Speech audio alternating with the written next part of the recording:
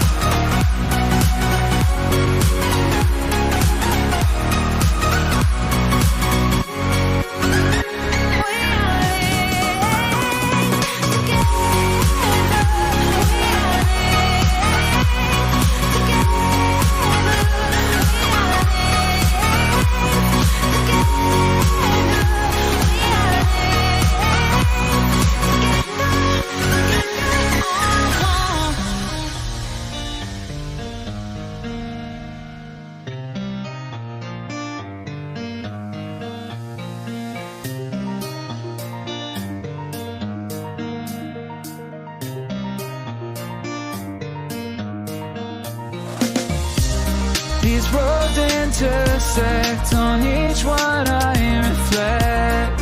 These lines write my story.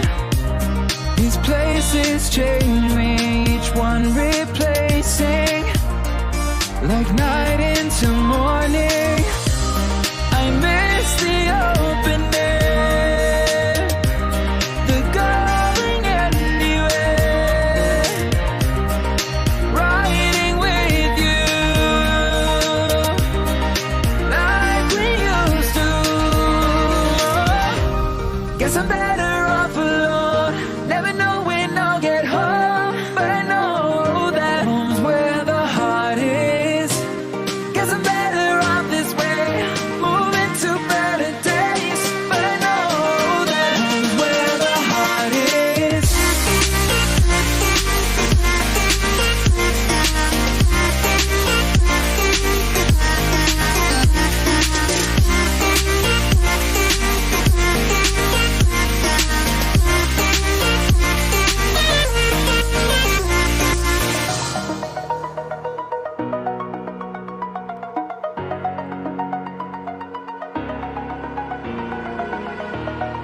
Over the edge, I feel like I'm floating through the air.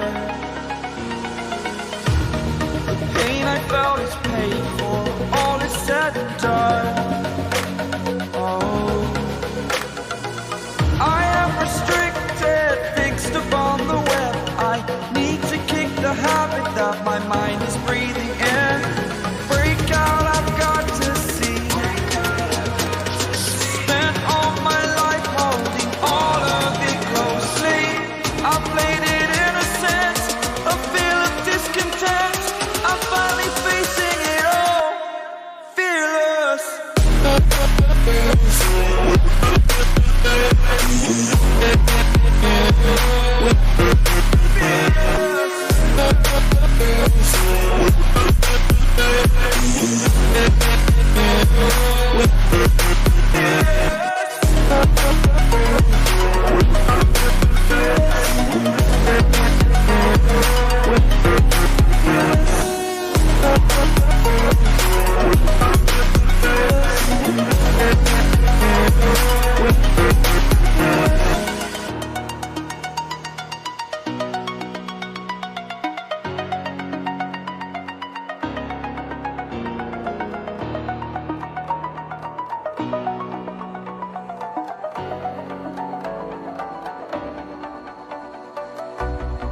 As the leaves start falling down and the shadows above our town, I can finally see you now.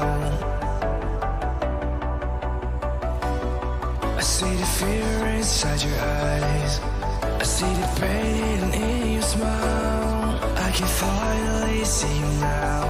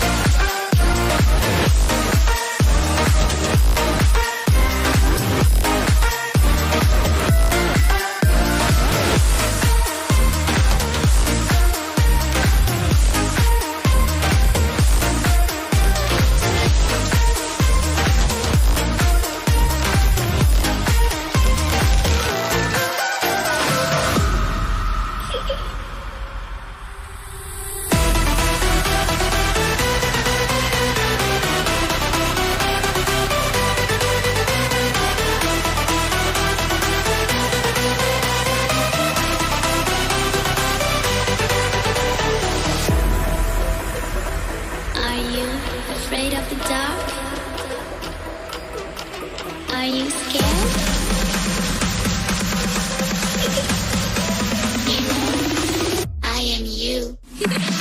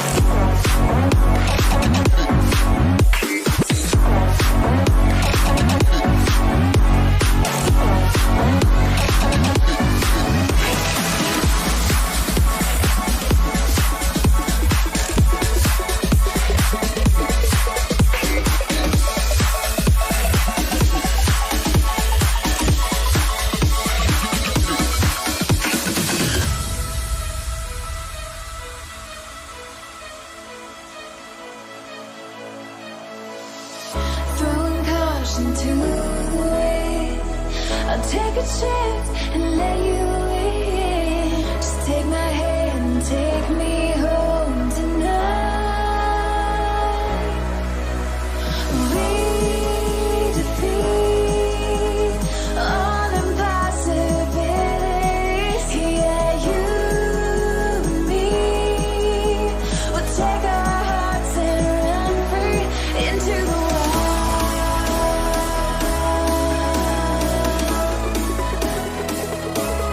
Into the wild.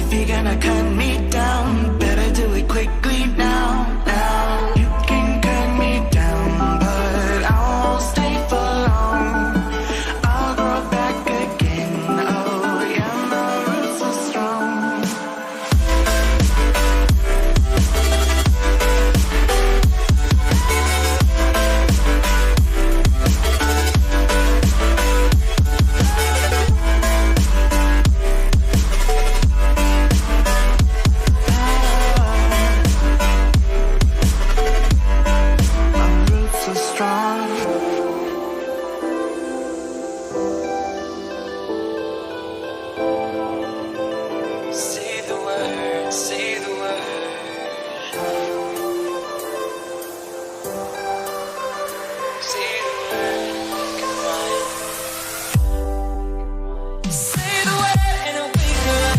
Around the earth and around the sun.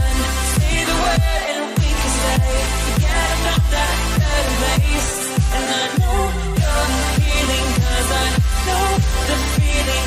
The streets stop breathing. I don't wanna let you.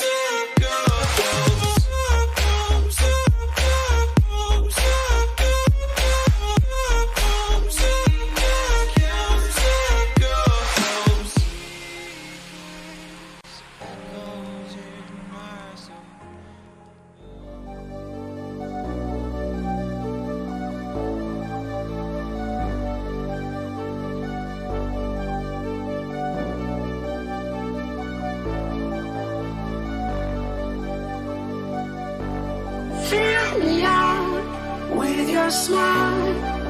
Now the sunshine brings the light. Fill me out with a flame. I will let you in this game. Take me out when I'm down.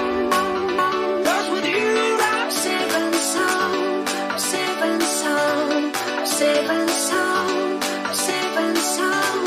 I'm safe and sound. I'm safe and sound. I'm safe and sound. I'm safe and sound.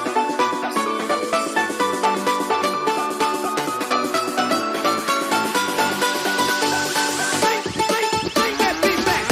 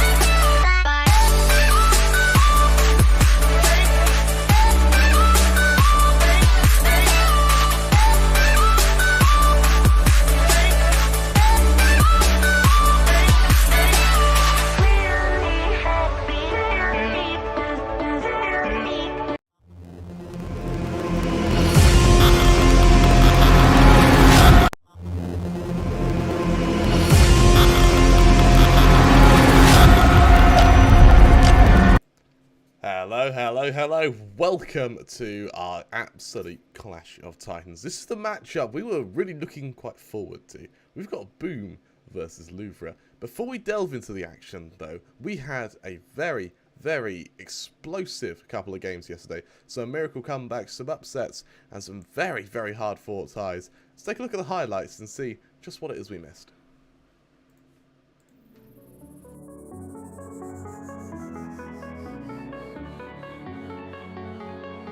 If they want to double on down here, they're unable to avoid the incoming stuns. The showstoppers added two. Where will it land is the question. It gets itself a double. Hey guys, hanging out back there. Don't mind if I just clean up, do you? Flip Cider gets for themselves, and can they grab the ace? Because Heisy's on their way, and they've got a date with Destiny, and Destiny strikes an ace. Flipsider, what a reaction then. Through. Breach is caught with utility in hand, but Jin gets everything they want and just a touch more as well. Spamming away with the Spectre. Only 2 clips left. They know that Berserks is out there grabbing that orb, a touch closer towards the knives. Dare they move through the smoke? Do they know the timing on this? The first spray is good. They blast back along. Nizzy's round their back, and Jin is unstoppable. Very quickly recovered, but they're sovereign. Aduka just went too far. They didn't use a cloud burst, and so there was no cover on their entry. Pinocchio's out. Oh, you're feeling lucky. How many shots did I send? Was it 5 or was it 6?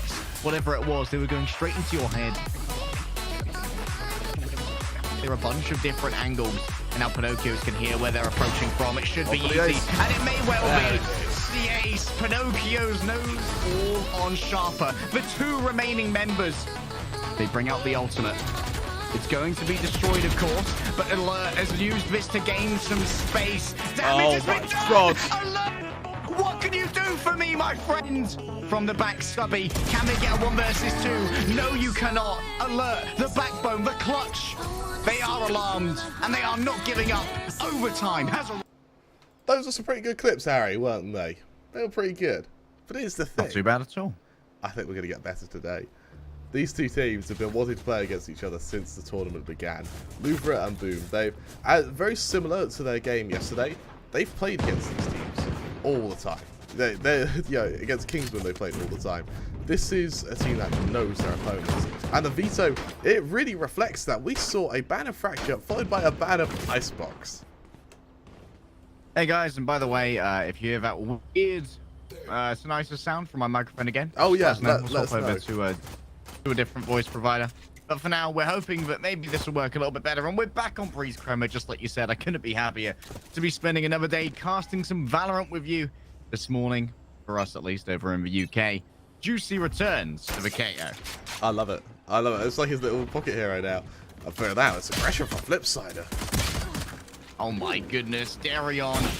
We talked about them yesterday. They went absolutely mad, Jet, and you can see right now there's a little bit of gatekeeping on this door, but that won't survive for long when Flaring wants to make sure that you have no business keeping that door closed. Frostmind and Tobodal both remain alive at this moment. And remember, it's the pistol round, so there's not going to be any chance of saving. It's going to be a slow retake as Frostmind avoids getting detected for the moment. On a range mainly. This is a tall order, isn't it? They don't get killing quickly. I think it's just going to be a bust in this round. Redco, the information on Tobodal means that this is going to be a really hard retake. Frostmind at least is covered from the top. Going to go through the wall. That's going to make things more difficult, and on low health, Len is able to instantly eviscerate them with a headshot. Man, Len is on it today already. Lovely stuff, and remember that Boom, they did actually go to Breeze yesterday. No. Did both of these teams go to Breeze yesterday? I feel like we saw quite a few Breezes yesterday. We saw 2 in one day. Yes, both of them went to Breeze, and Boom actually lost Breeze. They lost out to DXG, which was quite unexpected, and Louvre won Breeze against Kingsman. So, this being Louvre's pick is no surprise, considering that it might be one of Boom's weaker maps. It looks like we might be having a bit of lag here, Harry. Lag on the spectator? Both in the spectator and on our VoIP of choice. But we're not dropping any frames on the screen, so we should be okay. If the output is lagging really badly, do let us know. Bear in mind that I'm the producer, observer, and caster, so I'm gonna miss things. Yeah, do give a message if it is lagging badly. I don't know if it is on the output yet. Alright. But You keep your audience appraised of that. I'll keep them appraised of what's happening in game, eh? Already on the bonus round. Louvre have moved on forward. They've already planted on B. There was a little bit of a gambit, offensive side of Boom, but mostly they were on A, and now they're able to just group up ready for a potential retake here. They're up against a Phantom at long range, as well as some Specs as well. So it's not going to be in their best interest to do so. There are worlds here where they just die to the spike to try and deny ult points.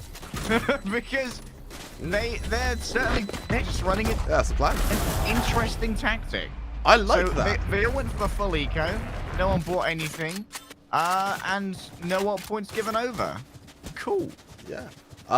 Yeah, so the output is lagging really badly. We're going to quickly, could you call a pause for us, and we'll quickly go to a break. We'll be back momentarily, guys. We'll quickly fix this. Do apologise. Hopefully it can be all sorted fairly soon.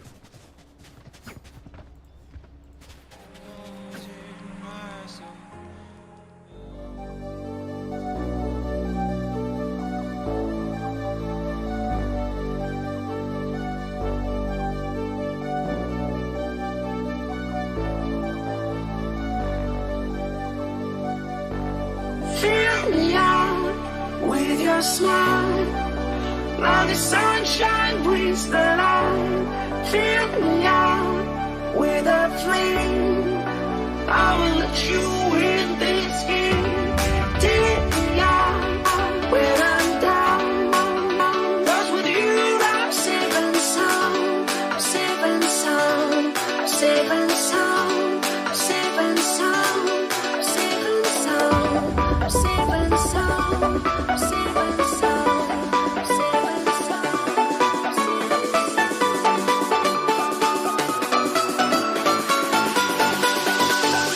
and sound.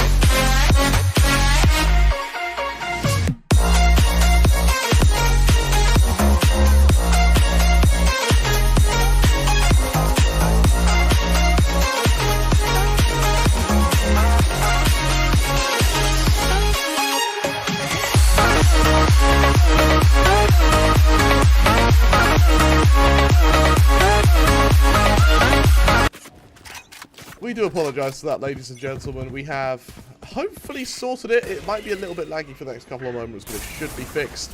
Thank you for calling that out so quickly, otherwise we would have had a very disappointing start.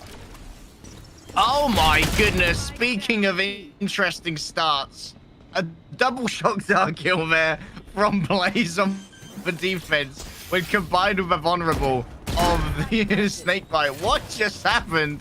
That's a thing. Juicy though, an absolute monster on the site. Manages to take out their counterpart. Only Tebotal remains, and they aren't around for long, despite denying so much in terms of charge. Boom, move into the third round with their full buy in what was essentially a 3 versus 5 after a double kill with a shock dart, and don't win any gunfights. You said yesterday, Harry, that Lenny was one of your kind of biggest players of the tournament, and I'm starting to see why. Absolutely, in this group, big Lenny. Yeah, big Lenny, he is through to be so strong. And honestly, if he can consistently do shock darts like that, even if he doesn't kill, if he hits 2 players with a single shock dart, that's a good 100 damage. That's a player you wouldn't have had to fight. And so, getting a player's worth of damage every single round just becomes perfect. Flipsider, going a bit aggressive in mid, though. We've seen Flipsider play so many different agents over the course of this tournament. Plenty of initiators, a couple of duelists as well. Frostmine, all alone on B. They're pinged, they're eviscerated. And Blaze shows off their presence towards the back with a couple of errant shots.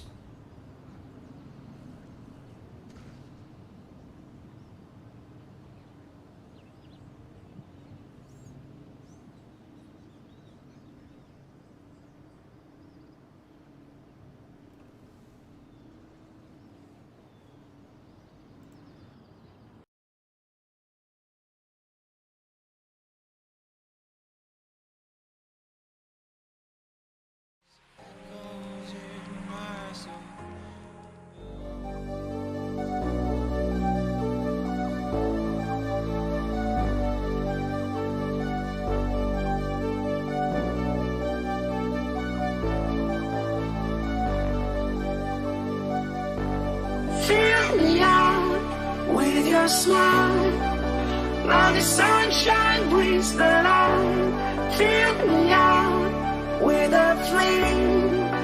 I will let you in this game. Take me out when I'm down. 'Cause with you I'm safe and sound. I'm safe and sound. I'm safe and sound. I'm safe and sound. I'm safe and sound. I'm safe and sound. I'm safe and sound. I'm safe and sound.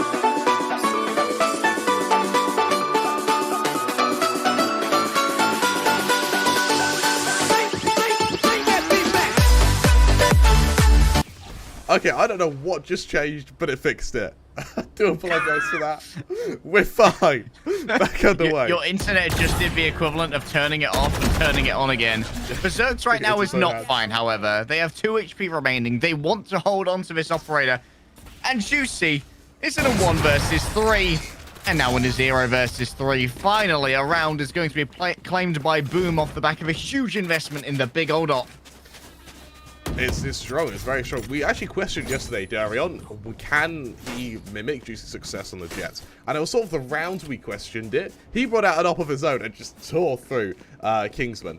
Now we have Boom with Berserk's the main man to worry about. I really want to see this Berserk Darion sort of duel with the ops. Unfortunately, it won't happen this round. He does have the knives, though, so that explains the kind of weakened buy of the Spectre. What really is interesting, though, is whether or not Frostmine on this close angle is going to be able to stop him. All right, Darion demands attention. Get out of my way, the Jet screams as the knives come out to play.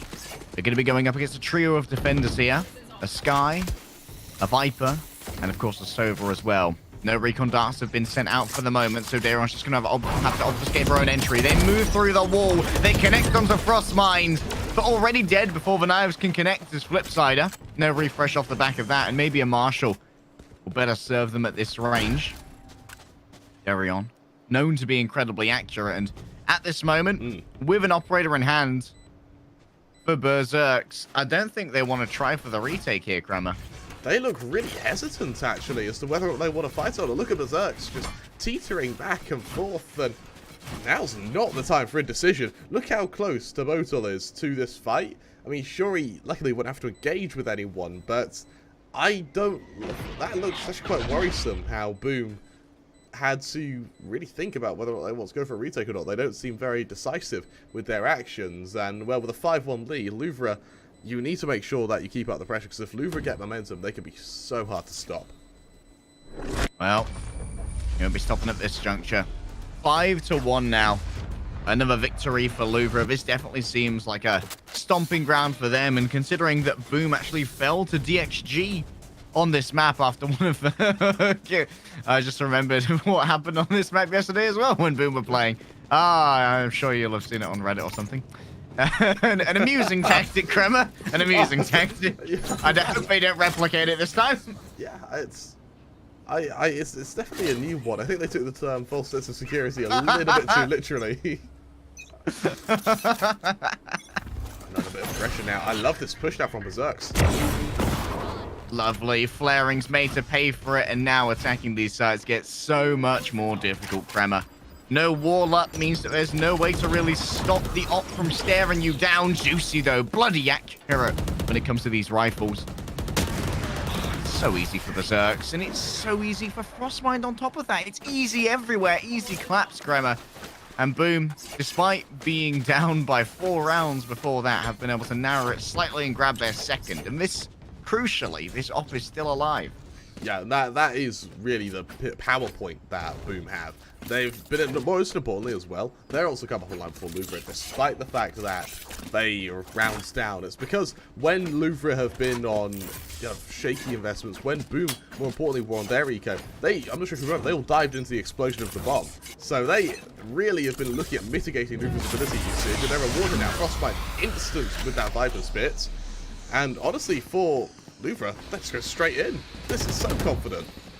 Frostminders avoid getting pinged by that drone. They see where the Sova's going to be coming through, but they don't quite advance into him. And most of the players have managed to make it through this area. Frostmind now, they'll try and exit the pick, but it's just into a double peak that instantly removes them. Flip Snyder goes in by themselves. Oh my goodness, Lene. Not a second of mercy. Make eye contact, one between the two eyes. Oh my. And it feels like Frostmind there was just intimidated out by that drone. Great utility usage and the bravery of Louvre. Oh, Lene! Leave him alone!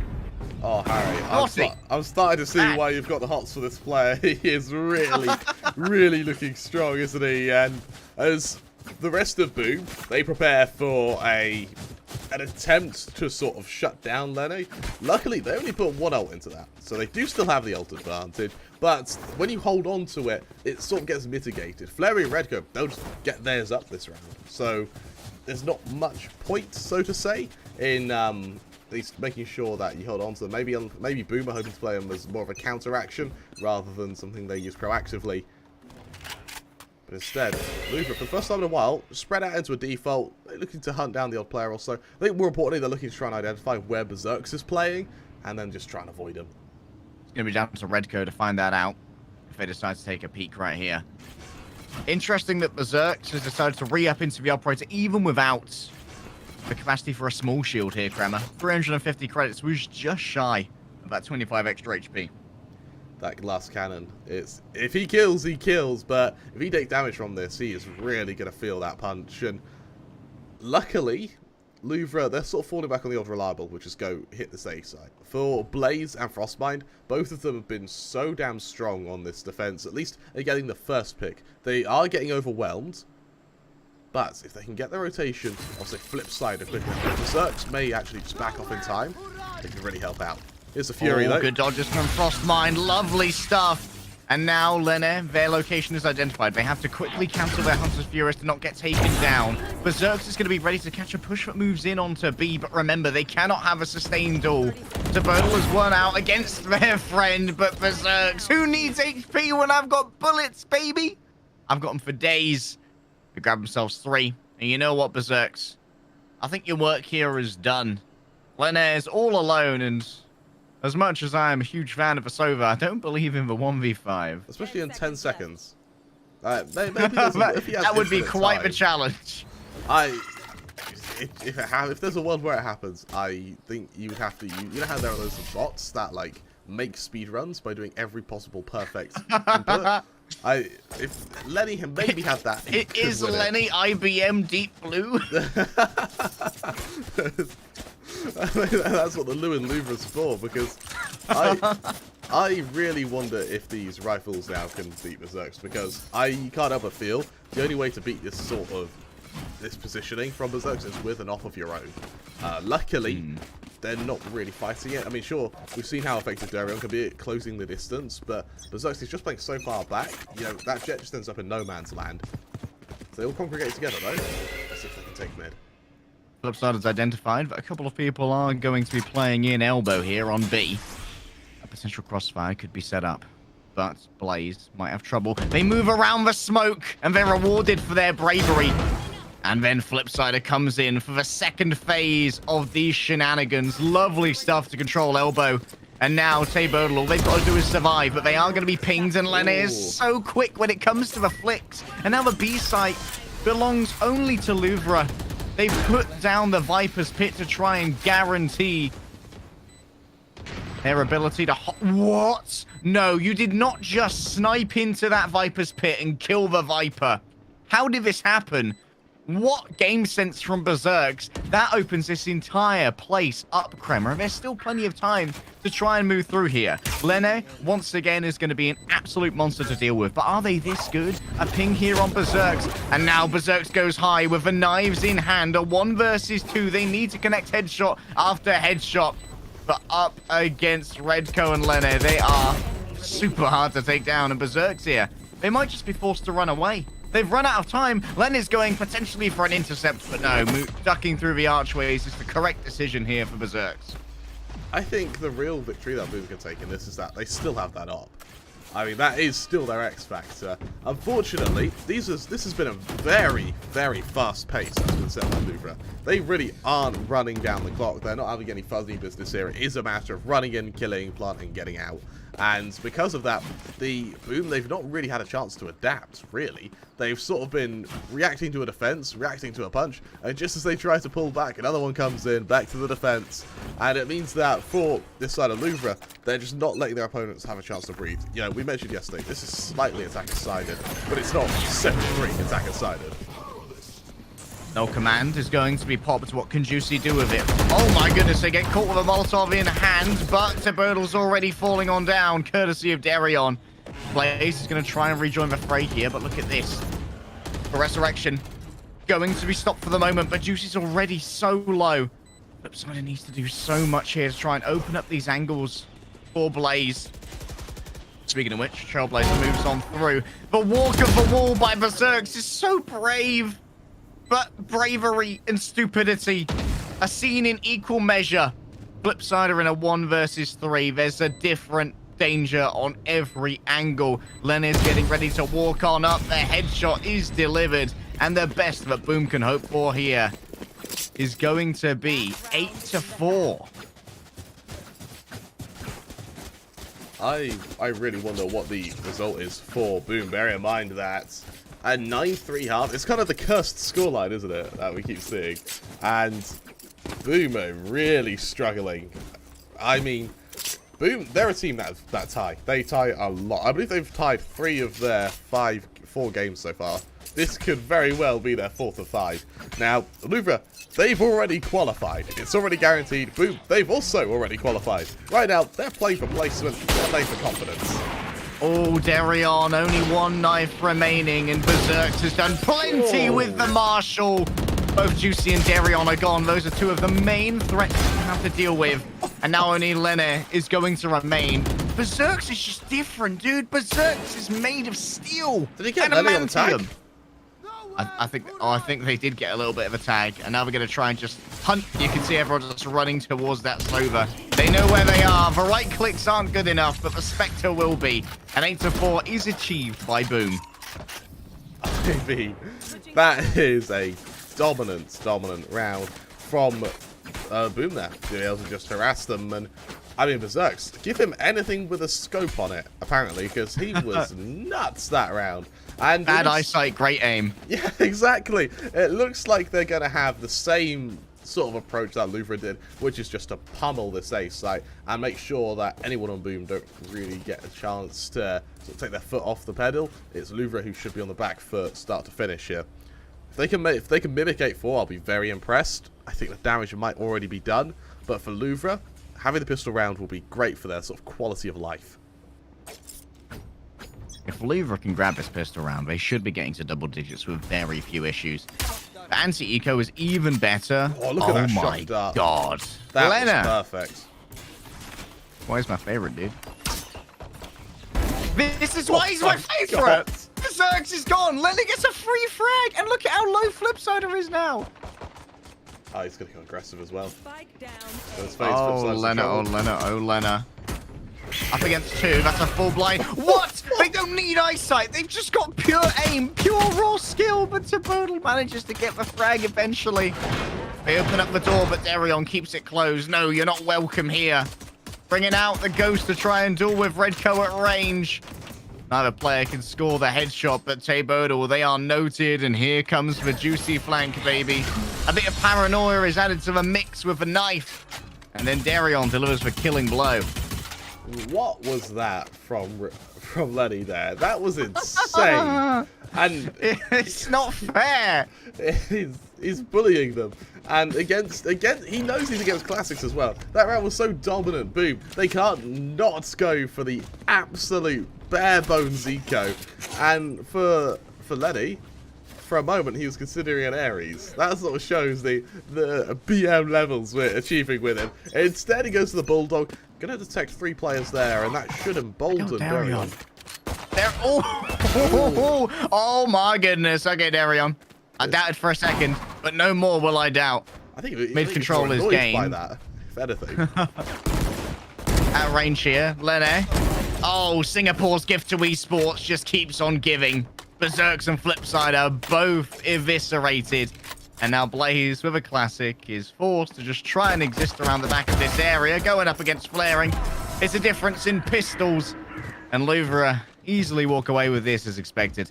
10-4 the scoreline, and I really like Lenny's choice, his weapon of choice, right? And that is because when he went for that initial fight with the, if he'd done that with the Ares, he could have just mown them down. Realizing that instead, the rifle is something that can work in the next round as well as like a little bit less Stanner Phantom. He ends up going for the Bulldog at range. 3-round burst is all he needs because he's against an armored opponents, and it's just the perfect range for a Bulldog. The classics can't do much to him because of the angle, and for him it's open season. Really nice choice of equipment there, and it just feeds them around. Now aggression from Darion might even catch up to Bottle. Darion's still running. Wait, how did he get pinged? By that? Cam. What? Oh, yes, the cam, I see. Oh, Flipsider with a rifle in hand. Gets taken down by the Ghost. Darion's had this Ghost for so long now. It's a 3-round Ghost. That's a nice little bit of gunplay from Tabodal. That's going to be A-site claimed here. The spike's still far away. The spike's going to need to be planted for the bonus money, but Tabodal's ahead of the curve, so no bonus for you, no getting closer towards that Viper's pit. I would have enjoyed a touch of patience there, Kramer. Yeah, I would have as well. I think he's worried that the Spectre would have closed the distance. That sort of range to fight with the Spectre is perfect because he can't actually do anything with it. And yeah, if it is a dink on you, good luck with him trying to mimic that or even get any form of spray control because of the bloom on it. Rifles, just get the kill where they can. Move on to the next round. Take it how it is. Bear in mind that Frostbite, he is miles from that Viper's pit. You know, that extra point there wouldn't have changed much when it meant risking one of the rifles you could have been holding on to. All right. Darion, 3 rounds worth of Ghost gameplay has rewarded them with access to the Operator in round number 4. Ping the drone. Yeah. I like that from Blaze. This looks so for what we're having up in this bridge area between both Lenny and Blaze. And there's like re-wrapped around themselves, and they've got a good idea. Look at that crosshair placement. Oh my god, Lenny. Just pull the trigger. Just one. Just press one. Just mouse one. It's so quiet right now. Paranoia beginning to breed, but also that egging feeling in the back of Lene. They have to deal with the operator and Lene at once. Darion misses the first shot. They go for a second, and it's going to be a miss. But Lene, the warrior, remains on the site. And Juicy's like, you didn't forget about me, did you? Oh, no. Blaze is giving it. Oh, the ghost has been given up. Blaze chokes the first shot, walks into a tripwire, and it's easy clap for flaring. And oh, look away! Liddy is crazy good, man. And it's Singapore's gift to esports, man, and it keeps on giving. Christmas has come early, because my God. 11-5 the scoreline, and boom, they've not even given a chance to breathe. This game is like finished, I think it's been about 20 minutes. These have been really quick rounds, which Louvre have just dominated. And once again, we've got Boom sat outside this A position, but their body, I mean, it's strangled to say the least. There's only a single Vandal here or there. The reality is they're hoping for maybe a quicker play that maybe catches out Louvre, but good luck with that. Lene hopes to be the hunter. Doesn't get much more than a single tick though off that. Berserk has already fallen on over. Now Lene's got the high ground. I just keep watching the Sova because it's all that I know how to do. I know that I'll get punished if I don't, and so too will everyone else. Playing from the high ground. Oh boy, Obi-Wan. You had the right idea. While that was all onto Lenny to distract, that was actually quite a bit Redco as well. The fact he was able to push to that side, he worked with the timing to get around the Viper's wall, he cancelled the plant. Now that is so important. Look at Boom's money yesterday as well. Yeah, exactly. Look at Boom's money. If they win this round, but everyone dies, they end up in a worse position than how they are now. Like, that really is just how much strain has been put on them economically. And, well, as they set up once again for a hit to A, I mean, flaring, I think he'll invite them. Out come the Seekers. Game of cabbages. Give me your secrets. Berserk moves on in. There's no time to stop, but they're forced back by the snake bite. They've lost so much of their HP already. And if they dive through the wall again, it'll be another 30 gone. And so the Sky needs to give over a little bit of healing. Berserk finds Darion on the entry. They might want to try and make a move to grab that operator. You can see them listing towards it. Yep, I want that, bud. But now you got to deal with Lene. In a 1 versus 3, surely this is undoable. They only have 30 HP to play with. I'll send him a drone nonetheless. Oh no, you are doing that with the operator. Surely not. Oh my. Where's the op gone? Where's the op there?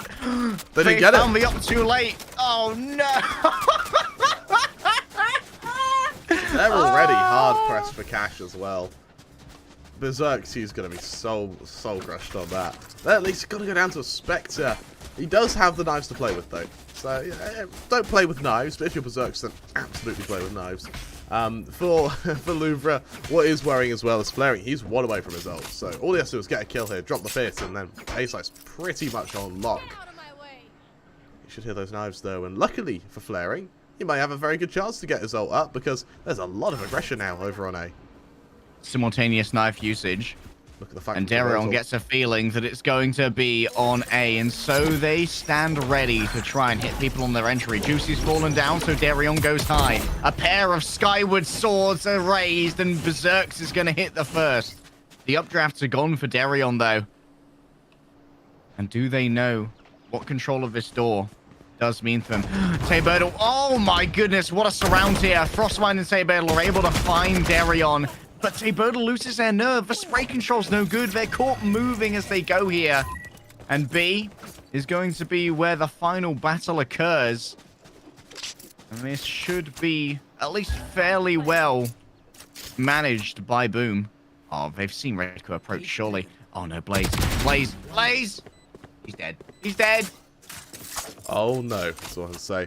Suddenly, Boom are very trapped on this side. Sure, Flurry, he's even got his pit to use as well. This is where things get dicey. Berserk still has 4 of these knives to their name. Oh, make it 5. It's just so good. Now they have to deal with Redco. Redco's revealed themselves here with the Phantom. And Berserk's just playing for the time. Out come the bullets. And Flipside is going to be able to find the end of that one.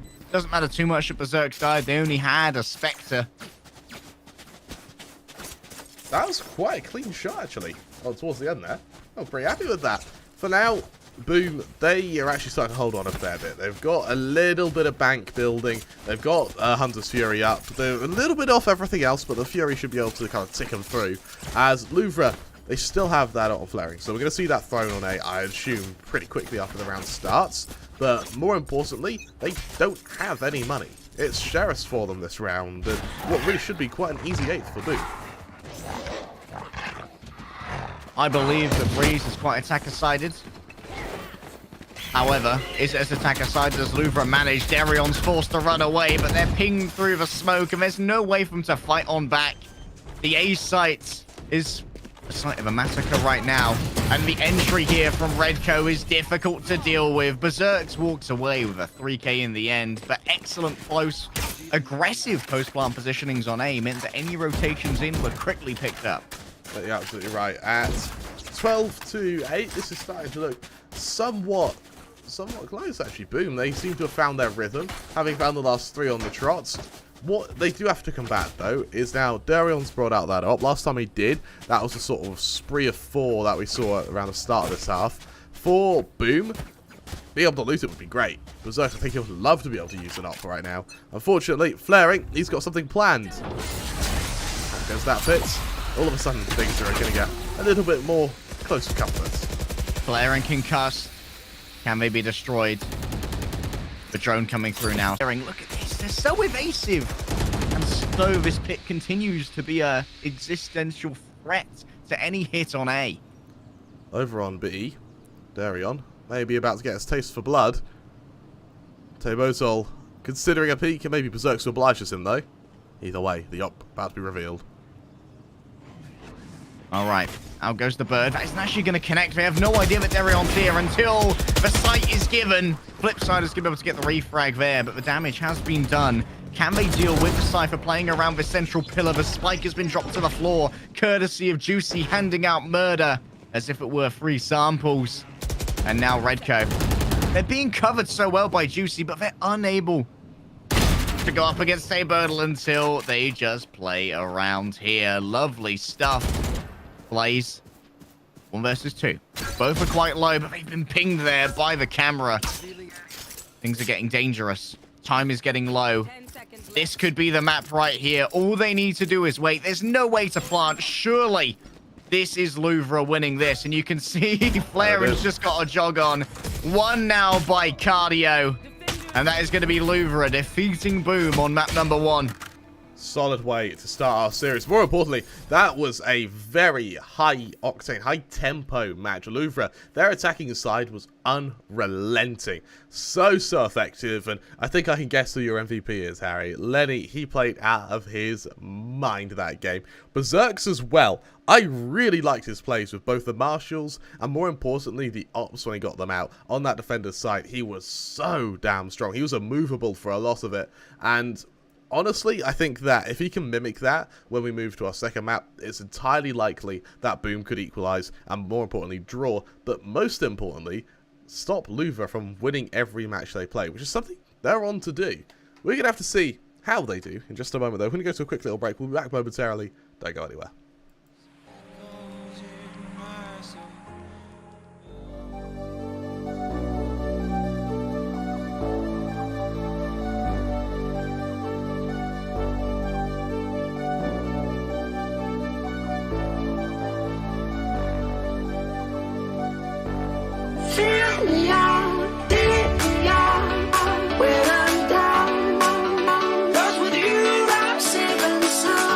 I'm safe and sound.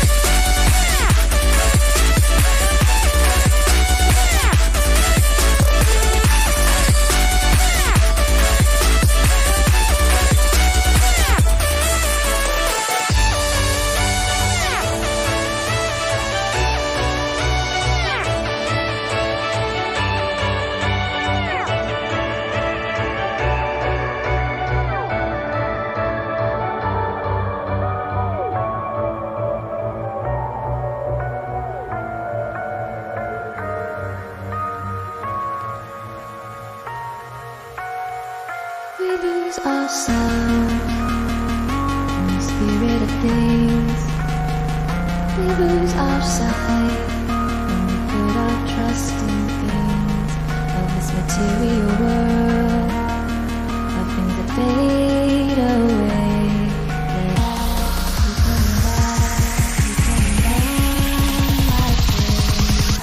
Of things we know.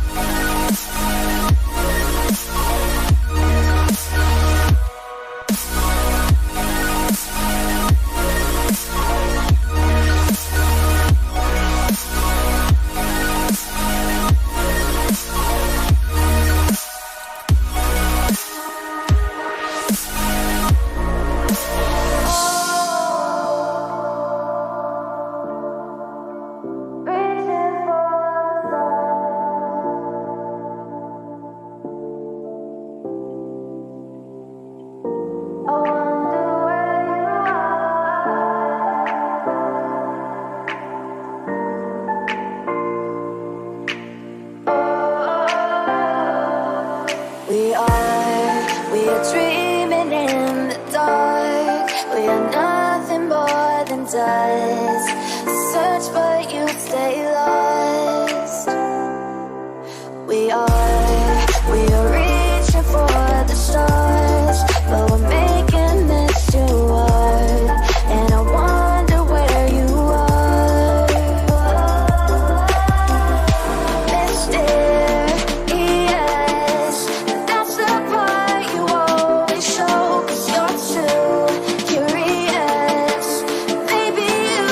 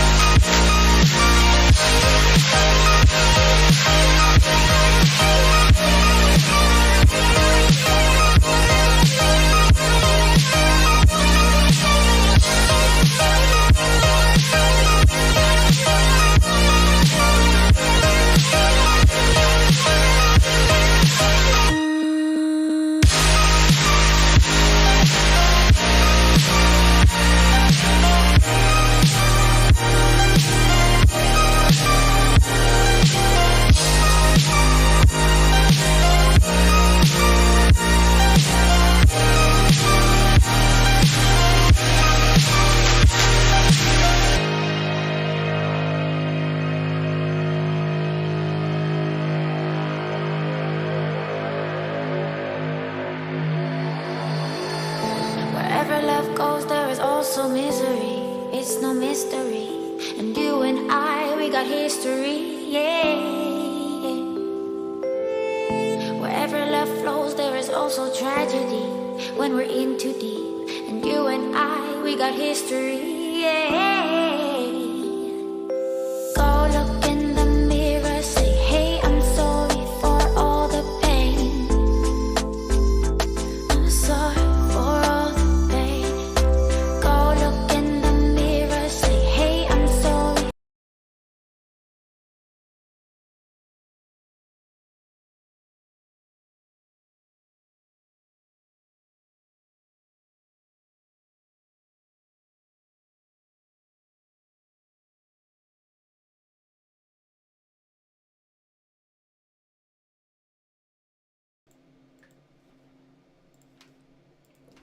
Ladies and gentlemen, welcome back. We do apologise for missing the ready up call purely because the karaoke was just hitting too hard. Louvre versus Boom though. We're over on Bide, map 2. We just saw a very fast-paced, a very dominant map 1 of Breeze. Louvre were able to take it 13-8. We now move to our second map, and we finally get to see the Rays on Flipside, which I'm really looking forward to. More importantly, that I would like to see that breach on flaring. We have seen some very impressive performances from Flipsider so far in this tournament. I'm just consulting the notes here. And we'll have a look and see what Boom have shown us on Bind before. They just about beat DXG. The singular time that Boom have played this map, they only just beat the Vietnamese side. Speaking of which, you guys are in for a bunch of very, very interesting matches today. Our last match, Sharper versus DXG, might determine who gets the last spot out of this group. There is a world where Sharper, the team that Boom were most afraid of coming into this group, could go home. That is wild to think about, isn't it? Are they against Kingsman as well? They might be. No, they're up against DXG. It's actually an elimination match, like loser goes home kind of match. A really set elimination match. My God, these are close games. These two teams are qualified. It doesn't matter right now. All Louvre just don't both in the green. They just don't need to show up, but they're here to give us content. More importantly, they're actually fighting for seeding, so they want to play against. I believe it's first of Group A plays against fourth of Group B. That makes sense. Basically, yeah. Boom, they're playing to dodge paper eggs. If we assume that paper eggs get out of their group at the top. Yeah, this is all this is like avoidance strategy right now. Nonetheless, though, we get ready to go to this pistol round. I like the Mirror Astra picks. We saw Flaring and Frostbite both very talented on their Astra in the past. The Motul on that Viper as described before.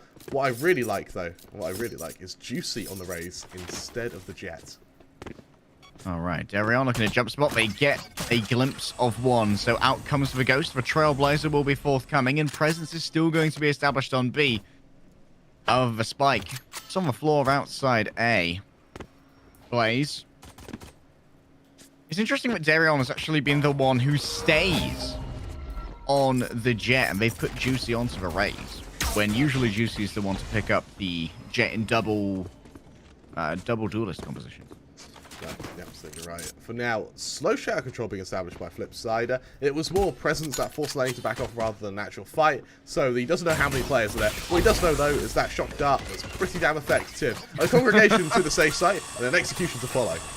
Just got a sense for these things. Redco's already picked off Berserks. Enter my site, will you? There's no chance, mate. Blaze finds himself vulnerable, destroyed by the aftershock, wrapped on through, but they didn't see Flipsider coming around the back. How did that happen? They just made their way in, and that was a mad dash to B. Who's going to be there to meet them except for, of course, Darion with a ghost in hand, but Frostmind allows no shenanigans. He's just so supreme.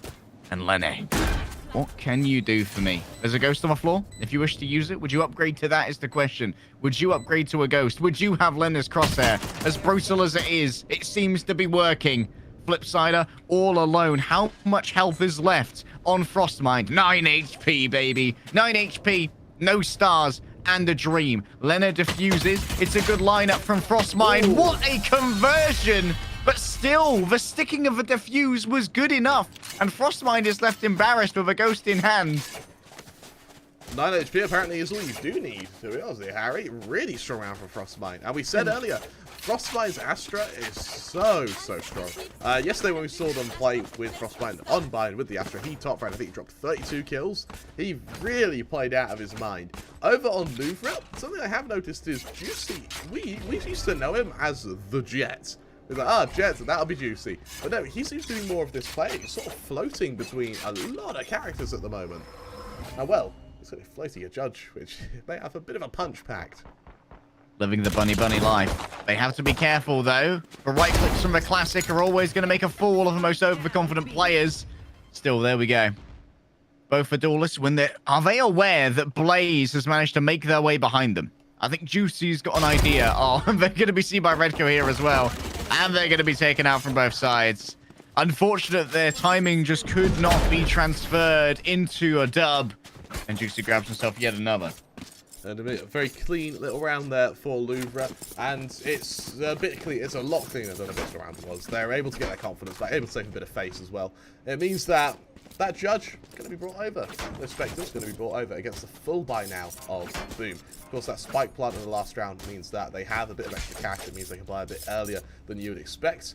And for the most part, these Judges on both Redco and Juicy, for me, they're kind of a bit of a 50-50. They're either going to get a multi-kill or they're not going to touch anyone. Both of these duelists list up towards Hookah. Oh, that combination there with the Gravity Well could have been very dangerous. That's why Darion is forced to back off with Lenny at the back. It's interesting that they've actually repositioned the Judge to be in Hookah, or to be in U-Haul instead of Hookah. Won't be expected, but they will expect some presence in Garden. That's confirmed by the Bird. And Lenny is actually going to get hit there by the Dog. And as they do so, everyone just hops out of Hookah. They surround Darion. Surely they managed to trade out for one. That's kind of bad, to be honest.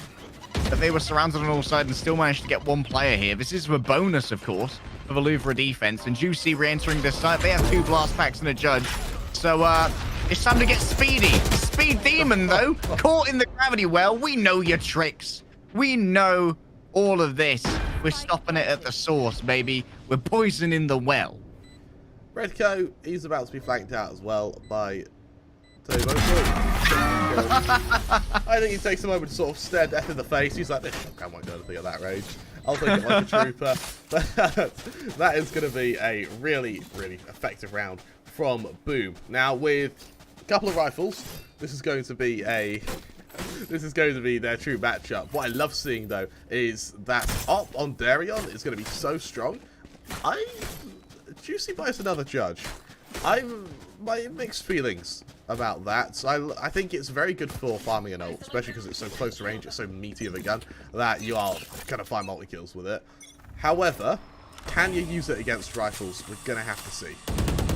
The weakness of a Judge is, of course, if they don't hit your sight, you're going to be made a fool of. However, in come the duelists. Berserks is going to be put on down. But now, Flipsider. Ooh, they take their time to kill that. Not going to lie to you. Blaze is going to fall to Leno.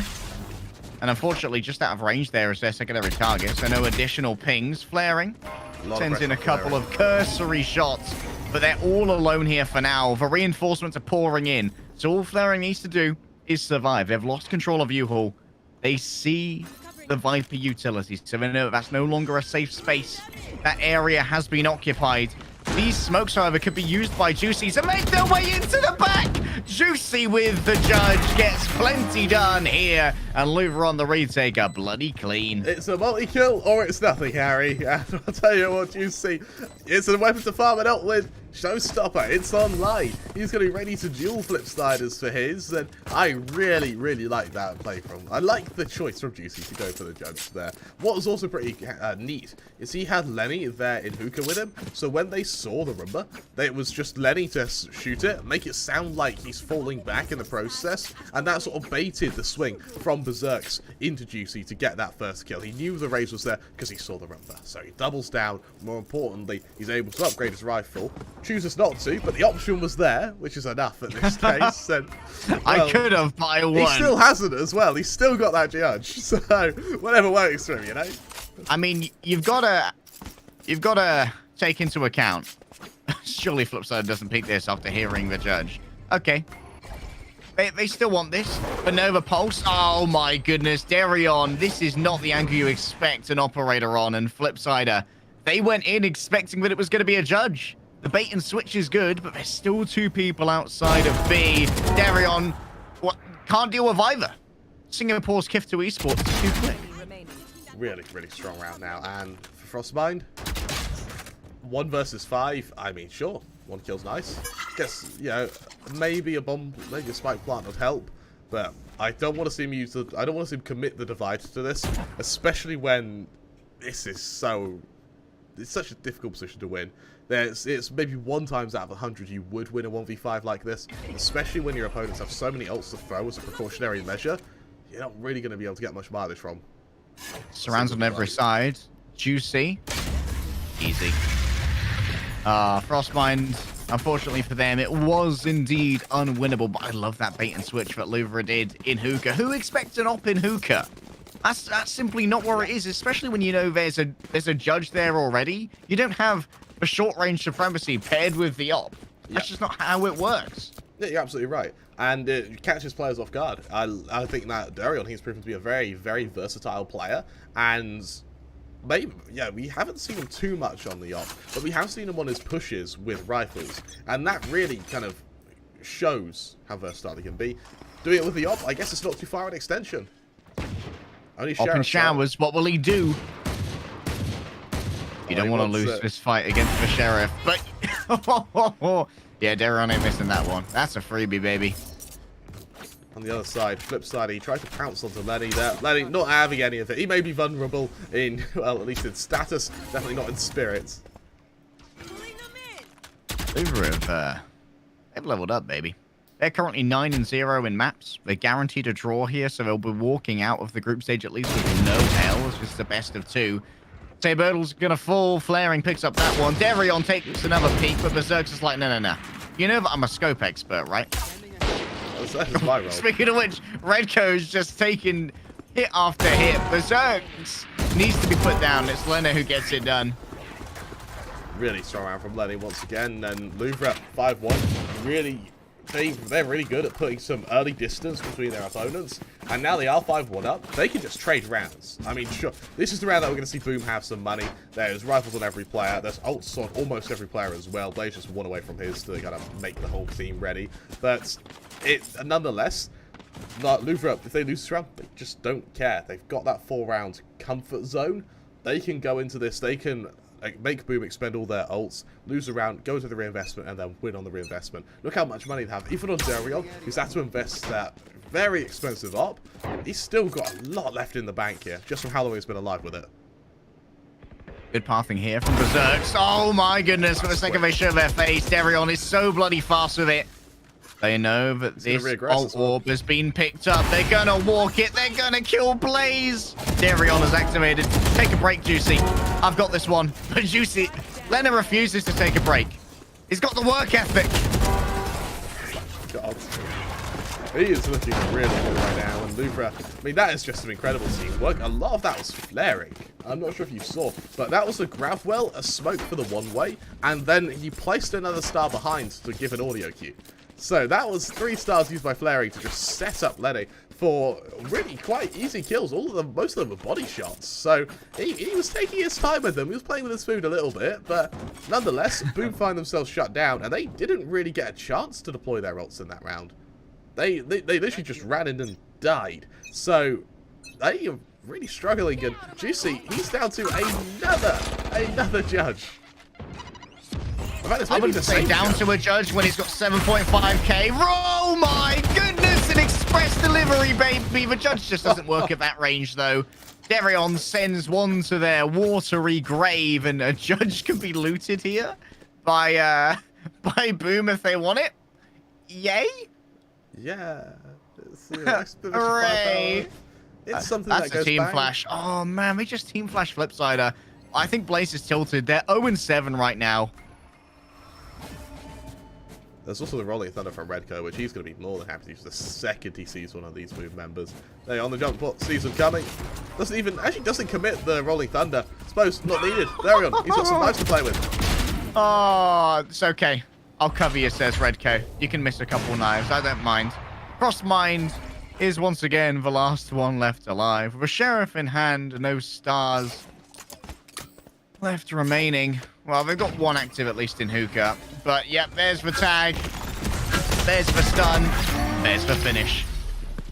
7-1 it now looks. Harry, Louvre are looking dominant as ever. I thought that the team that could maybe upset them, the team that could maybe give them push into at least a tie, would have been either Boom or maybe even Kingsman. Neither could do it. You know what's interesting as well? So far this tournament, we've had, I believe, 5 wins and 4 losses. Oh, sorry, 5 draws and 4 wins. Right? Every single win, bar I think 1, is Louvre. Like, they're the only team here that can win consistently. Everyone else draws. That kind of shows just how good, and more importantly, how wide their map range is. Juicy once again waits in hookah. Oh my goodness, lovely stuff there from Flipside. Where will they be putting the showstopper? They put it straight onto Lena. They've removed so many of the big threats. Flipside is the hero that's needed. A great flash is delivered, but they're unable to convert on it. Redco wins that somehow, even with the pop flash from far away. Still, spike planted, 2 versus 4. Surely they can't lose this one. You're not getting retaken on by an op. No, you wouldn't. You wouldn't ult this, would you, Redco? You wouldn't ult this? When this drops, Berserk's sitting there, man. Berserk gets 2 with 1 shot. Buy one, get one free. That deal's still running from yesterday, and I think they're going to be more than happy to capitalize off it. Why not? Christmas is coming up. Let's get your gifts in while you can. And, well, Lenny, his gift is giving. Boom, they certainly need to feel the love because this is not looking good for them. Luckily, now Berserk has that up. We've seen he is the scoped king at the moment, so I'm really happy to see he finally has one. But with only 3 rounds left of the half, Boom, they need to find some success. They need to find it quickly. They need a minimum of 4 rounds before they go into this next half. They need to string these together. You're exactly right. If you could turn this into 7 and 5, that would be such a boon. Remember, this is Boom's map pick. Yep. They went into this thinking, yo, this is where we have the advantage. They banned out Icebox, Louvre's home ground. Redco needs to... Oh, my goodness. Flipside is just so quick on it. How are you going to beat him? Flipsider is finally activated, as they did in the last round as well. This is what we needed to see for Boom to be ridiculously or even vaguely competitive. Lenny, I think he's had enough. Screw you guys, I'm going home. Yeah, just say it goes back to A. He'll be joining Darion, saving that up once again. There is a bit of a lurking Tomoto who may consider trying to take an engagement against this side. However, I think his suspicion of Darion holding him is certainly not unfounded. So take the scenic route round to showers. Bringing up the wall as well. Just trying to keep that air of mystery, you know? Leonard's gonna have to deal with Flipsider here. We know that Flipsider is one of the protean gods of Boom. But what's a god to a king?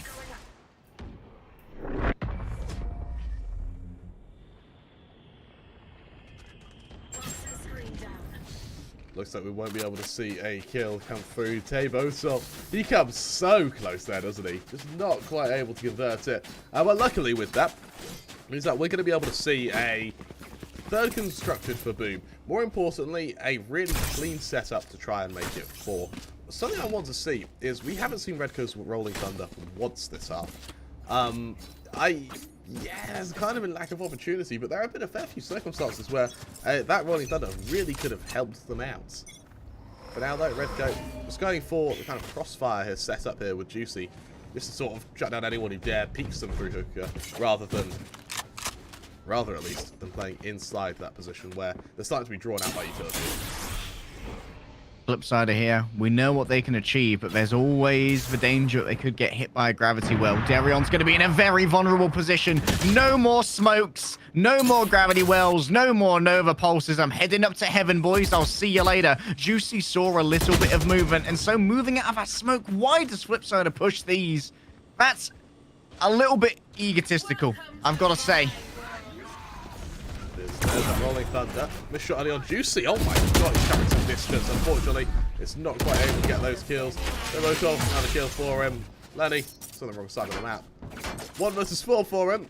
Hey, he's your pride and joy, Harry. Do you think he can do it? Against the Viper's Pit? No. You know what? I don't think I'm any less of a Lena fan for saying no. No, that was a really tall order for him. But with 4 rounds for Boom now, they might be feeling a little bit more confident as they go into this last round. They can make it 5 and take the pistol round. That lead that has been built for the entire half by Louvre just mitigated completely. However, we're not there yet, and Louvre do still have an investment in them. It is still rifles. There is still that up on Darion. The only favorment that does go to Louvre, they have an ult to use, that being flaring. However, Flipsider and Frostmine both are 1 away from theirs. As the round kind of matures, I suspect we'll see the same from either side. Oh, that's a good stun. Juice is going to try and walk it right here. Up comes for Smoke, and it's going to be walked yet. Juicy with a tight angle. They're going to be punished by Flipsider, but you can see Malene doesn't want to allow any of this. They're traded out here by the Showstopper, and it comes down to a 3-3. Defenders left on A here, and they are going to be lazily listed into by Frostmind, Berserks, and Tabotal. All of the star players, many of them are dead. Darion and Berserk, the tale of 2 Jets here, could be what determines the future of this group. Darion. Oh, they choose their target and they think that Berserks is the bigger one. And they're exactly right there. The op is off. However, the Sentinel and the Smoker, I suppose they're both controllers in a way, have managed to make it onto site. It's going to be difficult to try and walk this. If you walk it slowly against Darion, they're never going to fail that check. Moving forward is Frostmind. They get the first. They get the second. Ooh. Frostmind is different. Redco remains. No ultimate. No carry through. No need to worry about dying. Frostmind. A third headshot. A third frag. And 7-5. How did Boom manage this? This is exactly what we want as well. Being able to go 5 rounds, being able to win your round off the back of a clutch, it gives that extra bit of confidence for Frostmind, who was their heavy hitter last time we looked over to Bind. More importantly, it gives their whole team a bit of confidence because Blaze, he is not having a good time right now. 0-9 he currently sits. Sure, he's had the odd assist, but unfortunately, when he's having such a bad game, he needs his team to do well, just so they can sort of encourage him and bowl him and make sure he doesn't, while he may be tilted, he doesn't lose confidence, as it looks like for Boom, this is going to be a fast hit, or maybe even a fast peak, over on B long to try and get that extra bit of info on where Louvre position themselves. Blaze on the Sky can do a great job of controlling B. This is where the confidence is going to come back. If they can catch someone with this frenzy, if they can find blinded enemies on B long, that's where things start to change. The defensive Berserks here, they mess up everything. Walking through this area, Darion is not going to be taken down, and Predator, or Blaze rather, is going to be forced to reload, but they'll die before they even get the chance to. A great conflux of utility, absolutely doomed the defensive Berserks. They missed their dash, they went straight into a grenade. And now, all by themselves, is Tabotal, and they've been big before. They're one of the newer members of Boom in the post-LCQ rebuild. Surely piercing through the smoke is going to be too difficult. Flaring just sends out random shots. And they've more than doubled their kill count in this pistol round. Really, really strong round. And more importantly, as you mentioned, that is the confidence. Now we see a 8th off the back of it for Louvre. They've sort of stopped Boom from getting ahead of themselves. More importantly, they keep on sort of weighing on the psyche of Boom. Bear in mind, Louvre, that was not a pretty take. That was about, I would argue, that's one of the messier takes we've seen for quite a while. The fact that they're able to still win it is perfect for them. Stack up on A from a defense. Yeah. Roving murder squad, but no one's going to be there to meet them. Blaze is all alone.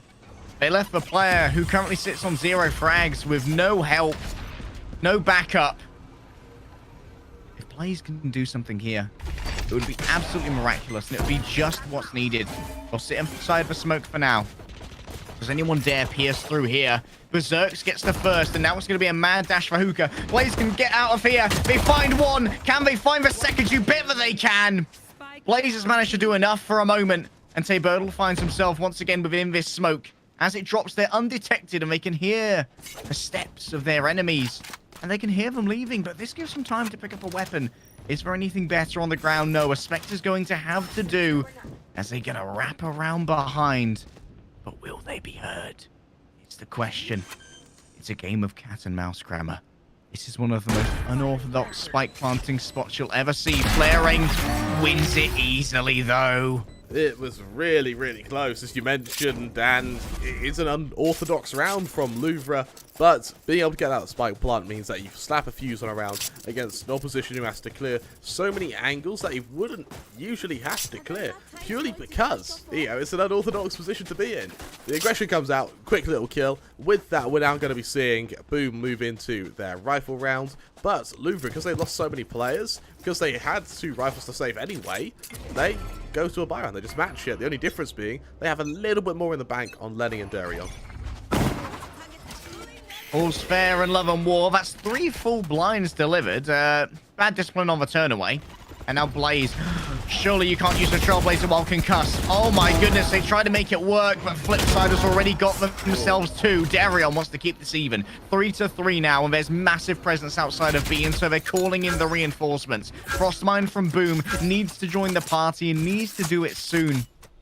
But the defenders, they've got themselves a good rap here. 1 in Hookah, but they need to win the duel against Lena. Walking through the wall, the decay is forthcoming. Flipsider catches a headshot, though, and catches these hands. Frostmind has fallen, and what looked like it could have been one of the best opportunities for Boom is slipping through their fingers. Tabertle, their trigger discipline's great. I'll give them that. Oh my goodness. What excellent tracking. And then in comes the shock dart. It's a good dodge from Tabertle. A second shock dart. Lena goes to check. Through the box, Tabertle gets it done. The newer member of Boom. After LCQ, they decided it's just not good enough. We need better players. They went on a spree, searching across Indonesia, Kramer. They found Tabertle. They found Berserks. And it seems like the dividends are starting to be paid. In my mind, meow. They sort of, the coach of Boom sort of sat there, rubbed their hands with CBC together and went, oh, he's the one. He is the chosen one. he's just what we're after. He's what the prophecy foretells. And he shows why. Trigger discipline is so hard to do in the heat of the moment, especially when you're down, and more importantly, you've got the adrenaline running, you know? He's not having a great game, going 10-10, well, he was going 8-10 at the time, so just running out, getting that kill, so perfect. Alright, Darion here with the Blade Storm. What can they do with it? A hero for this round. That's beautiful. Tabertle's fallen down. That's going to be a second. Still, they've already lost so many of their teammates. They know where Frostmind is. They stand ready. They stand poised. They miss every single knife, Kramer. And now it's only a classic in hand. Up against the Sheriff, Frostmind will be denied the ace, and Darion gets their third. An easy upgrade to a Spectre, and somehow this has ended up in a 1 versus 1. It's all gone wrong. It's all gone wrong. Darion's just made noise on the fake, though. So it's not really a fake. But nonetheless, he's going to be able to get this plant on A, and the same unorthodox position. They see a rifle. We saw the pistol. They're not going for the rifle. They want the Spectre. They want the U-Haul position. That's more valuable to them right now. They're going up against the Phantom, but they've got good timing. And Berserks is eviscerated. I love that one, actually. Cheers, bud. They want the skin. They want the skin. That's what matters, Harry. I'm surprised they didn't grab that one after a plant, because they saw it and they knew where it was. But, hey, the U-Haul position paid dividends, right? I think being able to get to the U-Haul positions quickly was a bit more important for them. Yeah. And just what their focus was on. There's still 4 rounds that separate these two sides. Louvre definitely sent... While they're struggling to win their rounds, they're still winning. And honestly, for Darion, I think we're pretty damn happy with that. Boom, that's got to be a tilter. They're down to pistols once again. And for Louvre, this will help craft that 11th. Oh, flaring, you make it so easy, bud. Goodbye, Flipsider. Goodbye, Tebodal. Berserks. Oh, they're going to be discovered here. They were found by the boom bot, and that makes it easy to corner them. Tremor. This has got to be 11-6. Yeah, I guess a classic fight. Unless something goes absolutely wrong, then it would be. The issue is, though, as Louvre get closer and closer to victory, that's when the pressure starts mounting for Boom. You need to make a statement, not only to the rest of the teams in your group, who are currently looking at you as one of the better teams, but more importantly, to the teams in Group B, who are going to see how they're placing, and are going to think, oh, we're against Boom. You know, they should fear that. They shouldn't look at it and go, at least it's not Louvre, right? Yeah.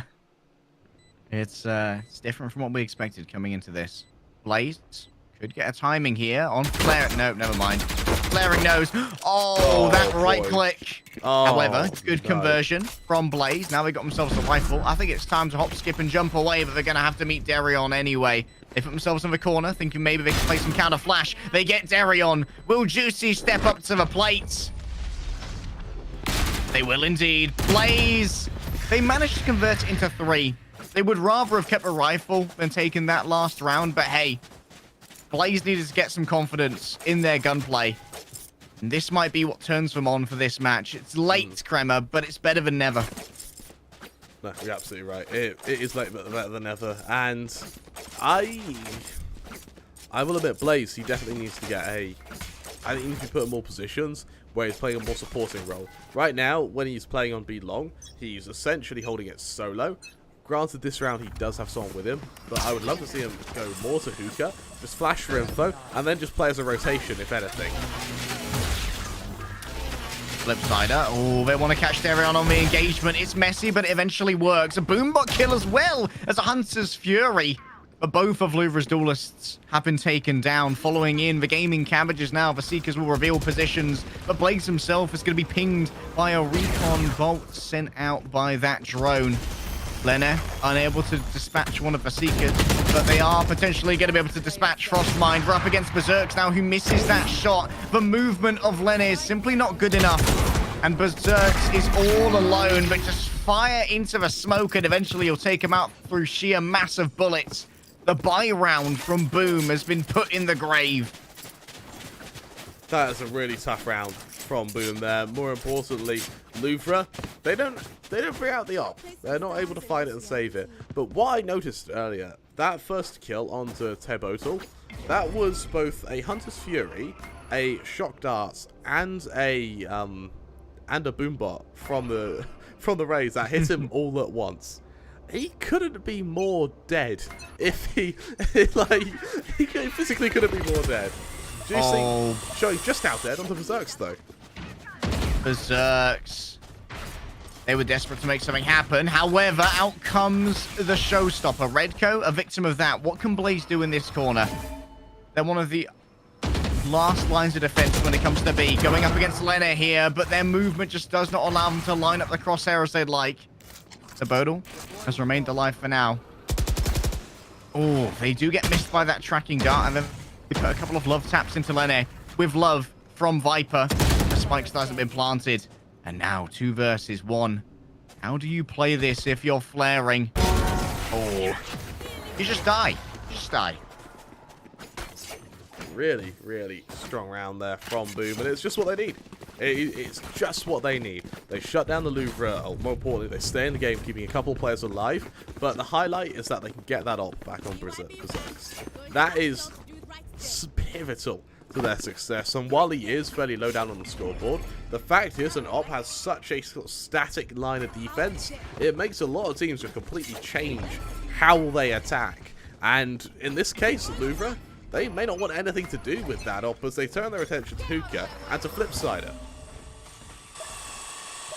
Everyone with a Blade Storm. It needs to beat Flipsider. It ain't gonna be easy. Oh, I misspoke, Crema. It's easy as it comes. Darion's just built differently. Out comes the Rolling Thunder, as well as the Showstopper. Hasn't been readily delivered, and Blaze manages to get themselves another frag before being traded out by Lene. Now it's an advantage once more to Louvre. They want to walk away with 10 maps and 0 losses. 5 wins to nothing. and almost all of the wins in this group would be in the hands of Louvre. This is their match point. This is their moment. Singapore's gift to esports continues to strike, and Louvre don't drop a single map in the group stage. What on earth was that from Louvre? An incredible performance on their part. More importantly, a statement that they make to not only Boom, but to Group B. This is them giving them a smirk and going, go on, try it. So whoever it is who makes it to playoffs. An incredible game from Dury on there, who really steps it up on that jet. More importantly, though, Lenny, he proves he can do it consistently, which in my mind is even scarier than Juicy being able to do it, because with Lenny, you know it's coming. You know he's going to be on Sova. You just can't do anything about it. With Juicy, he can be on any character. Now what? Do you take him to split so Lena can't use Sova? And even then, maybe we'll just gambit it and use Sova anyway, when most people agree that Sova's pretty bad there. If it works, it works, eh? I mean, our map veto system at least allows for teams to like try and identify their opponent's weaknesses and pick into them. But how are you going to identify Louvre's weaknesses? They haven't lost a map since the tournament began. The last time they lost a map was Icebox against Kingsman back in October, and since then they've played Icebox every match they can and gone 4-0 on it. On the topic of Kingsman, we're going to go to a quick little break. When we return, Kingsman are going to be taking on Todak. That's rank 3 in the group versus rank 6. For Todak, this hasn't confirmed their elimination, but they need to win this round, and very convincingly, if they want any hope of getting out. Don't go anywhere. We'll be back soon.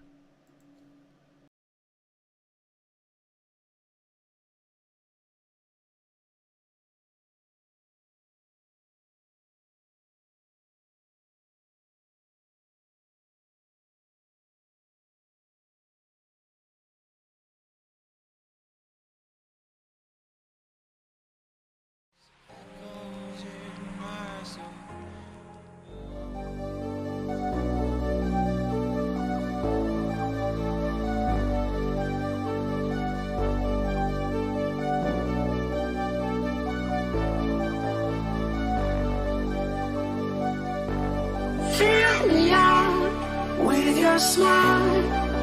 Now the sunshine brings the light. Fill me out with a flame. I will let you in this game. Take me out when I'm down. 'Cause with you I'm safe and sound. I'm safe and sound. I'm safe and sound. I'm safe and sound. I'm safe and sound. I'm safe and sound. I'm safe and sound. I'm safe and sound.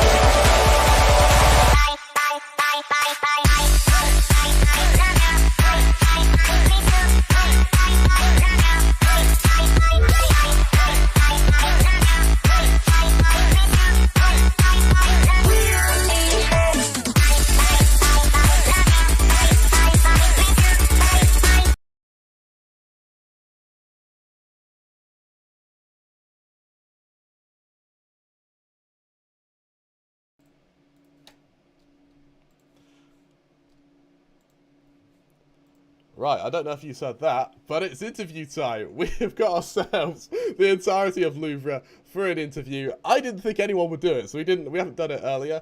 I see as well we could probably do with cropping this a little bit better because you're all in the top screen. We'll work on that as we go. You guys just beat Boom in quite a, dare I say it, one-sided affair. Did you expect it to be so one-sided? Did you think it would be closer? Were you expecting 13-0s? So what was in your mind going into this final game? Feel free to anyone else to that. Yeah.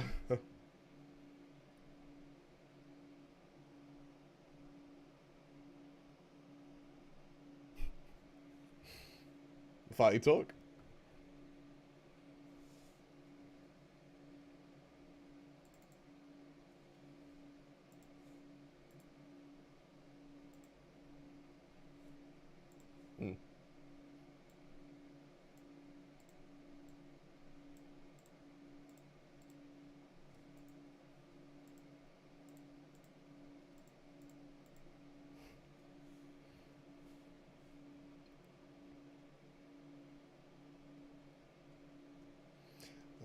They went through open. They slogged their way to get here. What makes bleed kind of scarier than say Paper Rex?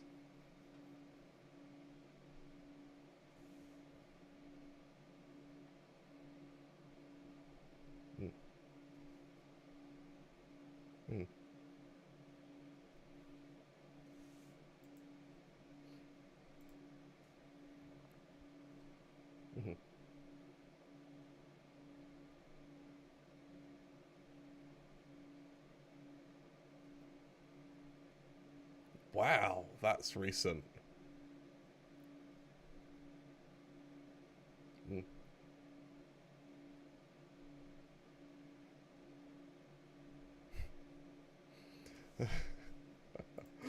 I love it. Out of interest, Juicy, what's the thought behind the KO pick? Because we were expecting to see you on the jet, right?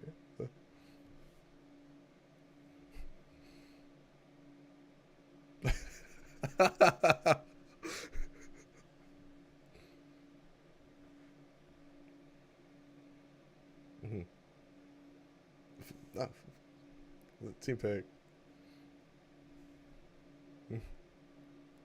Taking credit for it.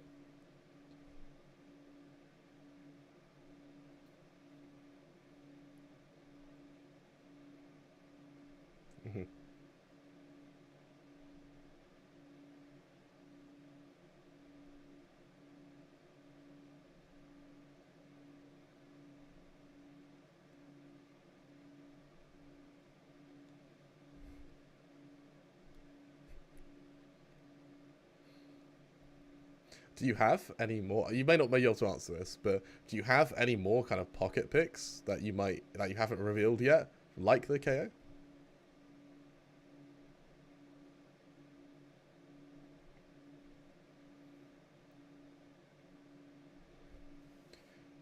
Wow.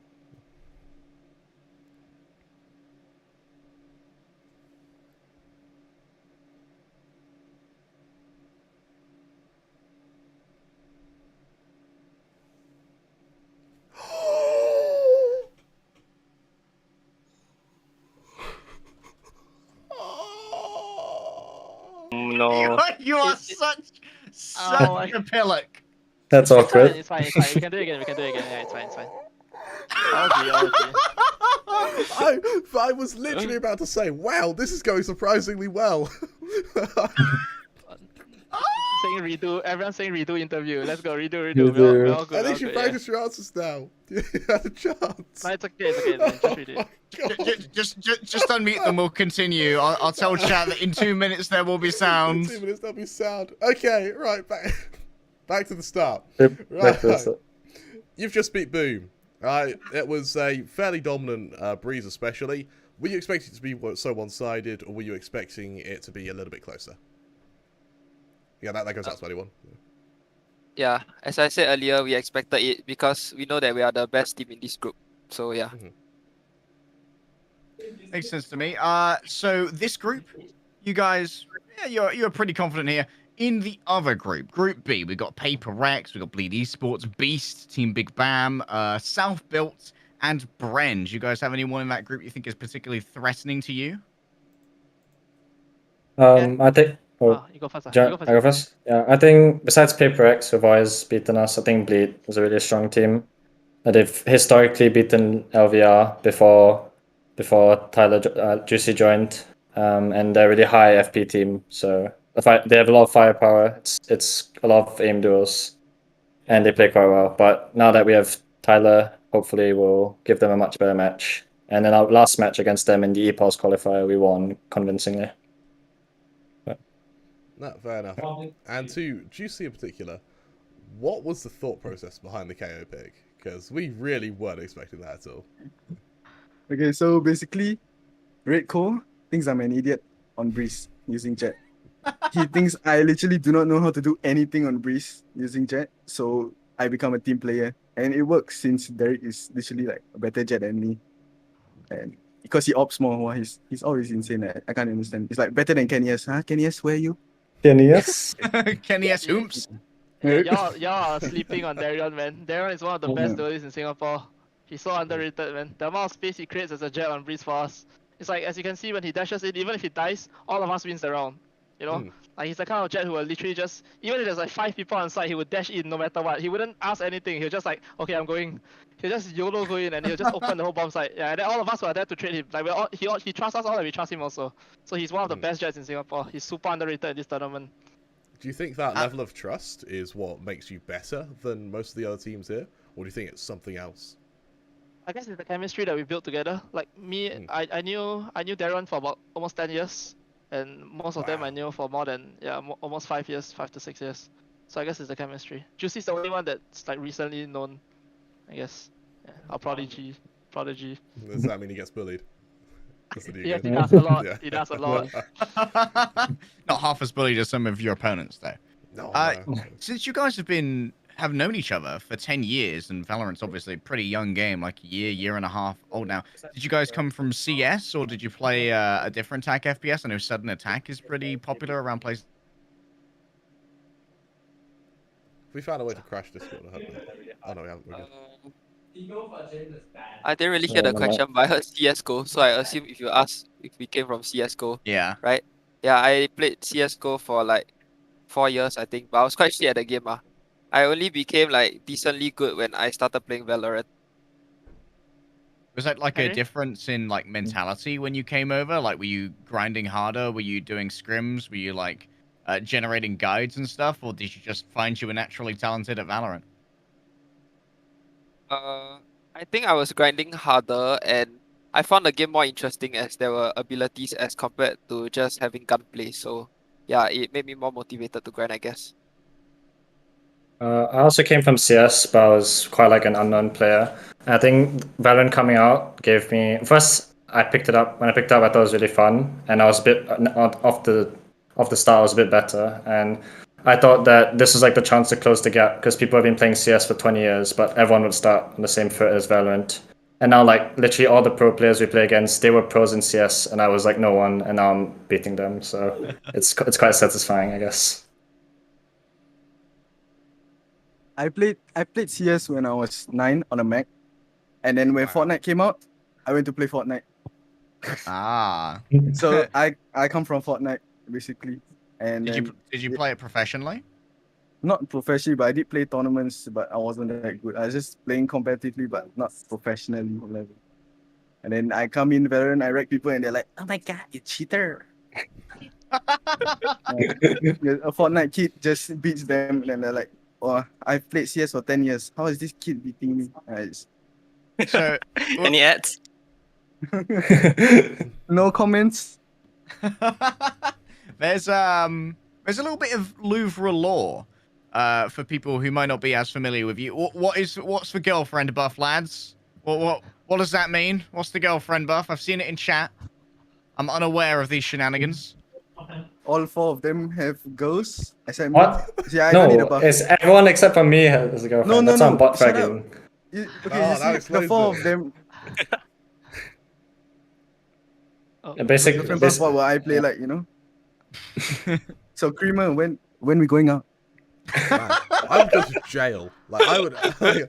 English jails aren't nice, man. Like, I appreciate you would carry the fuck out of me in Valorant. I don't think don't think it could happen.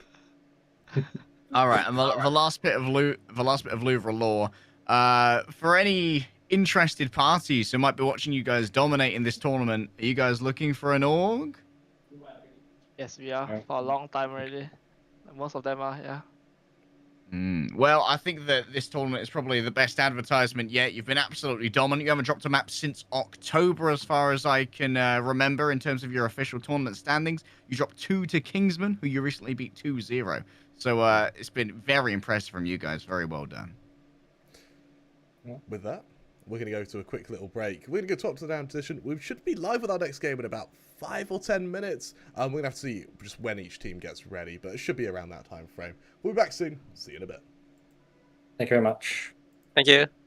Thanks for joining us, guys.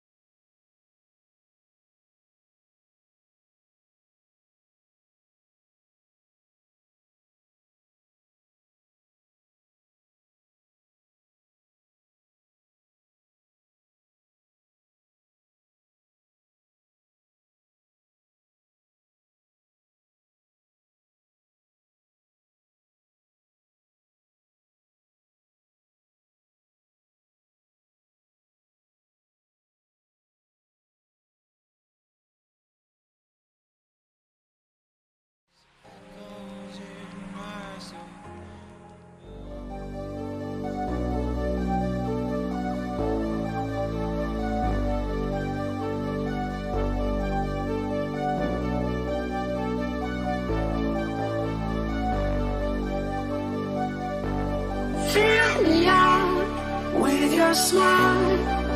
Now the sunshine brings the light. Fill me out with a flame. I will let you in this game. Take me out when I'm down.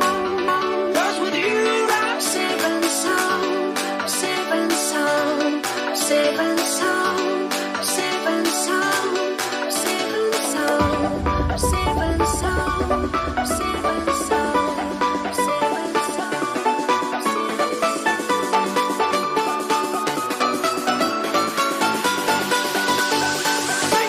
sound.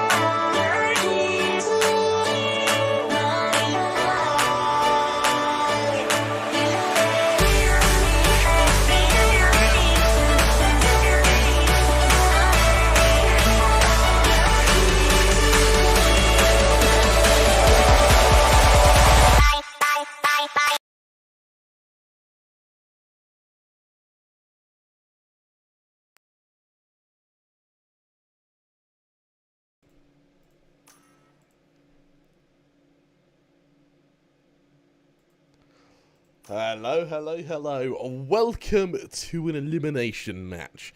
We've got Kingsman versus Todak. This is going to be a real clash of titans. More importantly, this is a fight for survival for Todak. I imagine their adrenaline's starting to run, the sweats are setting in, and the shakes have only just started, because this really is going to be the decision of whether or not they stay in this tournament or if they're going home. Of course, I'm Castle Chroma 3. I'm joined by the wonderful Leg Day. Harry, how do you feel about this one? I'm hoping that Todak got a good warm-up in, Chroma. Because we know that Todak are good. They just take a while to become good. I think it's fair to say that they've had a significant warm-up period in a lot of their games. Yeah, that's true. They dare I say it, they have a nasty tendency to lose their first map, regardless of if it's their pick, their opponent's pick, or if it could be a tournament pick. They'd still lose the first map for some reason. But it's when we hit their second, when they sort of figure out where the flaws are in their opposition, they really look quite strong. Yeah, they get the download, right? Yeah. They begin to understand all the little nuances, all the little details.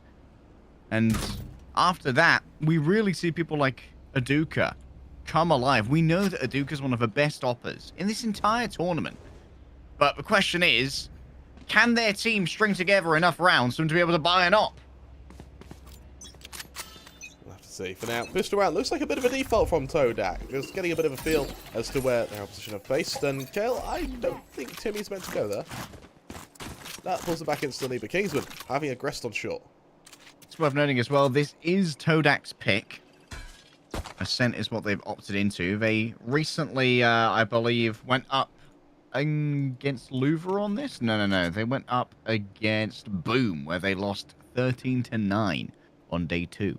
Wow, this is a real paranoia-generating default here from Todak. Very rare you see a default in a pistol round, but for now, Nomfu's at least been identified by this turret. Yeah, he's going to have to hide for the time being. I mean, there's the slightest bit of aggression, but this time it's over on long, and it's going to be channeled at the Doctor. The Doctor catching a lot of aggression here, but good use of a gravity well. No one wanted to walk that, and so they'll get away with their life, even after so much utility was expended. They've just burnt. They're just burning the utility of Kingsman here.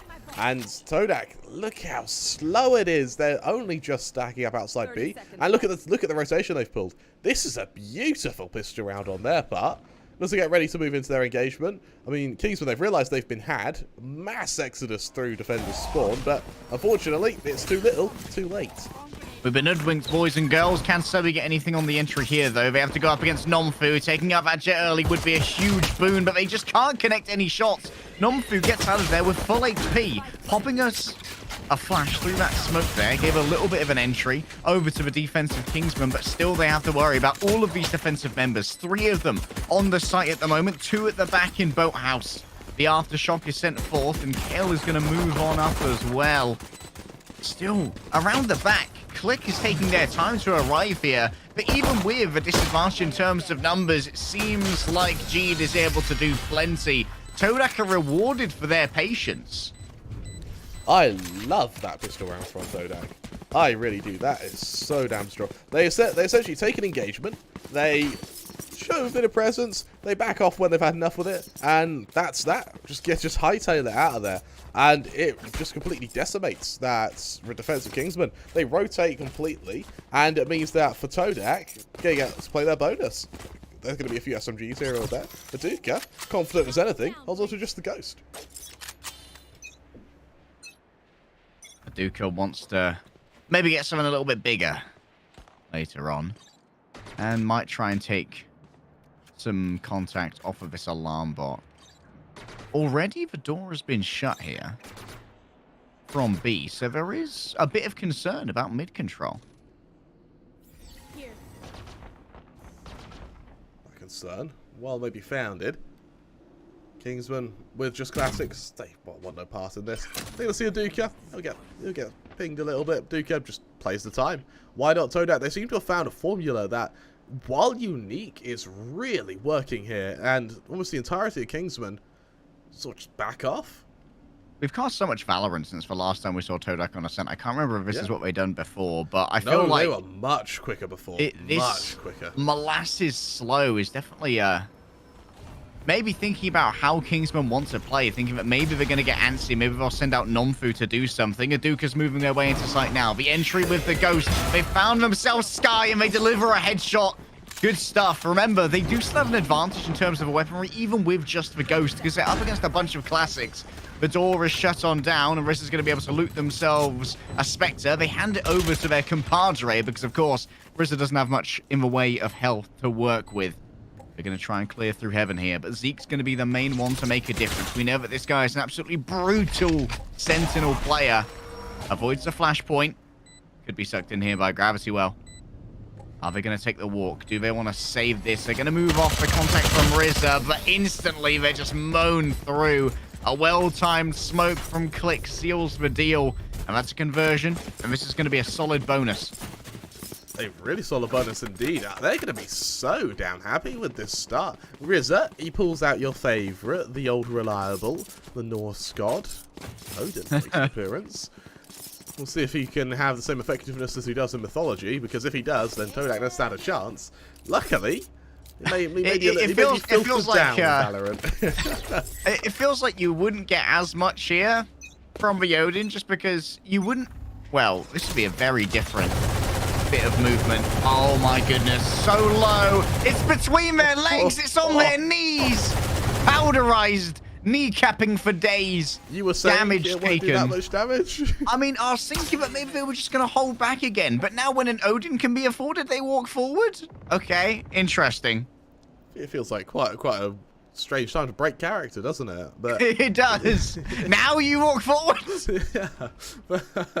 Nonfu, going for the defense in mid here. He has a Sova to worry about. Subby getting a little bit aggressive with that Sheriff. Bear in mind, this is all bonus for Todak. They don't care if they lose this.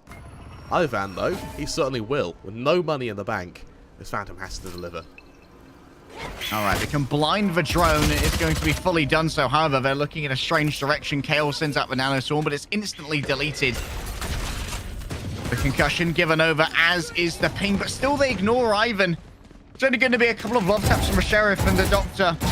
Keep themselves safe in a corner until they can get 3 kills. They just spilled over onto the site, and the Doctor was more than happy to deliver the medicine. Click allows for smoke to fall.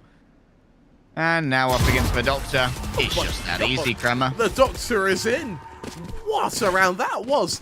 I don't know if you saw that from the Doctor's perspective, but each kill was about 2 bullets. That was insane. That was micromillimetric placements from him there. And he just destroys Todak with it. That's definitely a way to stop him. Todak, they move their investment though. Rifles now to deliver. While there is an ult advantage, Kingsman, they do have that divide on the Doctor after an incredible round. Oh, hold up, Kremer. Why are they giving Nonfu the Odin?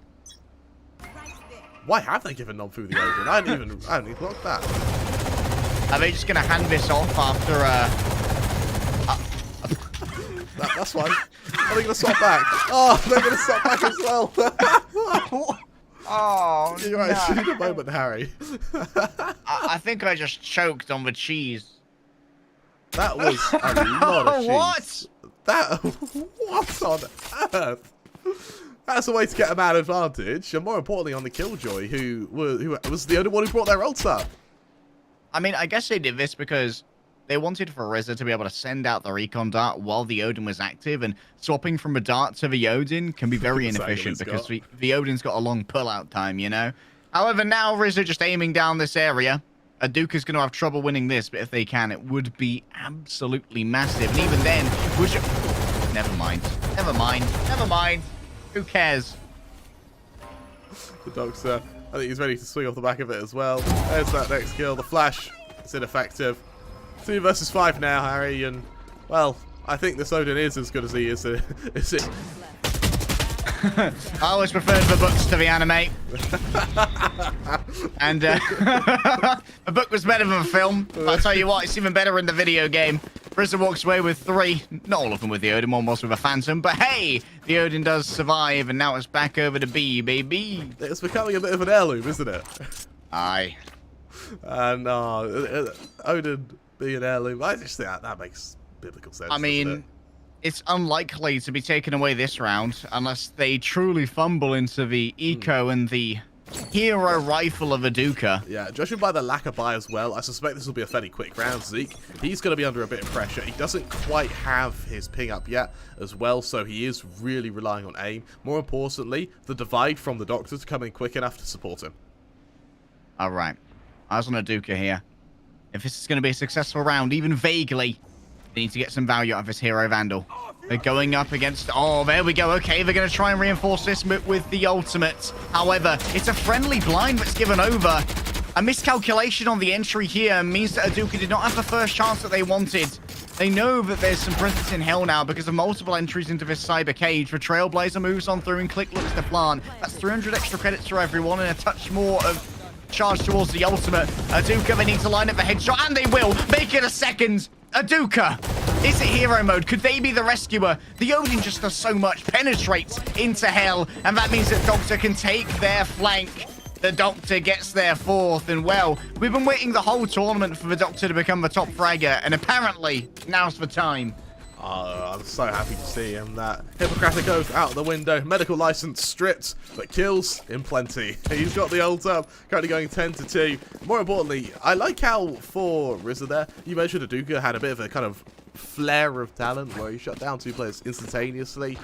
You know, there's only one god here, Harry, and that's the Odin. That finishes him off. Now, Aduka does have the knives to use, so it means he's going to be able to get a bit of a save economically this round. Kale also has a lockdown, but I doubt, looking at his position, he's going to expend it this round. More importantly, though, RZA, he's one away from the Hunter's Fury. If he can secure B main, he can get it up off the ult orb. All right, Aduka, another chance to impress. Another Blade Storm to frag with. Todak won their second map of the entire tournament yesterday on Icebox. Against the odds. Very much unexpected.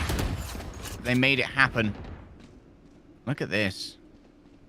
A roam from Nomfu with the operator. They're going to meet the Killjoy very soon if they continue down this path that they're worried about. Catching contact, catching a case from the old turret. Todak to take out Aduka. Oh, it's all about this first frag, Kremer. I mean, the Doctor has had a great game. If there ever was time for him to do it, it would be now, but he gets the knives of Aduka. They might think this is smoked off. If they believe this... Oh, will you drop? No, you've been pinged. In come the knives, but they do not connect. And now what does Aduka have? Oh. The Doctor sees a ping. The Doctor shoots on out. And with 11 HP remaining, sure, they'll lose their life, but the damage has been done. Retrieve. He takes This so much is my damage. Odin now. Oh, gee, he's just able to survive. This is still very winnable for both sides, though. Looking at the low HP of Jeed, with the man advantage, Todak definitely are in the pilot seat. It's anybody's game, but Ooh, Nomfu wants to claim it. They need to find Subby at the back, though, and they're going to make defusing this incredibly difficult. They look to pre-aim. It's a little bit high at the moment. Nerve is kept. Subby, ice in their veins. They will be able to move on forward. They're going to be happy with just keeping the Phantom here and getting a point on the board. Todak ties up 3-3, and they desperately needed that. Gives them a little bit of cushion for their economy. You're absolutely right. It gives them that extra level of padding, and more importantly, it leaves this side of Todak with a little bit of an investment. You know, their money's just clear. They're buying low. Jeed, Kale, and Click all kind of sub 500 creds. Luckily for Subby and Aduka, dropping pistols is a very real possibility for these next couple of rounds. That reality is scary. Nomfu didn't get too much off the back of the... Oh, that's ban him. Just ban him. Aduka got sent down to half there, but Nomfu gets a random wallbang with the operator. It wasn't even necessary when the Doctor's hitting headshots like this, admittedly. Now the Doctor might be emboldened slightly. It's very rare that you see an Astra be the one to control this Gardens area, but the Doctor's doing a great job of it.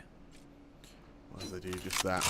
This is going to be a call to action for Nomfu, maybe. Such a close angle here. Oh, it's just so easy. A couple jiggles and Subby falls down. The clutch of the last round leaves little in their veins. And Click here. They can easily avoid being reconned. And maybe a false negative here for RZA.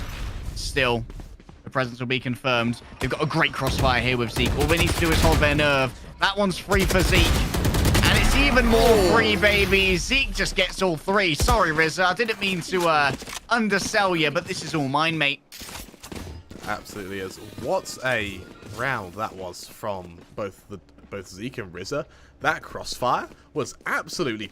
The crossfire was so good, they were in danger of shooting each other. That's how good it was. And it's on a really nice angle as well, because you're having to clear that entire doorway. It means that when you go around a corner in a crossfire, you're going to naturally be aiming at one player. Whereas on that one, you're not aiming at either. You have to adjust just to kill one.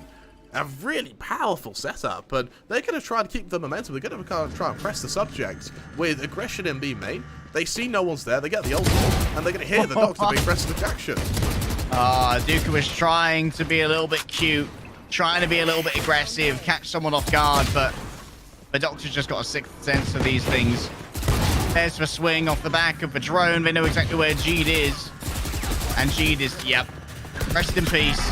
The old Lenadar is too strong.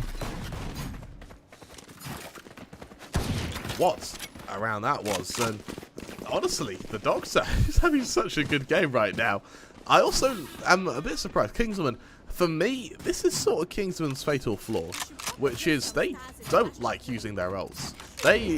They're really good at using their ults as a reaction to other ults. It's like in seeing someone use, say, a Rolling Thunder or a Lockdown, they go, we got Hunter's Fury. And there are ults in this game? Yeah, and so they use that to sort of counteract. They rarely use it proactively.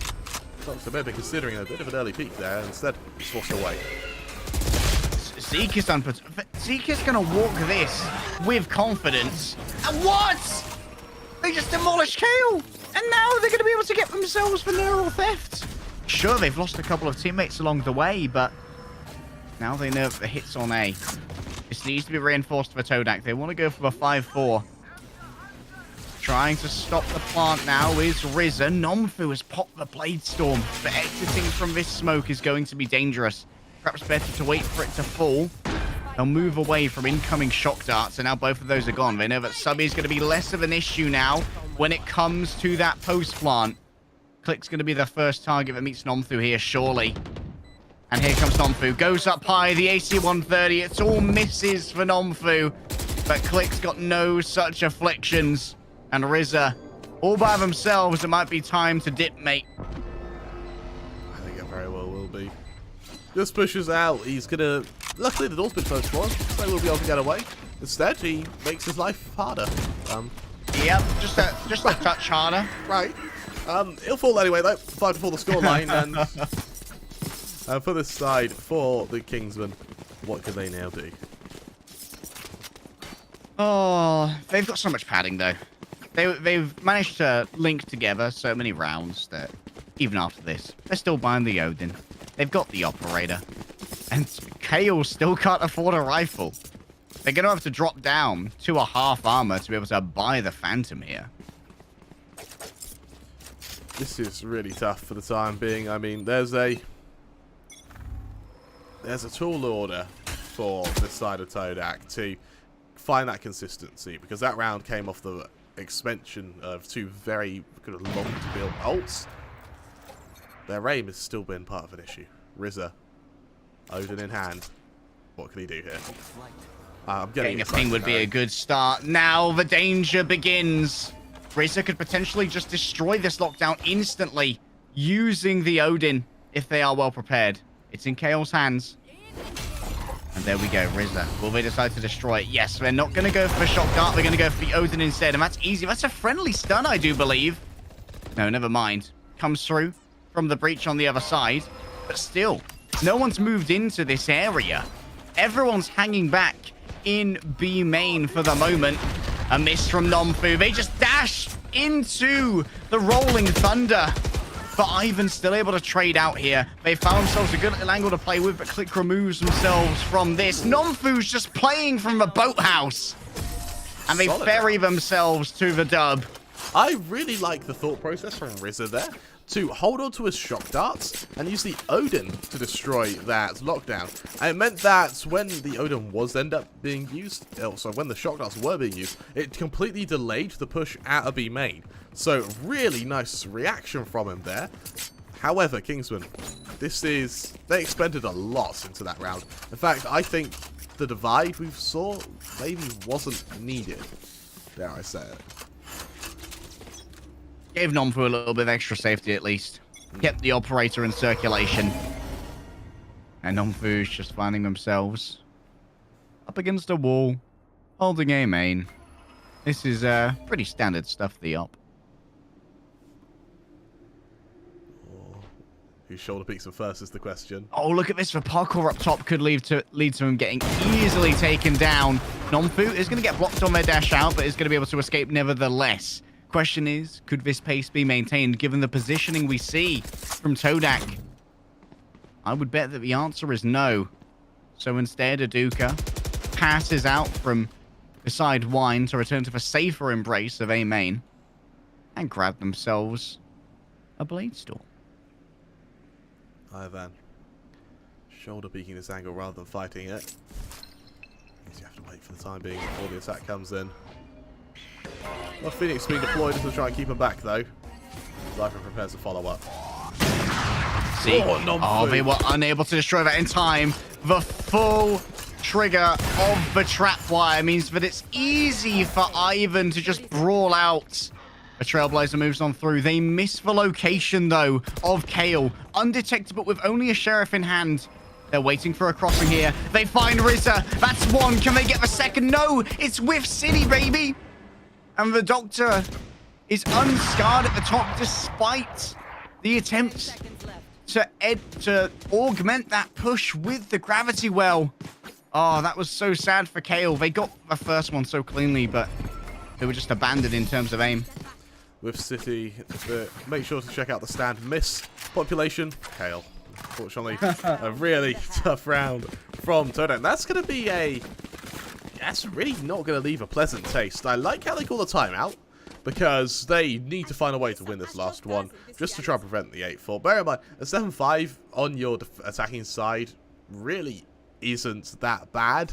In fact, I suspect it, maybe so they'll be pleasantly happy with, to be honest. But we're going to have to see what Kingsman do on their reaction to this, because a lot of teams after a timeout they go for a really quick play, and judging by the positioning of Todak, a quick play to B could be all the rage right now. Granted, you have to go against the Odin, but the Odin is so hard to pull out. If you don't get a chance to spam through that wall and you're fumbling your utility as they exit B main, they can just rush and kill you.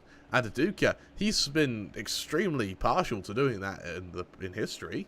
We'll see if he can do it again now. Aduka does love those kamikaze-esque charges, hoping that, hey, I might die. I might get traded. But if I would use any word to characterize Todak's attack here, Crema, it would be, if I wanted to be nice, I would say languid. If I wanted to be honest, I'd say slow. It has been slow, hasn't it? It's been really slow. And I don't like the sort of mid-ground they've ended up with here. When they started the game, they were being so slow, it just drained everything Kingsman had. Now, they've sort of hit this hybrid phase where they want to go slow, but their confidence is pushing them forward. Their want to kill is pushing them forward. And it means they end up going for these kind of like mid-round attacks where they've just lost a lot of map control. I'm not too keen on it, I won't lie. For now, mid going to be controlled by Subby with this drone. Checking all the angles to make sure there's no skirmishing up mid from the likes of Nomfu, who at the moment, look at this. Nomfu's very nervous about thinking that, hey, they just had a tactical timeout. Maybe they're going to try for mid control, so I'll pre-aim this exit from market. But still, it's just going to be one of these slower attacks coming through. Aduka's already been found, and now do you have to commit to B? Are you already too far gone? Kale's fallen down. This is their second round, I believe, on only a Sheriff. Ivan's got 4, baby! And Ivan wants more. The ace is delivered. Your tactics mean nothing to me and my rifle. I love how, for a moment, he panics a bit. Squids get thrown out, Flash gets thrown out, there's anything he can push, gets pushed. Then all of a sudden, it's... Wait, that works? I'm alive? He then comes out the corner. Get him, bird. Yeah, it's just some free kills for him. A beautiful usage of that Trailblazer, though, from Ivan. And that just destroys Todak. At 8-4, if they take this pistol around, they could set themselves up for a fairly one-sided victory, Harry. Converting that and the anti-eco would put them in such a comfortable position here. Remember, Kingsman, while it is looking good for their chances, we don't know if they're guaranteed yet. to be getting into the playoffs. According to someone smarter than me's bracket math, there's still a chance that they couldn't get there. Todak could deny them that. So it's all to play for here. The Doctor taking point on A for now, and they have put down a signal here to the A side defenders. There is intention. That smoke being down. If they notice that the Killjoy is here, they might decide that maybe B will be a more fruitful round. Dealing with the Killjoy in a pistol round with both of those nano swarms can be such a pain. Bit of aggression. Whoa. Oh, headshots call. Owie. Ivan's off, boys. I love it. Just gets the hell out of there. It's only 7 HP. He can heal, so he may just do that. And he'll just do it at a distance. What I like, though, is Nomfu's getting a lot of space here in mid. Nomfu takes out the alarm bot. Does Subby swing on this question? The answer will be no, and Nomfu now trying to generate a surround. Zeke on the other side. They can wait for these stars to dissipate. And then, very low on utility will be Click. Nomfu doubles down now. Very loud here from Ivan as they decide to move back towards A. They managed to make their way to Garden. They need to defeat Kale first, and Subby's caught on the rotation. Nomfu makes sure that anyone who wants to move to A has to fear a little bit of a skirmish with them, but who you really need to fear is Click. They've already grabbed themselves 3. Can Nomfu win this next duel? The answer is no. Click comes to life, baby. He's had enough. He wants Todak to win. Just goes around that goal and kills everyone. For Kingsman, they're left with a shaky position. There's going to be a couple of classics on all of them. That's it for the most part. But what you really need to watch out for from Todak, though, is those Spectres and that Marshal on Hadouka. All of them are in a pretty strong position to go for these close angles. And bear in mind, this is a map which has so many close angles. It's so hard to clear all of these, which is why having a flash is so important. Hence the Sky on Ivan and the Breach on Jeed. Unfortunately, for Kingsman, this may just be a half-assed attempt at getting a kill. It doesn't matter. It's only a second round. Remember, Hadouka here going up against unarmored opponents with the Marshal means that a body shot will do. There comes a little micro-op with a faster fire rate as well. Kale, have to really watch out. He's going to hear all of this. Does he actually back off? No, he takes the fight. Oh my He's punished goodness, for it. they just take it to the face. Click remains alive though, and after a 4K, Click isn't done just yet. They are feeling themselves, but Ivan's feeling it better. Subby is the backup. The second line of defense gets themselves 2. And it's not going to be the easiest bonus. You've got a Marshal, 2 Spectres, but hey, the other guys can buy up. No dramas, mate. With that, it's down to both Hadouka and more importantly, Jeed. Try and figure out how they're going to hold this B defense. Now, last round it was sort of off the back of aggression and working with information. It hasn't been really tried or tested just yet.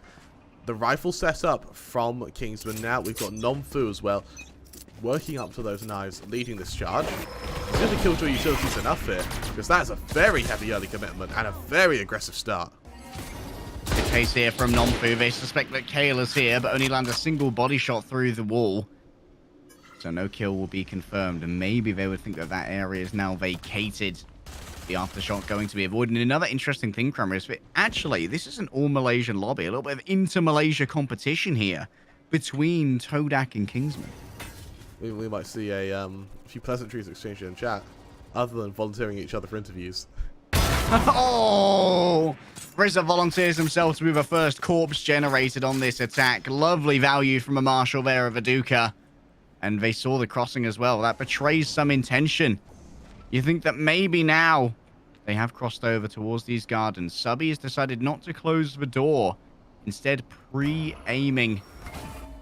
They will be covered by Click. And plenty done there. To get the trade, that's good enough for now. Click down in hell. They can't exit without alerting anybody, because it will make some noise. Whoa, Ivan does not win that, surely. Click had the advantage, but still. Ivan's fast with it. Another cyber cage is triggered. And Zeke with a Phantom in hand. This should be easy clap for them, and it is. Really, really nice attack there. I love how slow it was. It's the for some reason both of these teams seem to be really caught out when the attacks are a lot slower. We see that they first show the presence on B, they work their way into mid, they're very methodical with guns control. By the time they really commit to the attack, there's about 30 seconds left. It really works out for them. It's exactly what Todak did to them, where they just drained utility for the entirety of the first kind of 40 seconds, and it really appears to be the winning style for them. In mid, Aduka not eventually seen by that cam, and revealing the fact that Op is so very hungry for some kills. Nomfu is joined by the spike here, but Ivan and Rizzo will be moving away for about a moment. Question is, does Nomfu lurk here, or does Nomfu commit? They hear the operator on B. And does that mean that it's time to go, or is it time to pressure? The operator's already rotated, though. So much speed here from Aduka as they prepare to meet people. Oh, no, they peek into the drone, maybe hoping that someone would be joining it. And now, they walk the smoke. It's too much of a risk, Kremer. That's 4.7k down the hole. Zeke's about to walk this area as well in main. Click, he reveals himself, but it's only after Stubby gets that first kill. There's that look from Zeke, but Click, oh, that's a wonderful little 180 from him. Click has proven themselves a little bit of a villain when defending this area. It's going to be Kale here, who checks into mid, seeing if they're rotating. They do have their alarm bot here, but 30 seconds left. Not ideal. Oh, yep, they see one. And so they're back away. They know that if market is going to be populated, they will get the alarm bot trigger, and that's exactly what happens.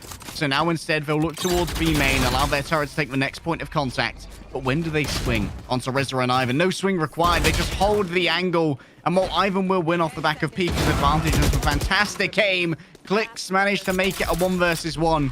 The plant is guaranteed. 45 seconds of rising tension raise. Ivan, it's most likely they're going to be in the boathouse. And they will actually be revealed there by sending out the Trailblazer. So now Click knows exactly where they are. But time is not on their side. Ivan takes the swing themselves, taking matters into their own hands, beats out Click cleanly. And while the operator can't be recovered for now, Kingsman are going to be happy with a 10-6 lead.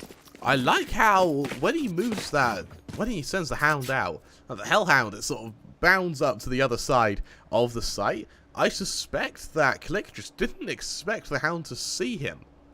And when the hound did, I like how it was down to Ivan, who just didn't make the audio cue. He didn't try to jump up with the hound. He didn't try to do something random. He didn't try to push around the side. He instead cancels out the hound, goes back to his form, and then just swings and takes a gunfight. He only had 9 bullets as well, so that's real confidence on Ivan there, in your aim, to throw away your ability, to then not reload, and then take a fight on someone who has the high ground. So, really, really good position. And Click, sure, he had the divide up, but unfortunately, wasn't quite enough. 10-6 to score line. Limited, very limited money over on Todak, and they may just be foregoing the 11th to him. Ivan and the Doctor, the Kingsman supporting cast, I think it's fair to say, have both had a fantastic map here on Ascent. And this is exactly what Kingsman want in terms of a dominant performance to make them a serious competitor. They could still outseed Boom here because Boom only have got themselves 1 series win. I believe that might have been against Todak themselves. They drew against Sharper. Yeah, they did beat Todak 2-0. So Boom could be shunted down to a 3rd seed here by Kingsman if Kingsman can win out this series. I think that's something they're going to be pretty happy with as well. I mean, Boom, they've guaranteed themselves to qualify. We haven't shown where they're going to qualify from. Bear in mind, if Boom end up against Paper X in the first round of playoffs as well, that would be insane, wouldn't it? For that, Paper X would need the 2nd seed, I believe. It depends. Well, it all depends on how Kingsman do here. Todak can still bring this back. We've seen some interesting comebacks from Todak. Yesterday, in fact, on Icebox. Unexpected that they would win. But that was the case. Alright. A record star there. On Wine. Now that it's been cleared by the bird. They'll actually send him a drone and back off. A fake here, and it's drawing over so many members of Todak. Contact. Rotation. Nomfu now. Blades in hand. They don't have to deal with a turret anymore. And with the extra stars put down, this means that, yes, Sudoku is going to have to guarantee their presence right here. Ooh, a little bit of damage from gravity for Nomfu, and they see Sudoku crossing into the site, but Zeke just gets both. So good when it comes to these gunfights. An upgrade to the Sheriff for Nomfu. Maybe a rifle will be forthcoming in a touch. However, Rizza has got the plant on B. Not the standard location, but it will have to do as Kingsman. Now time is on their side. Nomfu can just walk through here. It's not the cleanest bunch of knives, but it will work out in the end. Can I get myself a better gun? No, they're on an eco anyway. End up with a Sheriff and a Marshal. And now, attempting to stop Kingsman from reaching match point. Oh, bye, Marshal. This is worrisome for Todak. I mean, they have the ult advantage. Yeah, they have a significant ult advantage, which might be able to help them at least keep them off match point momentarily. But they're a good few rounds down. They aren't out of the Redeep just yet. And while Stubby might be able to commit something here just to sort of zone, a lot of these abilities are afterplant abilities. If they can't get to the site, then they're in trouble, especially with the Duca. Look how aggressive he's going. At least he doesn't get pinged, but does he double peek? Well, he has to at this point. Stubby's grabbed one. Aduka gets the next. They fly high to avoid the incoming bullets, and now they can double down on control for mid if they desire, but 46 HP is not comfortable for anybody to play with. Damaged members of Todak, but at least they're still breathing, even if they're going to have to be cleaned up after with a mop from all the blood that's been spilt. And a two-man skirmish up A main here. Will the Doctor be expecting this? No chance, mate. Click a clean one to the head. And now they turn on their heel. They have to deal with Gardens now. Up against Nomfu. Up against Zeke. They'll hit the door and they might get a whiff of Zeke. Or at least a whiff of presence from that exchange of gunfire. The door's already gone down. Nomfu place themselves upon the site. But Click is just too good when it comes to these gun battles, Kremer. And Zeke is left all alone. This is accompanied by some really good utility usage from both Click, but also the opposing Cypher. I mean, Zeke put down that wall of the wall of cages just to give a path of direction out for Nomfu, but that funneled him into the drones, and then it also funneled him into the aim of Click. All right, Click waiting now, playing in hell. Oh, Zeke knows where Kale is, but now, yeah, this should be an easy kill on the plant. Click just walks in, puts it up against the back of his head. I'm sorry, son. Your life is over. Todak will survive and deny match point for yet another round. 11-7. It is doable, Kremer. It's very doable. I want to believe. I want to believe as well. I'm struggling to. Todak, these rounds have been messy. They're very messy indeed. The response from Kingsman is a very heavy stack outside A, and Todak, I mean, the op on Aduka, something that merited them such a heavy advantage, right now just isn't in speaking distance of this attack. Yeah, Duke's not going to be able to find any friends here, and suddenly, a lack of lurk, no default is a very different speed here for Kingsman. This is a concerted effort. Click's trying to find Nomfu. And for now, they will be pinged. They've got to try and play around this generator to avoid themselves being caught out. Nomfu's trying to wrap around, but they catch these hands.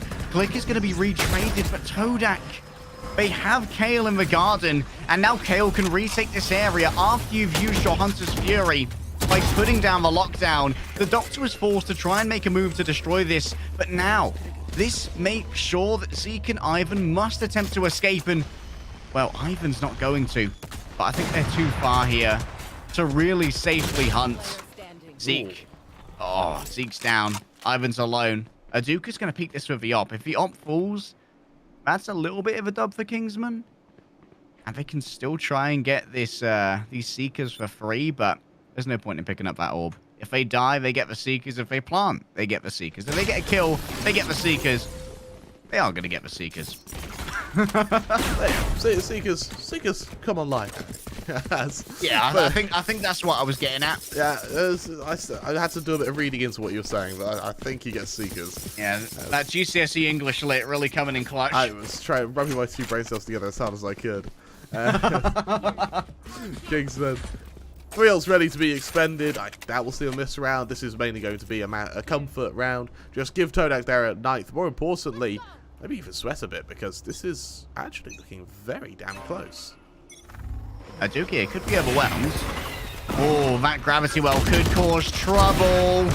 But the trouble's all going to be going the way of Nomfu. Taken out on the entry, but Aduka's taking so much damage here. They've got to be cautious of shock darts. Any errant damage could put them in the grave. Only 34 HP remaining. And no chance to heal. They know that the Sky, at least it was present here for about a moment. But it's an Exodus. Look at Zeke. Will they expect this position from flaring? No. Or click rather. Yeah. We're still in the other series, Harry. It's true. Flaring's just on my mind, dude. Louvre just hit different. They do, man. They actually do. The Louvre Kingsman game was very close as well on that note. I think that was the one time we saw someone actually kind of match up to Flare. All right. Uncomfortable here to be in a post plant.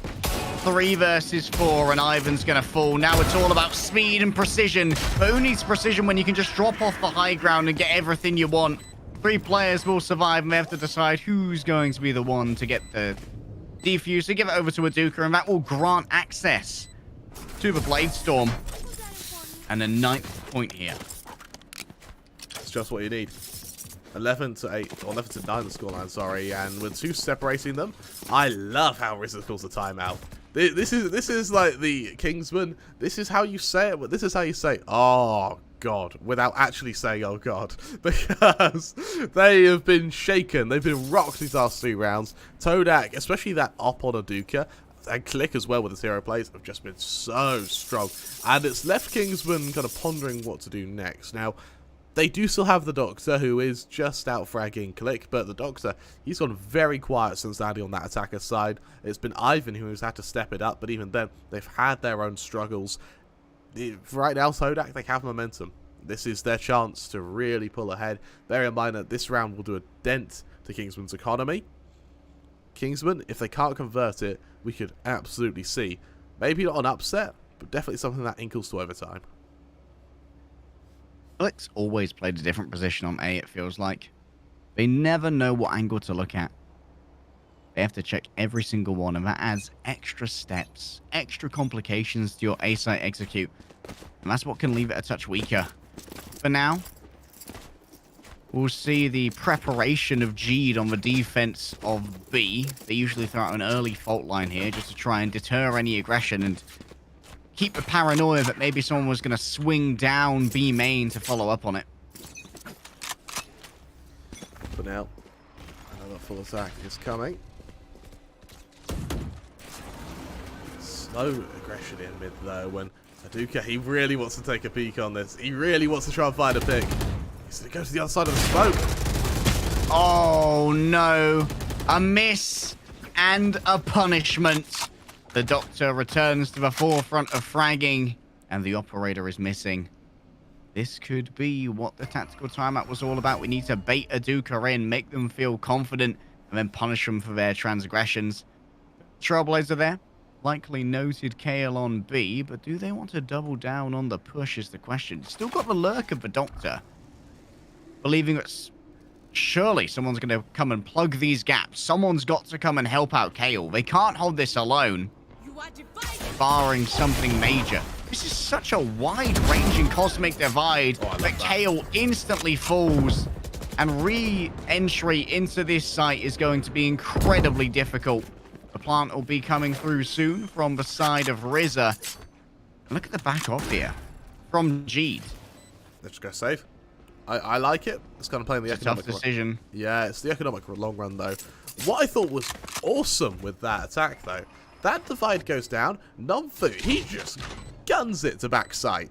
He uses everything he can to make sure he gets there, and he survives in the process. It was all about making space, and his rush to the backline means that, unfortunately for Kale, he has no clue where to put his crosshair, and he's just swarmed by it.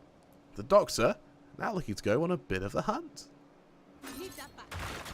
They've noticed, hey, we left that up unattended. Anyone grab that? No? Interesting. That means that it's in the hands of Subby. Handle will hold their positions. Oh, no, no, no, no, no, no, no, no, no. Okay. The doctor does not try it.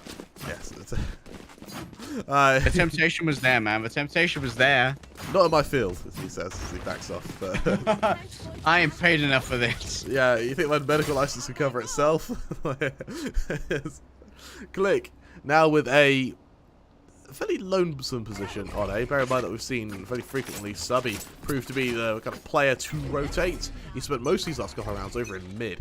So it shows a fair bit of trust they have in Click to hold this angle, and understandably so. He's had a pretty strong game, but he is still but one man against what has been the four-man setup of Kingsman, snarling down the back of A main. Not sure if that's exactly what they wanted from that recon dart. Easily avoided by every member who's currently in A main. So, yeah, not ideal. Look at Click here. Once again, another round, another angle. Close to the door this time. That means they're relying heavily upon Subby to keep them checked. There is... Oh, no. The tracking dart meant that Click had nowhere to escape to. The damage was done, but Subby... Tag me in, bro. Tag me in. I'll get it done for you. The plant will be forthcoming, but only one player lost in the way of doing so. The aftershock moves on through. Oh my goodness, a dink onto the jet has left them so low. Rizza now. They're going to be the next call to action, but Ivan has done plenty for themselves. Rizza only has to wait here. They have time on their side. They don't need to worry about dying to the spike. This is their match point. But Todak and Subby both find a frag each. And Todak ain't done yet. That, for me, feels like a bit of a whiff on Kingsman's part there. I think they were taking one too many aim duels. I'd have preferred to see it if they just isolated one player and they just fought Subby as one. That would have warranted them the round. Instead, they go for two 1v1s from each player, and in a 1v1, anything can happen. As proven there, they both lost. Not a pleasant spot if you are this side, and that does mean that for Kingsman, they're now moving into a, dare I say it, uncomfortable position. Ain't ideal. And we know that Todak, they tend to get better as the game goes on. The more time you give Todak to assert themselves, the more comfortable they'll become in facing you. And the more danger you will be in. Seek on this lurk right here. They've been stunned. Are they going to get chased down? No. Todak believe it's a trap. And while it wasn't, they're too cautious at the moment. Or maybe just the right amount of caution. They don't want to give away any free frags when they're up against a match point Kingsman. Well, it's strange to see so many players. Only one reveals himself, but was that too many? Oh, it was Stubby. He's caught out. It's now all on Click to hold the site. Click by themselves, they get one. Can they get more than this? Click, you've got to go big by Sun, but they're going to die to Nomfu. They just couldn't get the wall bangs, and Nomfu was left with just a little bit of HP. Everyone has to run, has to move when the rolling thunder strikes, but I'm afraid you're going to need more than a meteorologist to deal with this one. Ivan's going to go for the plant while the Seekers are already out. And the retake with the operator is not going to be ideal, but if anyone can do it, Aduka can actually peek into the aftershock here. That's going to be taken out by their compatriot. Down goes the operator, up comes the Phantom. Nomfu's grabbed one, and in a hail of bullets, Aduka will fall. So too will Todak, and Kingsman guarantee themselves one more map, and possibly have guaranteed themselves entry into the playoffs. It was a really, really well fought match. Unfortunately, just didn't quite go in the favour of Todak. A bit of a shaky performance from Jeed and Kale. However, it's that passive util, which is where their effectiveness comes from. We saw that Rolling Thunder just didn't quite have the power it needed behind it. For Kingsman, a great, great game. Granted, a lot of mistakes made on their behalf. There's very punishable, and it's absolutely possible for Todak to tie this and hope that's enough to get them through. Nonetheless, we'll have to see how they fare on our next map in just a moment. We're going to be back in about 5-10 minutes or so. Don't go anywhere.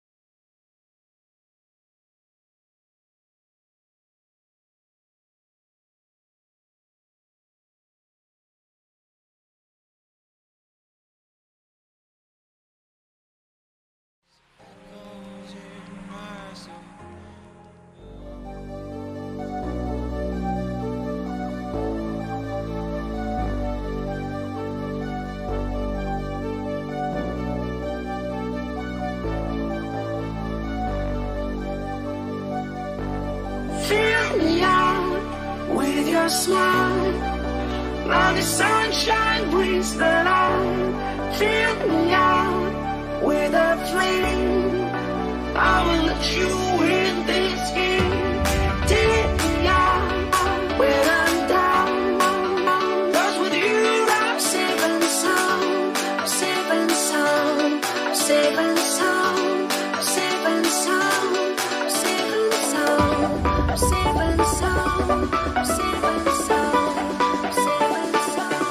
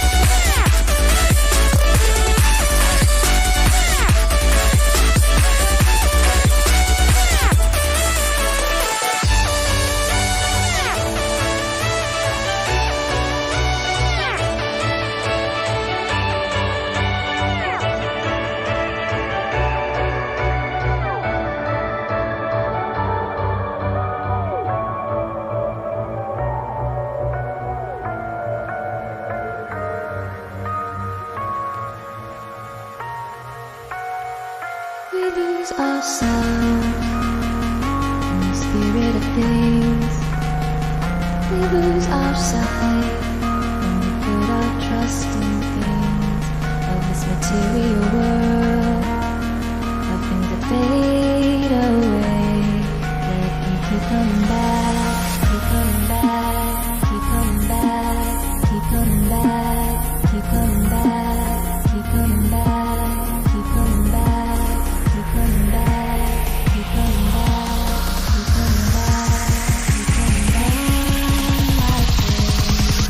Of things we know.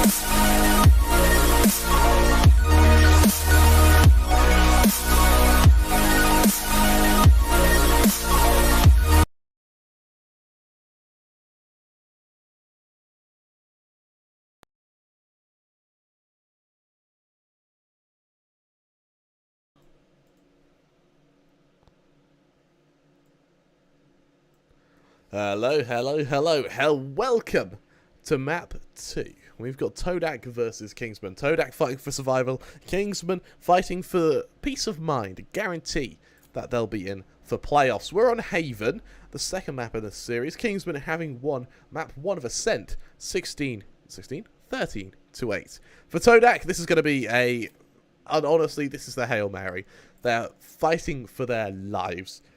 My worry for them is that they may not be able to do it. Kingsman have been looking pretty bloody good. My worry is that they may already be too far gone.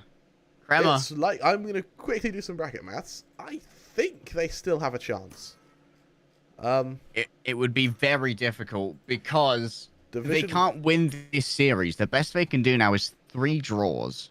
And they're at minus 35 in round score. So Sharper 3 draws on 1 loss. If DivisionX tie with Sharper and they draw this game, they could hope they get thrown round difference.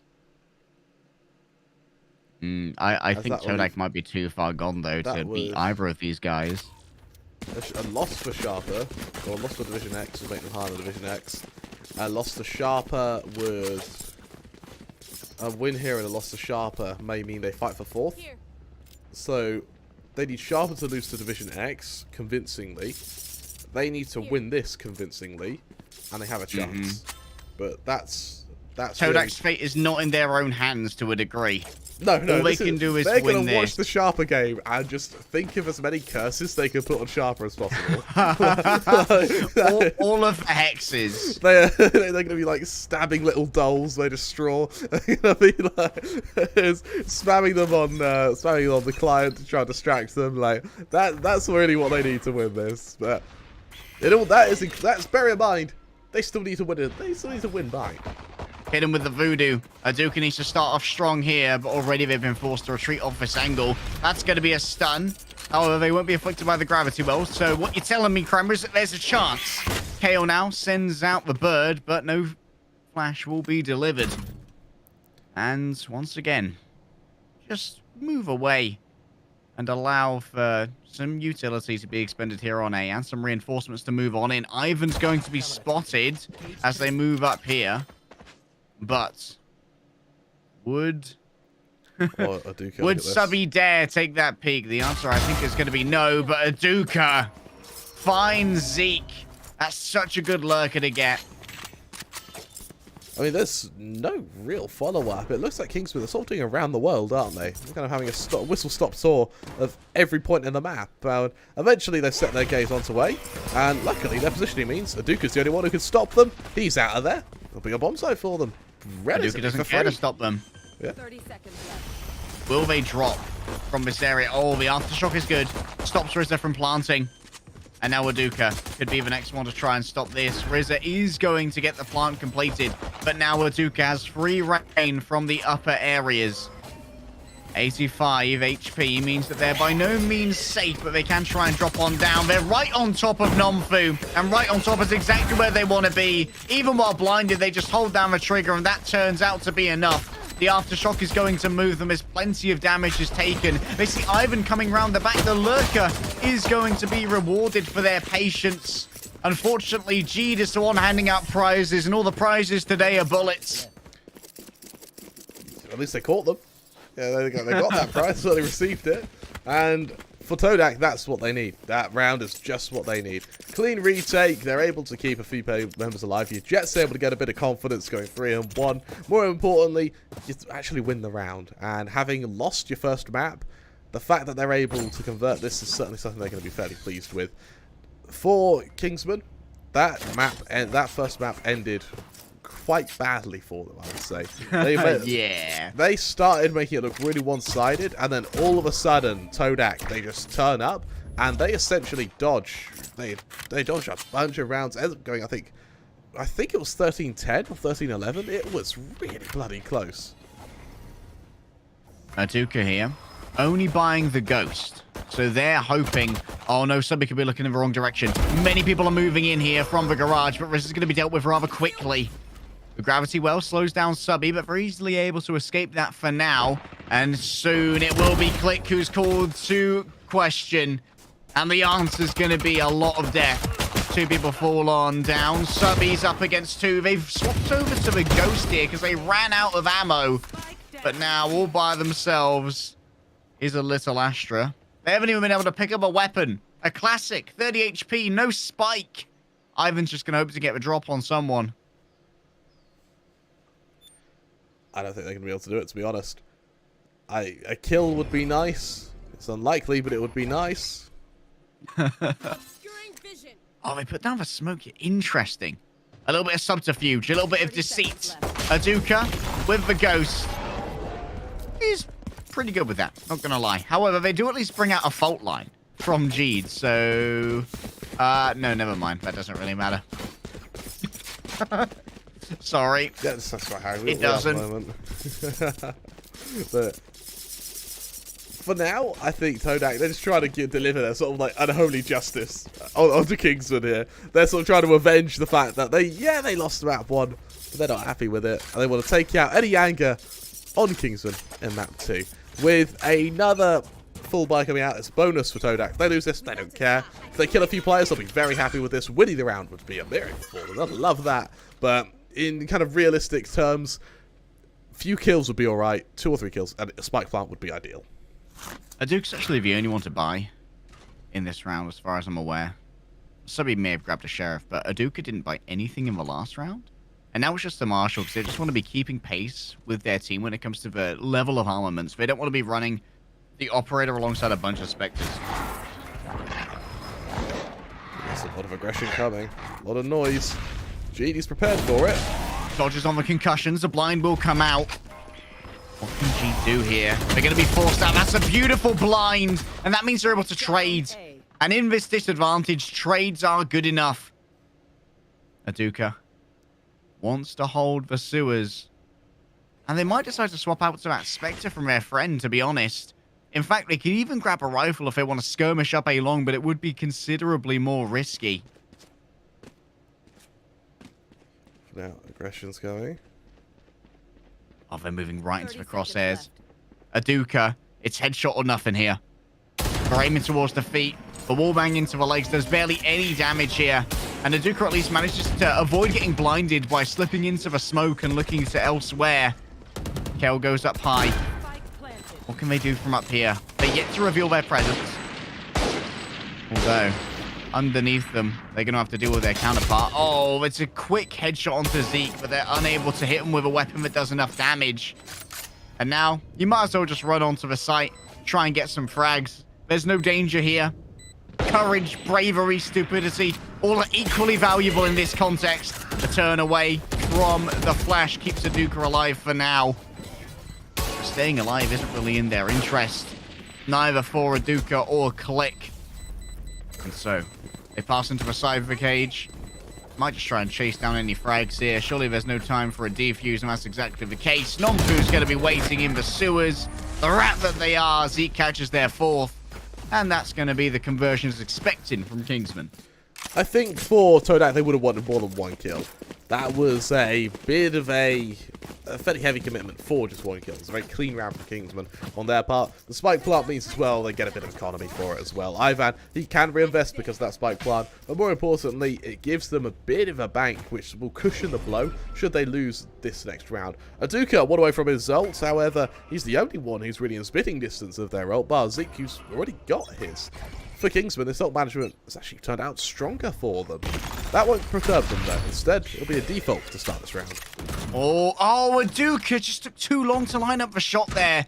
Nomfu was blinded dead to right. And Aduka's going to be kicking himself for that, Kramer. That they will be. Another. I love how slow this is. A really, really slow default. And with no follow-up just yet. This garage controller is kind of all Todak have to work with in terms of information. Rizzo gets pulled in, but Click doesn't want to reveal their exact location through the tracer bullets. Remember, with the Vandal, that's one of the main drawbacks of the weapon. The big pro, of course, is the lovely one-taps. Yummy. Looks like they're going to be moving over towards C here. Interesting that they would give Nomfu the spike. Either they really want to get closer. Oh, that's not good. Revealed here, but how many more of... Alright, Nomfu going to pass through the Cypher cage. They accidentally tripped that wire, so they might take some damage here. Subby and Click get themselves a kill Subby! each. And Subby just finds 3. Ivan is all by themselves. They don't have a spike in hand just yet. And they can probably try and plant this at default. We'll give it a quick tap. The bird is instantly destroyed, so whenever Ivan's pre-aiming here. And they do actually claim Aduka before falling down, so not the worst thing that could have happened there, but Todak are going to get their third. I love that round from Todak, specifically from Subby. That was a great, great piece of spray transfer. More importantly, though, the fact he's able to bring up his cyber cages, he's got the information on the first player from the ping. He can then take it straight 1v1 as anyone tries to aggress. He punishes that, and from then on out, it's just a matter of tearing through these members of Kingsman. He does just that. Really, really nice aim from him. And while Kingsman, because they want the anti-eco of Todak, means that they are going to be able to go for a little bit of an investment. Oh, Aduka! They went naughty. up high. They saw Rizza trying to grab the ult orb. And they had time to readjust, get their aim, and shoot him out of the air. I'll tell you what, Aduka, these last 2 rounds, they've had a couple of fumbles. They might start to get tilted, Kramer. The Hellhounds are out. Subby, he'll see him coming. He had a success last round, and I think Kingsman are going to be quite annoyed that Subby's now on every site they seem to be attacking. He even dodges the flash. They are going to be revealed, though. Nomfu could potentially pierce in, and there it is. The headshot delivered. Nomfu grabs 2. And this is for Nomfu that we've come to know and love. Swapping over to a fresh gun. No need to reload, mate. A new clip has been hand-delivered by my enemies. And now, with only 2 players remaining, it might already be time to look for some kind of save, because both of these players are on 0 credits. And that is, that's a sad state of affairs, man. Yeah, and it keeps the scoreline very level, actually, as Todak, the fact that they've been winning rounds doesn't affect the fact that they've been dying as they do so. Everyone who has died has money. So for Click and Jeed, surviving really is pivotal here. But as you mentioned, it's only a Spectre on Click. Like, this still isn't critical capacity. This still isn't a best position for Todak.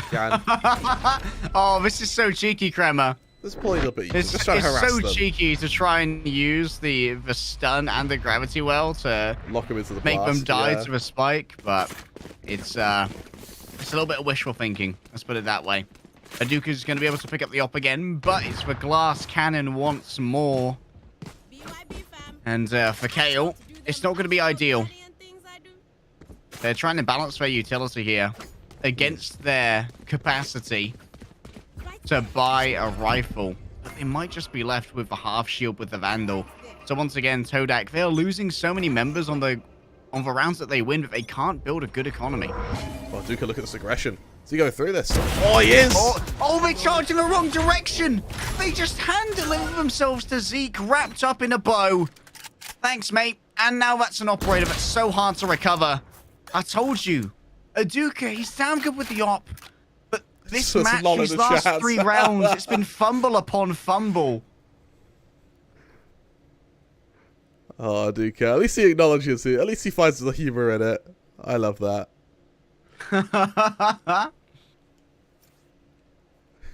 Once again. Ivan sniping. He's still alive. Oh, okay, I thought he was still alive while he was sniping for a second. All right, KO, they get noted. The persistent vision through the dash means that Nonfu can tell Reza, oi, on your right, mate. Easy frag if you just pre-fire as you're going round. And once again, Jiden Click. Are they going to save the same Spectre? No, they can go grab this op. Easy clap. Get your jogging pants on, mate. There's the op. And, so Kremer, how's life, man? It's all right. Yeah, it's doing all right. I tried to fix a car the other day. Really? There's currently an exhaust in our kitchen. Is that the same car that you've been having to fix before? Yes, it's the same car that we had to push along the side of a dual carriageway, up a hill. Bless them, the guys who own it. They went, these spark plugs, they're fine. There's no way they break. Started the key, about 4 times it took. Eventually it turns on, they go, see, it won't break. But half an hour later we get a phone call saying, please come get us. Anyway, so we're replacing the exhaust on it. One of my friends is very strong. This is very smart. He's pulled on the... Have you got a D&D party with the friends like, okay, you put all your points in strength, I'll run intelligence? Kind of. He's pulled on the exhaust, and the entire mounting, essentially like the stomach of the car, just fell off. So, why was he pulling on it? Because you have to pull it out of its housing. You do have to pull. He just pulled down instead of across. So he just literally 15 points in strength is 0 points in intelligence. Yeah. So our car the car itself it's only worth like 100 quid, if that. But I think we've put about 3 grand's worth of bad hours into trying to fix it. It's just...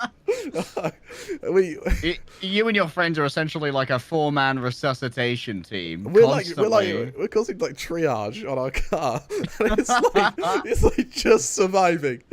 I think it can maybe make it to the garage to see a mechanic. But, like, if it dies on the middle of the road on the way to the garage, we're just going to get out and leave it. Like, that's how fed up we are with this. I had my cereal this morning off of an exhaust, though, from an MX-5. Which is, That sounds disgusting, Kremer. I'm going to talk about Valorant now. Let's talk about Valorant. Aduka's back on the op. Of course, that was rescued in the last save round. And it seems like A-site has been a very fruitful location for Kingsman now that they've finally got themselves a couple of rifles on the go. Subby's only got a frenzy at the moment. It's a super uneven buy, but they have the saved Vandal, they have the operator in hand, and elsewhere it's frenzy and 2 sheriffs. It seems like it might be a C-site execute right here. At least that's the signal that's being given, right? But the spike itself is actually in mid at the moment. Subby's trying his best to survive with the frenzy, while stunned up against the wall. Not ideal, not gonna lie. The frenzy isn't the best gun at the greatest of times. What a beautiful pop flash. And Rizza and Nonfu follow up on it so easily. Aduka loses the op when that cosmic divide goes down. And that's a flawless round from Kingsman. I love the timing on that wall there. They hold it just as it drops, and it completely catches Aduka off guard. Really, really strong stuff. Aduka, he'll reinvest the op, sure. But look what it's done to the money of Todak. There isn't any, to be honest. There's ults to use, though, which I think maybe they're saving grace, because that was a fairly heavy commitment from both Rizza and Ivan to make that round work. Of course, Zeke in the round beforehand, so their ult management certainly isn't holding up for now, whereas Todak, they've held on to theirs. They haven't held on to their head, though, because Nonfu, swift to decapitate. Nonfu. He's arrived. It was a more quiet game from Nonfu. On Ascent, I think it's fair to say, but that's fine, because other than Rizza, and Zeke were having their own turn in the sun. Everyone was getting their own frags in. They licked the Doctor in the first half. Doing good things multiple times in a row. Click here. What can they do? I love that they keep tripping this trap wire with Tasmanian Tiger. So now this is an area that needs to be attended to. Now aggression comes in.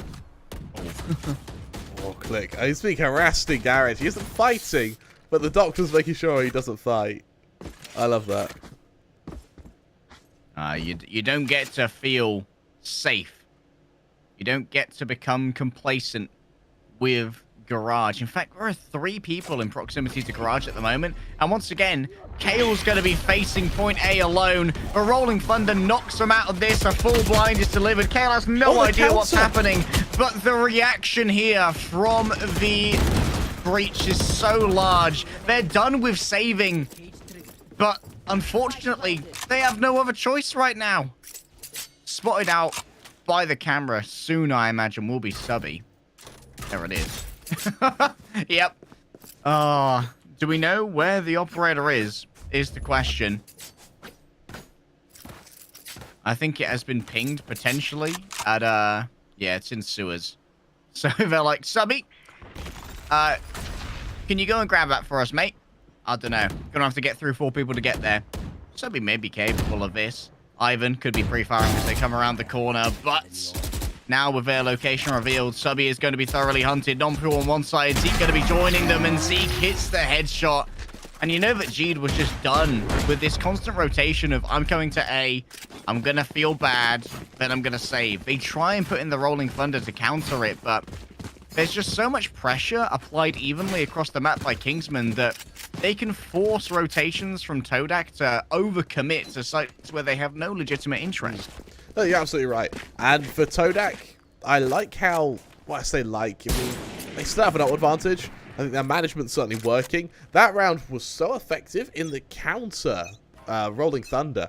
That was insane reactions on behalf of Jeed. Unfortunately, they just didn't really have the manpower to back it up. They're down to pistols here, so this round should be relatively quick. Zeke and Nomfu seem to be making sure of that. Freduka, maybe a well-timed pusher.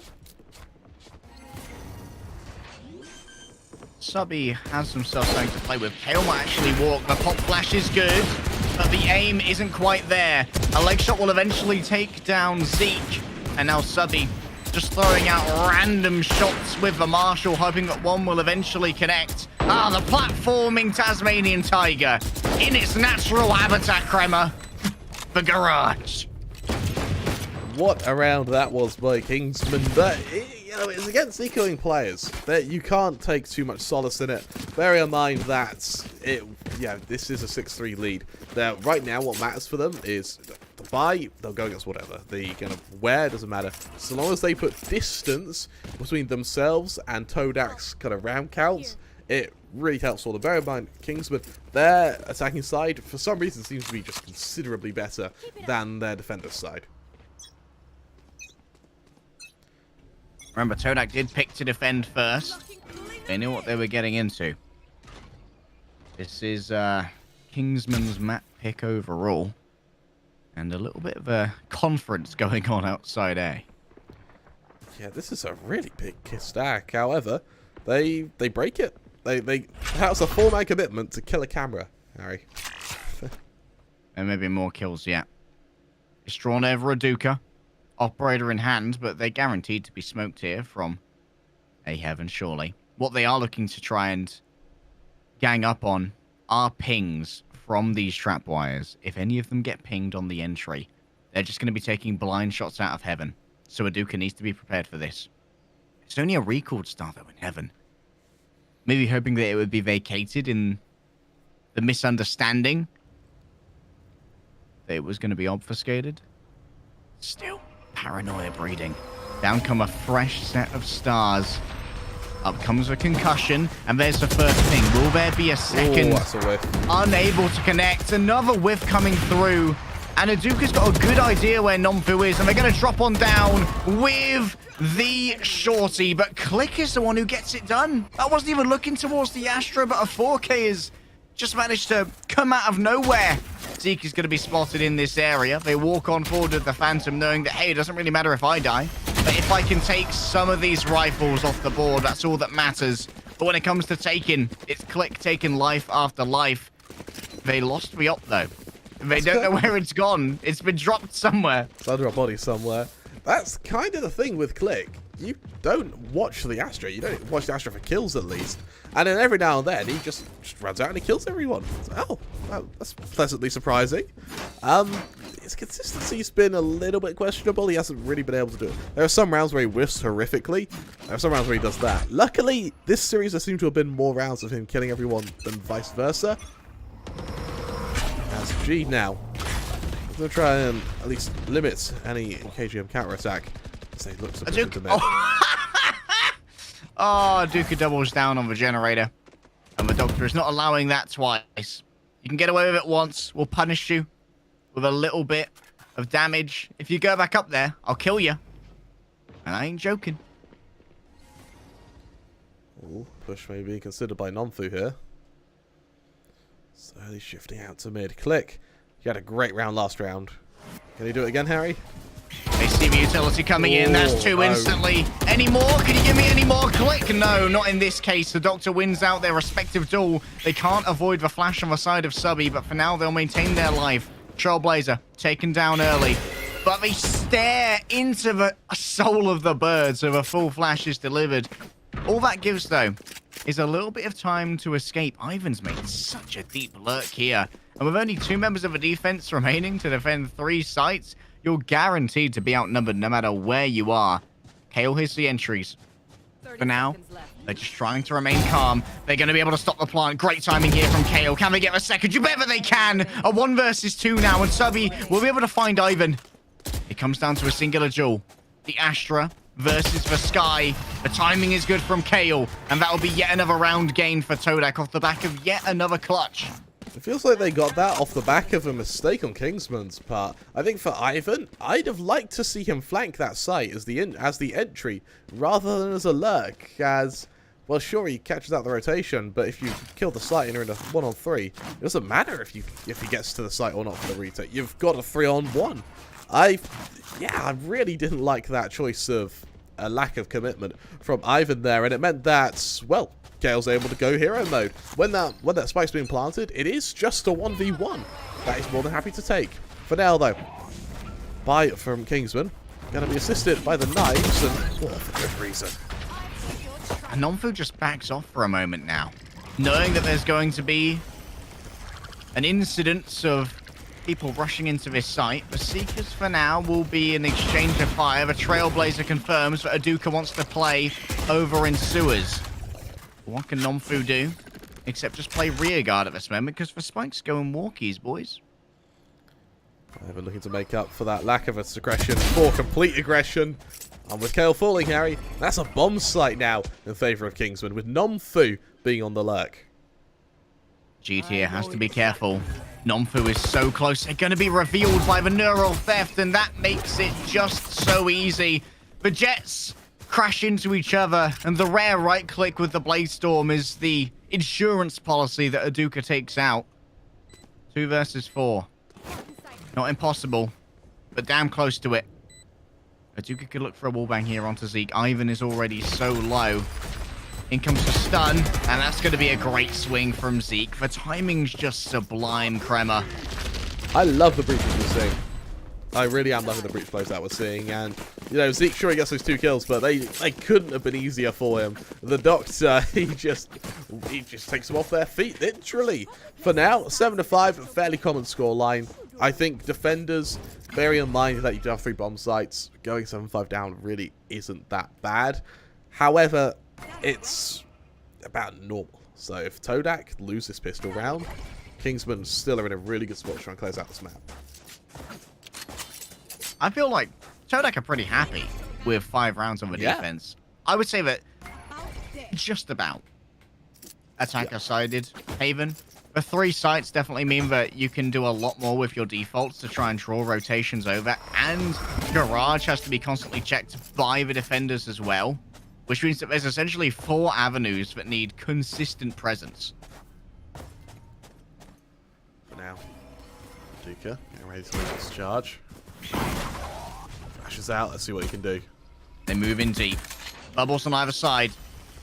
These smokes are going to make it a little bit more difficult to enter, but Kale's plant is going to be delayed here by the aftershock. Aduka waiting. They're going to be going up against both Ivan and Zeke. By no means is that an easy duel for a Jet to take. It's going to take a long time for all of these smokes to drop. Todak win the first duel here. The Nova Pulse is avoided. Aduka manages to win out against Ivan as well. They flank around Zeke from the back, and no one expects the flanking Jet. Todak get a clean execution here.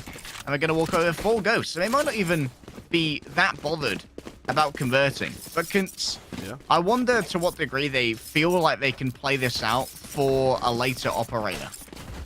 I think for Aduka, it's more than likely going to be a later operator. You know, we've sort of been hyping up his op for most of the tournament. And yeah, I really, really rate him with it. For Todak as well, those rounds sure nicely went in their favour, but I think that is a kind of underlying problem for Kingsman, which is playing retake really doesn't seem to be their thing, especially when they don't have the utility to accompany it. And the utility to accompany it, by the way, would be everything. Oh, click is clean. That was a nasty transfer upwards there onto the exploration of the Doctor. Still, no blame to be given out here. You're never going to be winning one of these anti-ecos in a straight-up fight. Ivan is stunned, so that's an easy kill for Aduka with the Ghost. But now they have to deal with Zeke. They just dive into their own cage, but against the sheer massive bullets that's heading their way, it does seem almost impossible. And now Nomfu and Rizza. With Nomfu having a shorty in hand, this is simply a formality, Kramer. Yeah, absolutely is. I don't think there is going to be much else to be revealed. Rizza, nice flash to open. Hold up. Hold up, hold up, hold up. Kale just got sent into the ether. That was a great combination. Beautiful flash and then just follow up with a shorty. Yeah, I got stunned, but who cares? It's a shorty. It's not like I'm good at ADS. Yeah.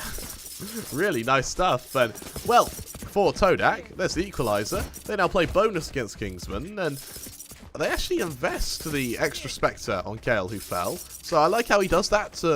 It keeps his economy level with his team. More importantly, it keeps his buy level with his team, so he doesn't sort of stand out as an extra target. So I quite like the thought process behind that. For Rizza, though, he may have to like the thought process behind holding off long against 5 members. Aduka claims a lot of space down A long already. But remember, they can be detected by both Trailblazer and, of course, Bird as well. But no, they actually avoid getting stunned. So a potential false positive here could lead to this area being a real problem spot for the defensive Kingsman. Oh, pressure from the Doctor. Hasn't quite been able to kill anyone yet, though. There's a true point of contact. Appears to be from Nomfu here. Pushing through sewers. They're going to meet Click. Did they get a whiff of where this Astra is? Yeah, he did. He's pinged it. That Bird is going to get multiple blinds, but no one's in position to follow up on it. All right, Rizza, what can you do for me here with the Vandal? Up against so many. They managed to turn the flash. They get the first. They convert to the second. Rizza taken up from a flank, though, and now will do Crust to do even more. They just run them down with a Spectre in hand. They know that Nomfu was in those sewers, but they're already dead by the time that they'd be in position to help out. 2 versus 2 in this bonus round. Not bad at all for Todak. And maybe retake utility might be lacking here. A couple of stars for Ivan. Zeke's already fallen. And now what do? You can spam away as much as you like, but it would take an absolute miracle to make this work. Ivan hides out behind the box. That's 1, that's 2! Oh my Ivan! God! He's done it! Just wow. It was a messy double peek, and Ivan punished him for it. Regardless, Ivan, he had the HP there as well. He also had the firepower, so they needed to have that dink pretty quickly, and I think Ivan pretty happy with that, judging by his use of abilities afterwards. They keep the lead. Kingsman do keep the lead, but here's the thing, Harry. That was the bonus of Todak. They really shouldn't be... They shouldn't be letting it get that close. Look at what it's done to the Kingsman economy. More importantly, look at Aduka's buy. All right. What's happening here? I think they just want to charge Rizza down. I would not be surprised to see literally dash into shorty entry. And of course they also have a Blade Storm. I probably should have checked that out first, Grammar. No, it's just a shorty round. It's one of those things. Just do the same thing that we saw non-food do. Dash onto site, double shorty someone, die, be happy. Now, very slow start. Is that able to catch out the odd member? Non-food's got a nice bit of mid territory here, though. This could be something that's not incredibly well checked. And Aduka has been noted on a long. Oh, Rizza. They're going to be the break point. The blind is good. They walk upon it. That's a lovely little bit of utility. An exchange of gravity wells, but Kale is going to be the one who falls. Oh. And so... He punishes Nonfu so hard there. And now they can try and rotate around B. They're going to meet the Doctor here. They need to be ready to do so. How long does this smoke have left on it? The entry from the breach will be so difficult. Click just stands in the aftershock. I believe they're likely forced in by a gravity well because of the assist from the Astral, potentially even a Nova Pulse. And Zeke's found G'd elsewhere. It's falling apart for the side of Todak. 1 versus 3 now with Subby in the back. And they are unable to beat Ivan in the clutch scenario. They'll be able to hand over this defuse. That'll give over the neural theft. And this could be a power spike round here for Kingsman. Absolutely. Power spike round subjectively because they still don't have money, Harry. They're still money down to 0 every single round. Yes, there's some space being placed between them and Todak, but the fact they've been off defuses, the fact that they've been off of taking so much damage, Todak, now with a couple of rifles, going to have to be so careful as to what to do next. Hale, unfortunately, losing that to the combination of the birds and the bees, or the birds and the black holes. Just proved to be almost unwinnable as a combo. Oh my goodness, Aduka, the parkour. They're keen to try and open up some of this space. However, the Doctor's the first to fall. Subby once again on this Cypher lurk. Gonna use the neural theft, and now they know exactly where Nomfu and Rizza are. Does Nomfu get caught by the Trailblazer? The answer is no, but Aduka's gonna double down on this anyway. Out come the Seekers. Now they can follow these to their targets, but taken out almost around through that box. The Spectres aren't ideal in the hands of Kale, but they will be able to upgrade rather soon, I do imagine. Both the defending members have their ultimates, but perhaps unlikely that they'd use them here. Kale going to be called to contact. Ivan catches the best timing they could possibly hope for. And now there's the ultimate. They want to guarantee this round, and guarantee they do. What's around that? What a retake that was from Ivan and Zeke. Ivan, he appears to be the retake master, Harry. That's twice now we've seen him just push onto a site and kill everyone. As both he and Zeke, they don't commit too much to it. More importantly, though, we're going to see the Rolling Thunder up from both teams this round. I like the fact Todak called for a timeout. Bear in mind, they're sort of at this point now where Kingsman have finally found a way to get the stabilization on their economy that they've been after. And furthermore, they found a way to shut down Todak. And they seem to have found this niche for getting into the Todak afterplants. And for Todak, adjusting an afterplant is such a minute thing to change that changing it is actually really difficult, because it's not so much where you're playing, it's how you're swinging, it's how you're trying to trade one another that your problem is. I think for Todak, their afterplants have a massive lack of crossfires. A lot of them are these sort of bait and switches, which KGM seem to excel on shutting down. And of course, when you concentrate that much on your afterplant, sometimes your pre-plant can suffer. You don't take into account the details that you've been ingraining into your minds in the last few rounds of your attack. 3 losses in a row here, all diffuses. So yeah, those post plants might need a little bit of work, Kramer. That they may. However, Harry, they don't seem to be investing too much into this round. I quite like this, actually. You've got 2 saved rifles, which are going to try and do the odd bit of damage. Never mind, they go for a full buy. For a moment, I saw the logic behind it, which was to really bolster their buy when they have the Rolling Thunder available. But no, full buy just with Guardians and Spectres. While shaky, it may be enough to kill Nomfu here. I'll have to see. What do you see with your Hellfire's Crema? Aduka? They're waiting for Trailblazer.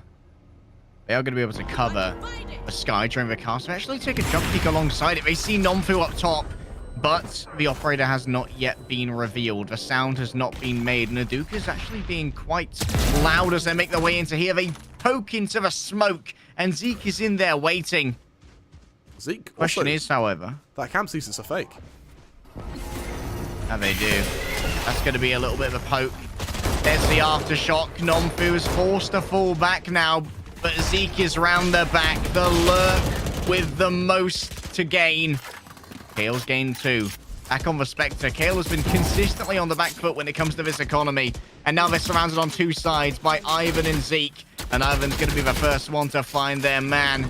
Tags right here by the camera, but Ivan is still unnoted.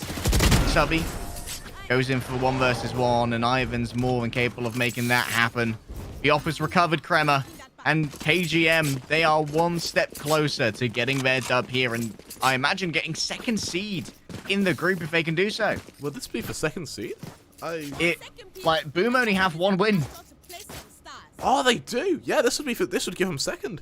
It would mean that Boom would then have to face the top 2, I would suspect, of... Oh, it would be... I think 2nd or 4th play against 1st and 3rd of the other group, rather than 1 or 2 against 3 or 4, which would make sense. So, this is forcing Boom to a really tough position, actually. Boom are definitely rooting for Todak here, but might be a little late for that. Nomfu's already got themselves the first frag here, and Aduka's noted in sewers. What can be done here? Blocking and stuns and all of these dangers are placed upon the shoulders of Todak, and already they've lost 2 of their friends here. This is so close to match point. And remember, look at that money. Match point here. If Kingsman can convert it, it'll be up against a force buy. Right there. It absolutely will be. Really slow positioning right now. The Doctor, he's already got his counter-util set up. They know exactly where they're going. Well, that should definitely make the lives a bit harder, but Aduka, lovely opening from him. This needs to be Aduka's time. This needs to be Aduka's opening. They just walk into Ivan. They sit within their bubble and they grab themselves 3. What a match this has been for Ivan. It's another retake. Another retake spearheaded by Ivan as well. Why did they all just jump into the smoke? Why not go for a post-plant position in window? Maybe they were so worried about the room that they'd lost on A. Oh, Harry. That's what I'll say to that. Oh, Harry, this is looking really bad for Todak now. This spree of Kingsman looks irrefutable, and, well, for Todak, there's a couple of players in mid, sure. They might have some chance at stopping them, but their buy, it's not great. Spectres, the Bulldog, a single Phantom to try and stop a fully invested, well-funded Kingsman with 2 ults ready to use as well. So I don't need a hero.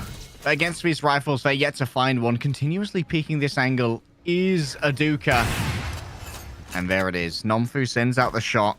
And as the operator rings, I'm out, mate. No chance here. But what opening is awaiting?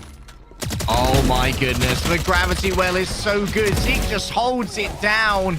The utility difference is just unbelievable, Crema.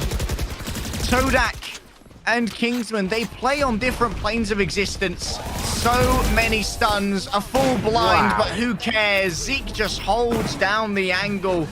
The information game, the utility game, the Gundles, it all favored Kingsman. What on earth was that by Kingsman? They found a niche. They found like something within themselves, and everything just went their way. They just found that little click, and something went within Nomfu, Zeke, and Ivan. The 3 of them on their retakes were phenomenal. Ivan in particular played out of his mind there. Kingsman, they've guaranteed themselves a place in playoffs. Todak, unfortunately, this is where we say goodbye to them. Yeah, there are no more chances for Kodak. They won't walk away with a win in this group, but they will walk away with 2 draws, including a hard-fought one yesterday against Sharper. And that draw against Sharper might have some knock-on consequences. It means that our next match could be for all the marbles. There's only one left in Group A, but things aren't settled. Sharper versus DivisionX Gaming, the representative of Thailand versus the representative of Vietnam.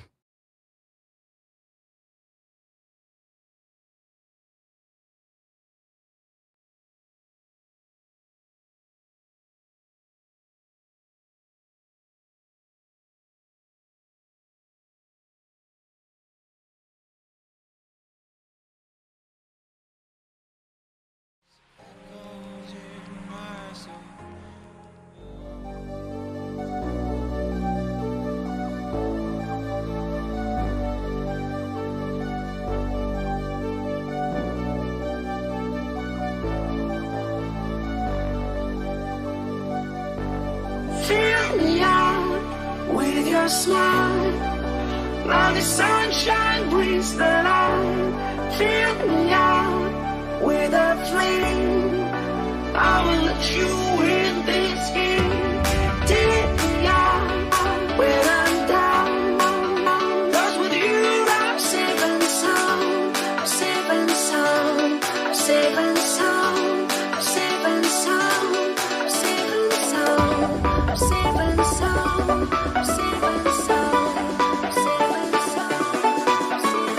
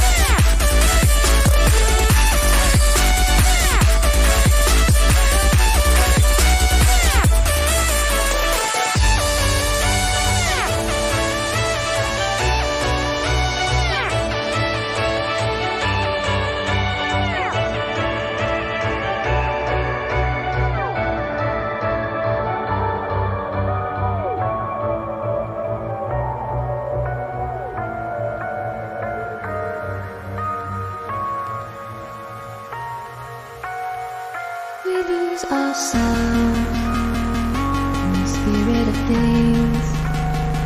We lose our sight when we put our trust in things of this material world, of things that fade away.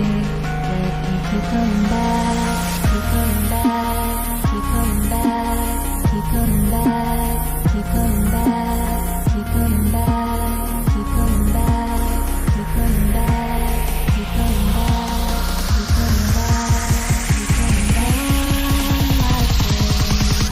Of things we know.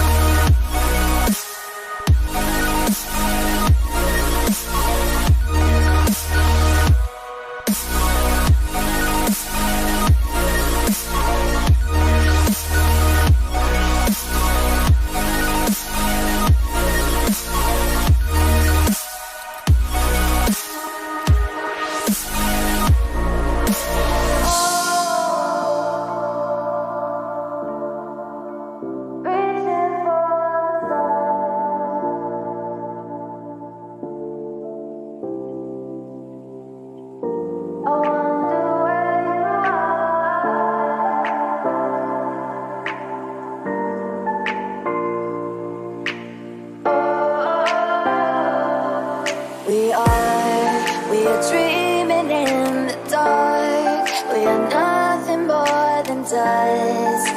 Search but you stay lost. We are reaching for the stars, but we're making this too hard. And I wonder where you are. Mysterious, that's the part you always show. 'Cause you're too curious. Maybe you should take it slow. Mysterious, that's the part you always show. 'Cause you're too curious. Maybe you should take it slow.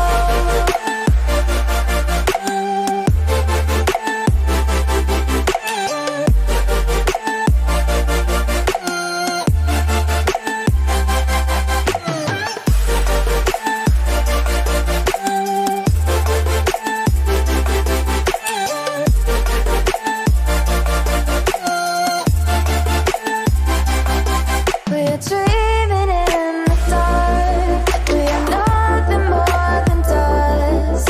You search but you stay lost. We are reaching for the stars, but we're making this too hard. And I wonder where you are.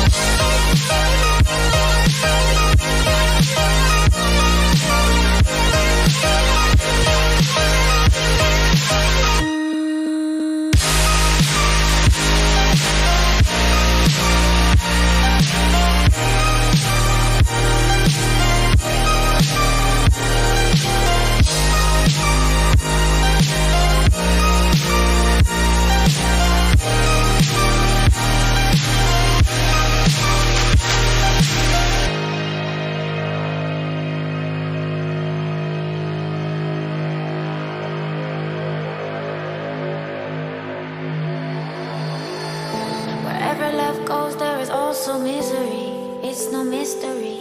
And you and I, we got history, yeah. Wherever love flows, there is also tragedy when we're in too deep. And you and I, we got history, yeah. Go look in the mirror, say, hey, I'm sorry for all the pain. I'm sorry for all the pain. Go look in the mirror, say, hey, I'm sorry for all the pain. I'm sorry for all the pain. Go look in the mirror, say, hey, I'm sorry for all the pain. For all the pain.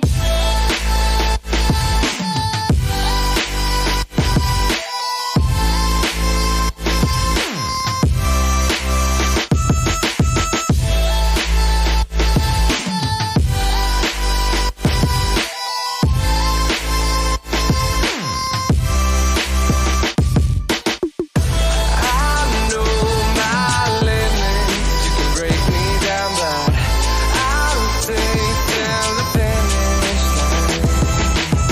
And I've been counting minutes for quite some time now, just to see you again. And I've been counting days to get away, to see you again, see you again.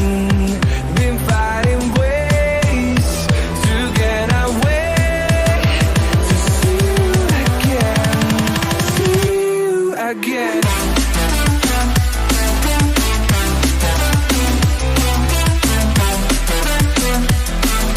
See you again.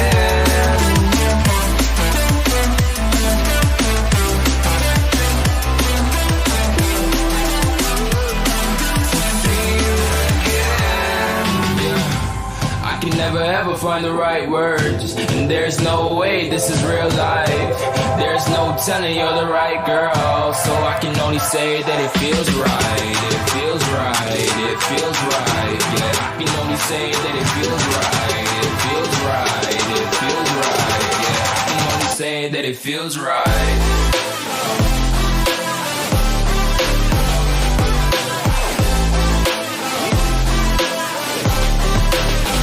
That it feels right.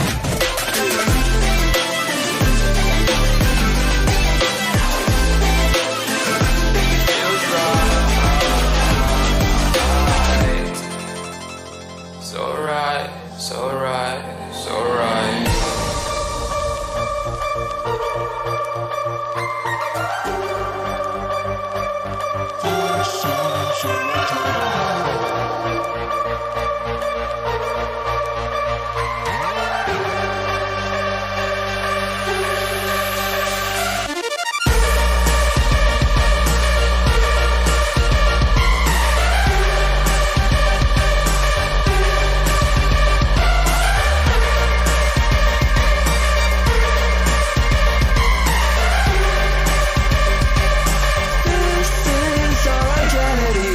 When you want to get off the darkest ground, but gravity pulls you straight down. Earth from a bird's eye view. You should grow feathers and see this too. When you want to get off the darkest ground, but gravity pulls you straight down.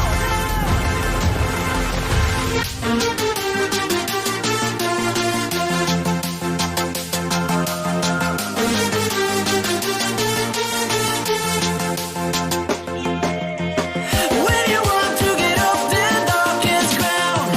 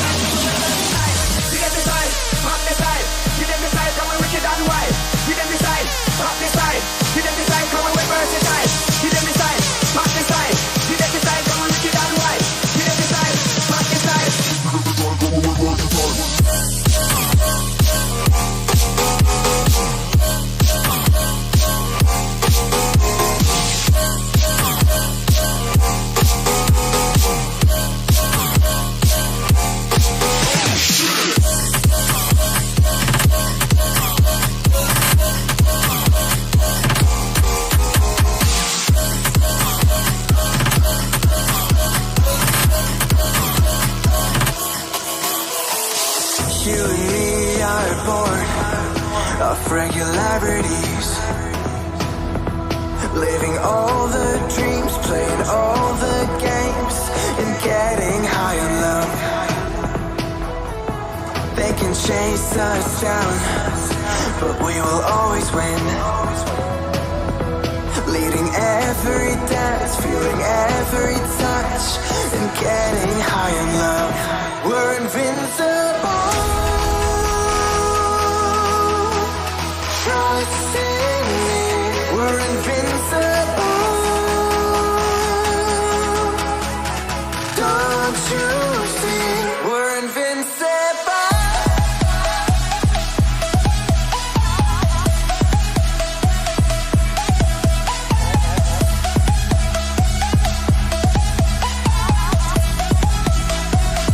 We're invincible.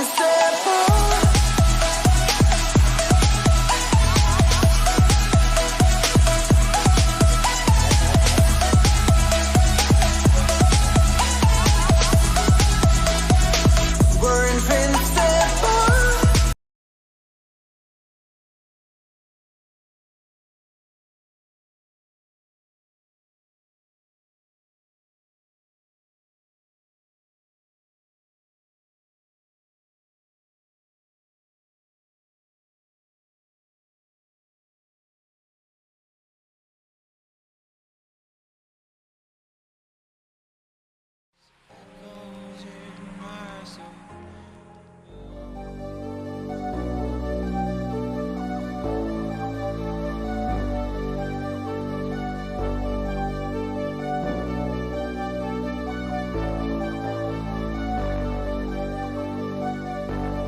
Fill me out with your smile. Now the sunshine brings the light. Fill me out with a flame. I will let you in this game. Take me out when I'm down. 'Cause with you I'm safe and sound. I'm safe and sound. I'm safe and sound. I'm safe and sound. I'm safe and sound. I'm safe and sound. I'm safe and sound. I'm safe and sound.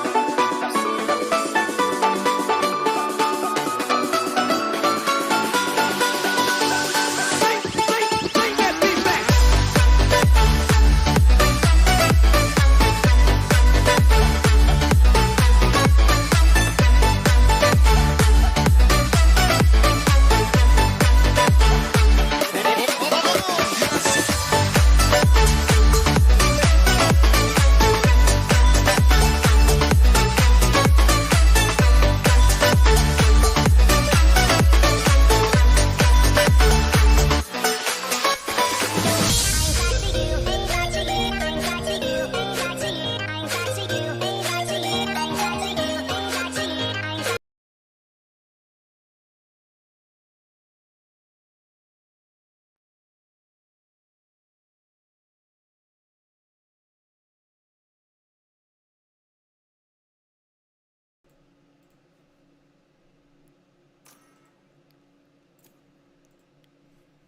It all comes down to this.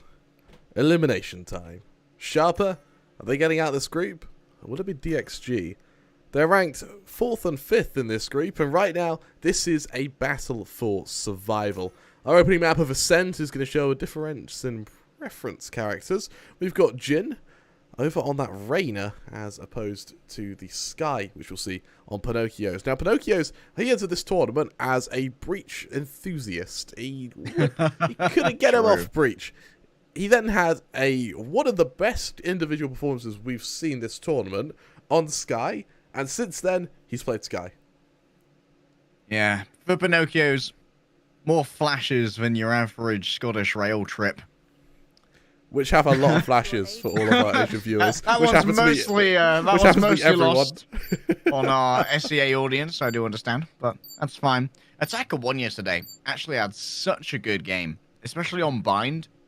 They did a really good job playing the defensive Breach. And who were they up against yesterday? They were up against Boom, I think. Yeah.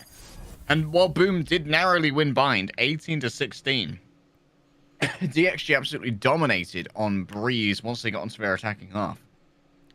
Yeah, you're absolutely right. We move into a tough engagement. Now, these two teams, I would have rated Sharper way higher than I'd have rated DXG. But that game yesterday DXG had against, was it Louvre? Boom. Against Boom, yeah. I now really think they could be something special. DXG have gone better and better as the tournament has gone on. Yeah. Day one, I think it's fair to say, looked a little bit poo. Yeah, they were not overly impressive. They really struggled. And then day two, they're up against Louvre. Kind of got stomped. Day three, a difference. Their first draw, their first map. And then yesterday, drawing up against Boom. Ooh, these boys are serious. And now, Sharper, to set the stakes for you. If a team can win this cleanly, they're guaranteed playoffs. Might not be a great seed, but they're guaranteed playoffs. However, if a draw happens, Sharper should be the ones going forward, because they would have 4 draws compared to 3 from Todak alongside 2 losses. So, the goal here for DXG, domination. The goal for Sharper, survival. Yeah, who do you rate in this series? Who do you think's winning? I feel like DXG are really trending upwards, and Sharper have kind of they've been languishing, man. They drew against Todak. They dropped Icebox to Todak, and I think Todak, we can now say, right, they were the weakest team in the group. Like, we have the evidence now. Not a singular win. They did draw up against DXG, so there is a world where you could say DXG and Todak are equally weak, but I think DXG have improved more over the course of the last 5 days than Todak have. Yeah, I'm inclined to agree with you. Todak, 2 draws. Who was the other team they drew to? Was it, let's see if we can find it. They've drawn against Todak and Boom. Todak and Boom. Yeah, And lost to Kingsman and Louvre. Yeah, it's just not pretty, is it? I mean, I think that even if we see if DivisionX win this, do they go through? I think this is based on round difference. I think that positioning is based on round difference. I can't say that I deal with this kind of tournament often, Kramer, but I choose to believe that the win would take precedence over everything else. Yeah, I would assume so. It's just it's not a points aren't given as a stat. So either it is on wins behind the scenes, but what is given as a stat is the round difference. So that could just be there for tiebreakers, but regardless, DivisionX, even if it does come down to a tiebreaker, minus 14, you can easily make that up over the course of a series. Very much Sharper's is 0. The 14 round difference, that's nothing. Some VPN issues, it would seem, at the moment. That's why we're stalling as hard as we can at the moment.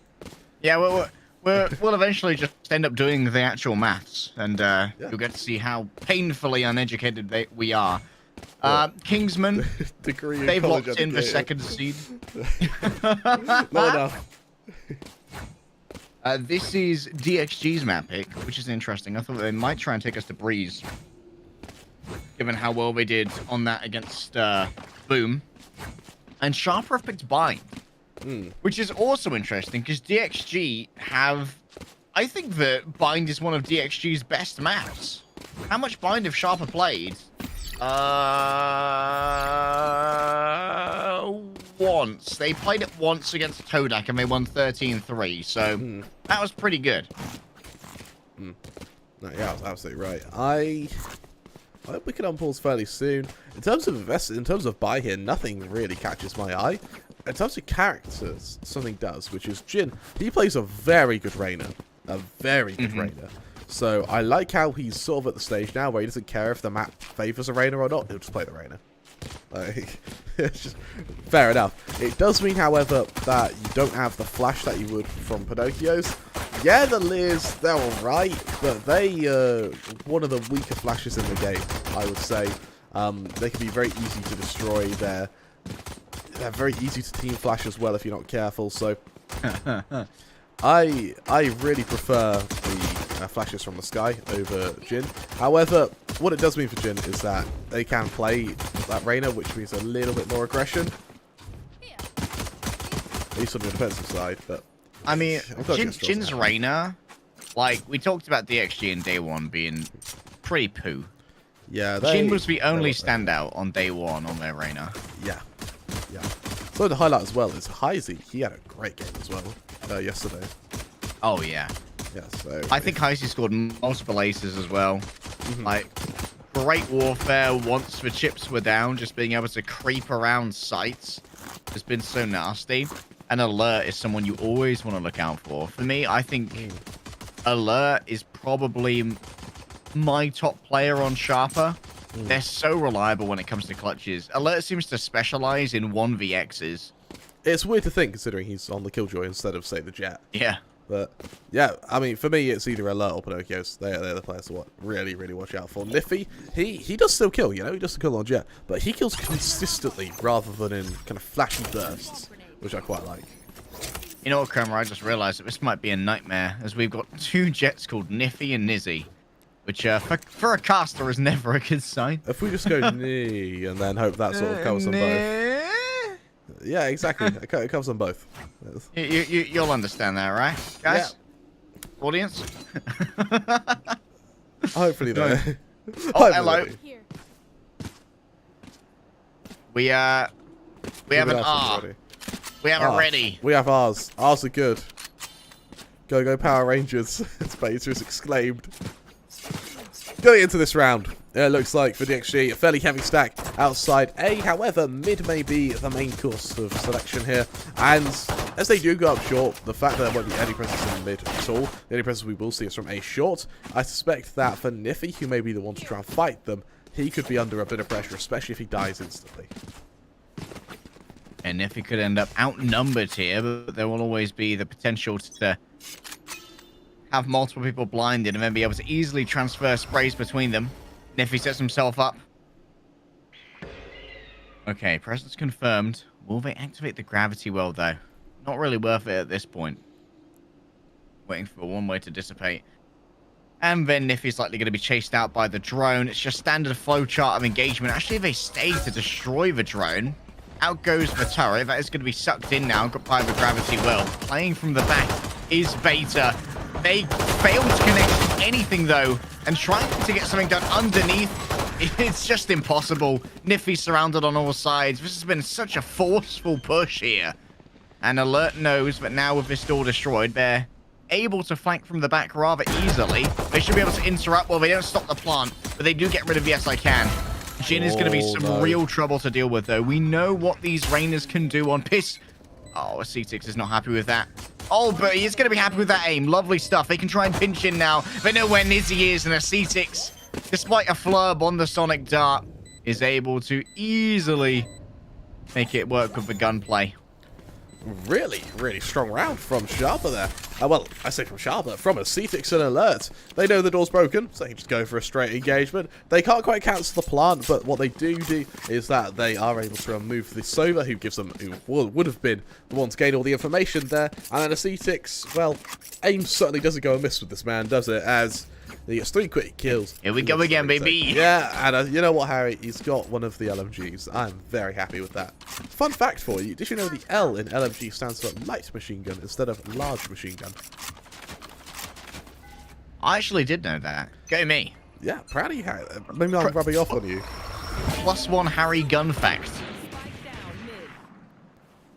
Marshall fired down. The headshot wasn't necessary, you know, Niffy, but they just hand that out just because they can.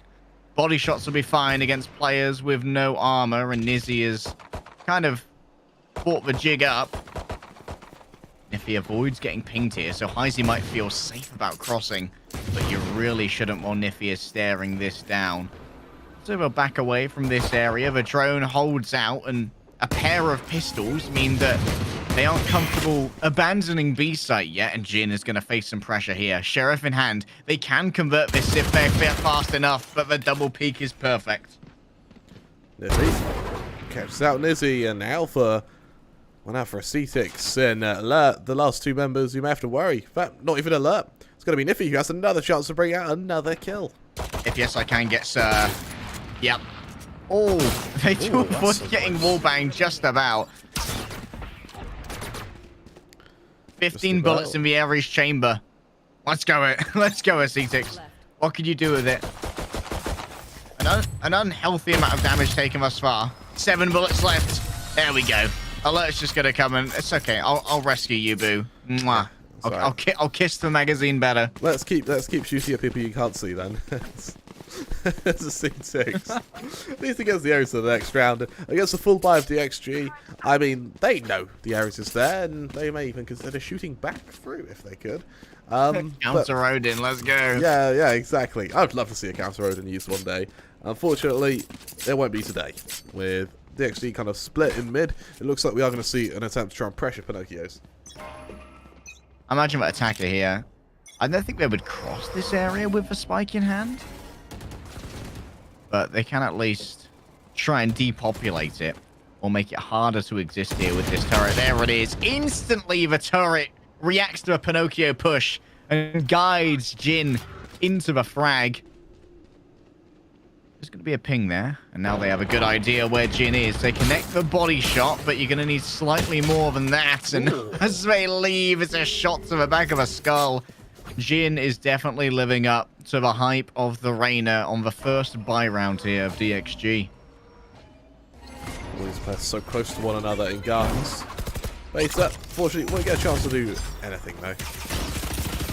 And goes for Nano Swarm. That's going to force Beta back. They are pinged, but not much damage going to be taken. Only losing 2 armor thus far. Still, these defenders, they are heavily outnumbered. Beta's going to avoid getting damaged now for a while. The Ares sends out fire for days. And Beta seeing what they can do with the Sheriff in hand. All they can do here is die, Kremer. A C6 can't do enough with the Ares. It's simply impossible. 69 bullets remain. And while it may be a nice number, it isn't a nice situation. No, it's not. And unfortunately, he's reloaded it as well, so that's gone out the window. Oh, alert. Yeah, it's a feel-good frag, isn't it? It gets it out of the way. It's nothing that'll change the outcome of this round, which is a C6. Hello, aggression. Can this be dodged? Yeah, this should be an easy dodge here for Yes I Can. No dramas at all. And you know what? That was to be expected. The script is being followed. The question is, can DXG convert their buy when they're up against equal armaments, Grammar? I reckon that DXG, that round, most of it was off the back of those Angels in mid, and those came off the back of punishing Marshals for tagging them and not killing them. So I think with rifles, it's going to be a very different story, considering how a Marshal, well, the Vandals in this case, you don't just tag, you keep committing to the kill. So I feel like this is going to be a bit more of a slower pace. I think if we see DXG try and mimic this same strat, they're probably going to lose it. Luckily, they're not. They're looking to cascade onto C6 here. Trying to claim as much space as possible. Nizzy leads the way alongside Jin, and a C6 takes down both the duelists. Attempting to play a counter flash there actually doomed a C6. Pinocchio said the flash would be forthcoming, but they weren't there on the timing, and so they kind of banjaxed their Sova. 3 versus 2 still for the defenders. Very much winnable as the Trailblazer can be followed in.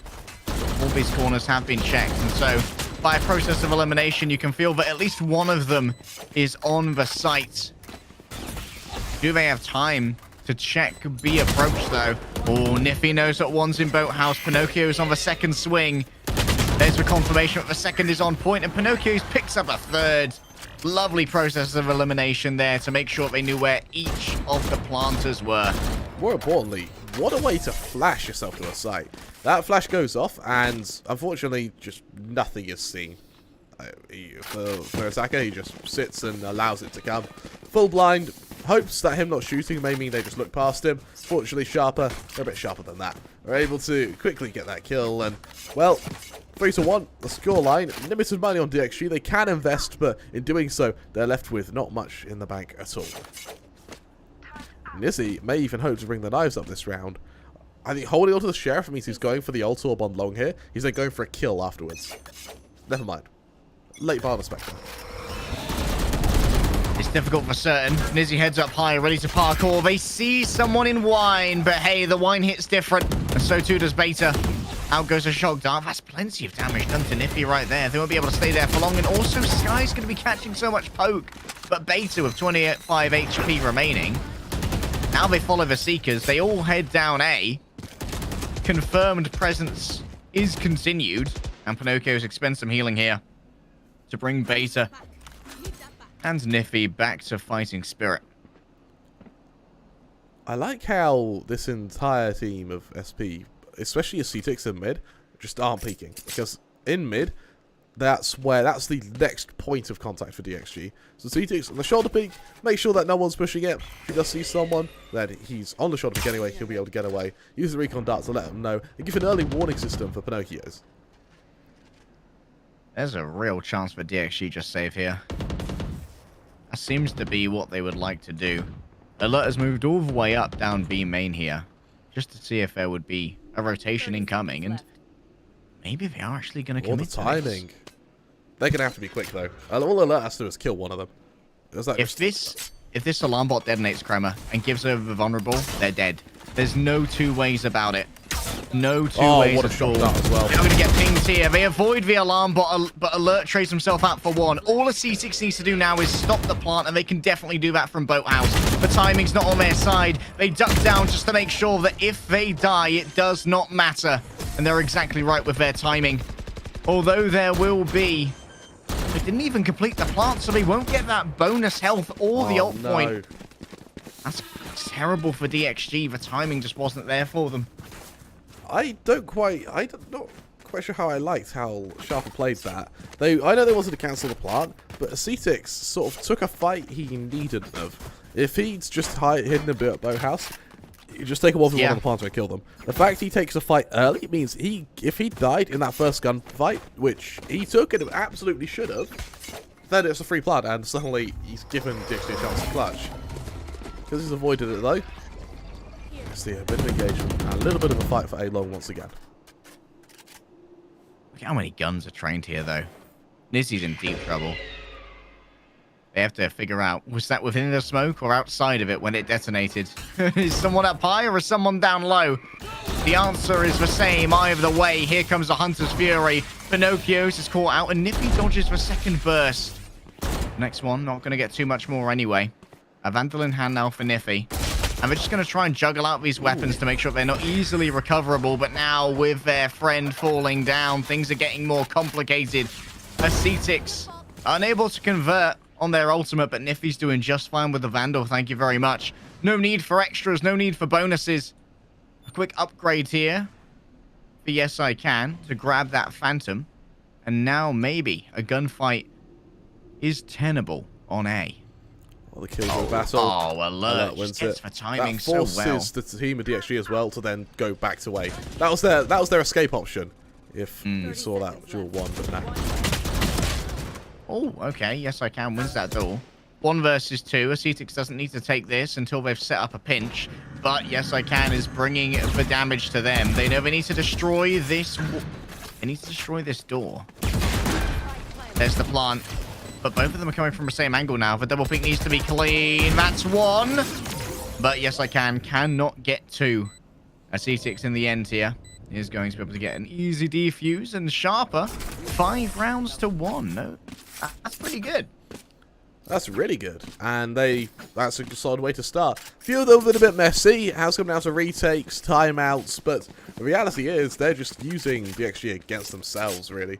DXG have played such a sort of execution-heavy style. It means that when they get to a site, they're usually out of utility. The CTX... Oh, Harry. Oh, be still, my pulsating heart. This... Look at it. It's wonderful. It's beautiful. It's the Nodin. Dangerous.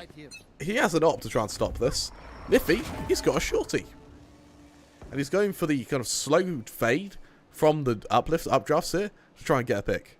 Nizzy may not expect this at all. If they do, however, the shot will be clean and it will be easy. It's all about the element of surprise. No one is seen crossing over mid. And Niffy, after they use the second updraft, their attempt to get into a site on a retake is going to be much more anemic, Kremer. If the timing is now, it would work out against Nizzy. Now Nizzy's crossed over. They've crossed the Rubicon. Niffy, yep, easy clap. Nizzy just gets the right timing. And it's DXG who are going to come out on top of this. Pinocchio's, he's going to hear someone's in mid. He just doesn't know how many. And that may really put a bit of strain on this defense. Luckily, it is a 3-man commitment. 2-man commitment. Beta's already down. Niffy needs to get something here, but they've missed the first few. Down comes the Cosmic Divide. Niffy now knows. I've got to plunge through here. I've got a headshot, and that's exactly what they'll do. 4 knives. Back and ready to go. The pings are here. That forces multiple people to move away from their assigned positions now, but look at these post-plant positions. Look at the flank of Alert as well. Oh, there's the operator shot. Acetix is outside of the detained field, but Alert's in the back, and Alert managed to take out that ultimate. Now Acetix can go down onto the ground floor. They know where Nizzy is, but the speed of a draw is definitely going to favor the operator. And that's exactly what we expected. Nizzy, with the op in hand, is able to absolutely domineer the post plant. I'll be honest with you, Harry. I've never used Speed and Odin in the same sentence before. Unfortunately, I hope that doesn't deter Sharper from investing more Odins. Odins are amazing on this map, and I love them. However, there's no money on Alert, so we're going to see. We're here to see Tix getting the odd pistol for Sharper. They can allow DXG to make it 3. They can let him get away with it. They're not going to invest too heavily. More importantly, though, that's that Marshall on Niffy going to be used to hopefully get an advantage here. Maybe even give him a gun to steal. That's a very cheeky dart there. Oh, it's a cheeky shot as well. It is. Attacker 1 going to get away with 65 HP here. No option to heal, remember. No Sky. That's one of the things you leave on the table when Jin picks the Rainer instead. All the damage is permanent. If he walks this with a Marshal? I love it. Oh, they walk this with a Marsh. There we go. Easy clap. Body shot is good. And Pinocchio's. They saw the Astra here. And hey, the forays out with the limited armaments that DXG have suffered have left them kind of at a disadvantage until Niffy pokes into Nizzy. And the operator is simply the bigger gun. I don't like how DXG are running down the clock against a full, what's essentially a full eco. Because you end up where these guns, they don't need to be saved. They can just throw themselves at you. So right now you're setting Alert up for a really good play here. They hear an approach. That's a beautiful one-way right there. Caught with their feet out. Easy as it gets. Pinocchio's beautiful adjustment right there. They drop down now looking for a headshot, but all they can find is a body. The body is yes I can, and that body turns to frag you back. A C6 here with the Sheriff. A well-placed headshot could mean the end of Nizzy. And potentially the end of the operator. But Heisey refuses to allow this. You're in Heisey territory now, baby. I really like that round. I really, really like that from Sharper. Actually, well, I really like it from Nizzy specifically. That one way he threw, just crossing through gardens there. Sharper, they played it well. They made the XG run down the clock. They were in a position to absolutely punish that. However, that one way Nizzy threw meant that they instantly shut down Alert before he even sees his opposition. He's taken out, and that gives you an easy pathway to B, where you can then just take 2-on-1s as to whoever peeks you. Alert. Go for a wee peek over in B. With no kill merited though, we're going to see Niffy back off with an op of his own now, looking to take that Jet duel. Op on op. However, it is paycheck to paycheck as well. Niffy can't afford to lose this weapon. And it is going to be potentially an unfair fight here. They can peek off a turret. They can peek off something like a gravity well in B main. And you know that the entry is not going to be easy when your Jet has an operator in hand. That's a good conversion onto Yes I Can, but they double peek while they're still cocking it back once more. I can't help but feel that's a terrible mistake there, Kramer. Good for one. I like that trade. It means Alert, he may not be suspected here. Exactly. Alert, playing it Nat style. Yet to reveal their location, but they know that the Killjoy is close, right? Because that turret was still active. They found Heisey. They tried to turn with the alarm bot to kill Attacker 1. And there's the slam coming through. Oh, what great covering fire there from Beta. Pinocchio's definitely would have been fragged. They know where Attacker 1 is gone. They've seen it. The Nova Pulse comes on out. The call is made that they're low, so it's time to run in with the classic, and the right click delivers. They're on a little run now to go and collect the operator. And Pinocchios will get the defuse for themselves and ready those Seekers. I really like the trust of this team there. Like, that was a lot of trust to have your teammates go, don't reload your rifle, use a pistol against your armored, vandal-equipped opponents. And, yeah, he does, whips out the pistol, dives through the air, gets the kill. Well, thanks, guys. If he'd shot that, if we then saw Attacker just tank those shots, I can only imagine the chaos that would have erupted in that TeamSpeak, because Pinocchios wouldn't have been happy. Luckily, kill was there, the call was good, and the information game working really well for Sharper, but in losing so many players, look how messy their investment is. Nizzy, not really investing at all. They're using the Blade Storm instead, and there is going to be confirmed presence on mid here, off the back of that bird. Now you must decide on a pathing. I think they might have seen maybe 3 people in mid. So no one's going to be peeking that. They know that they could easily be refragged. Slow take into mid. DXG. I think they're worried. I think they rightfully worried that there's going to be an opponent there to fight them. But Pinocchios, he's read this beautifully. He realizes this isn't a short play. They're going to be. Go focus on B, Niffy. I've got somewhere else to be. Now comes the lockdown. But no real charge coming in thus far. That's a well-placed nano swarm. But will they expect Niffy to be holding this angle? The smoke comes up, but will the pings be coming through? Niffy doesn't take the swing on this just yet. And no one lit up means no more free frags. The alarm bot placed. Oh. Niffy's not really got to do that much. Cetix, however, covers the lack with that Guardian. What can Nizzy do with the blades? They're down to only 2. One needs to be a headshot. The attempt to stop the plant right here, but it's a miss thus far from a Cetix.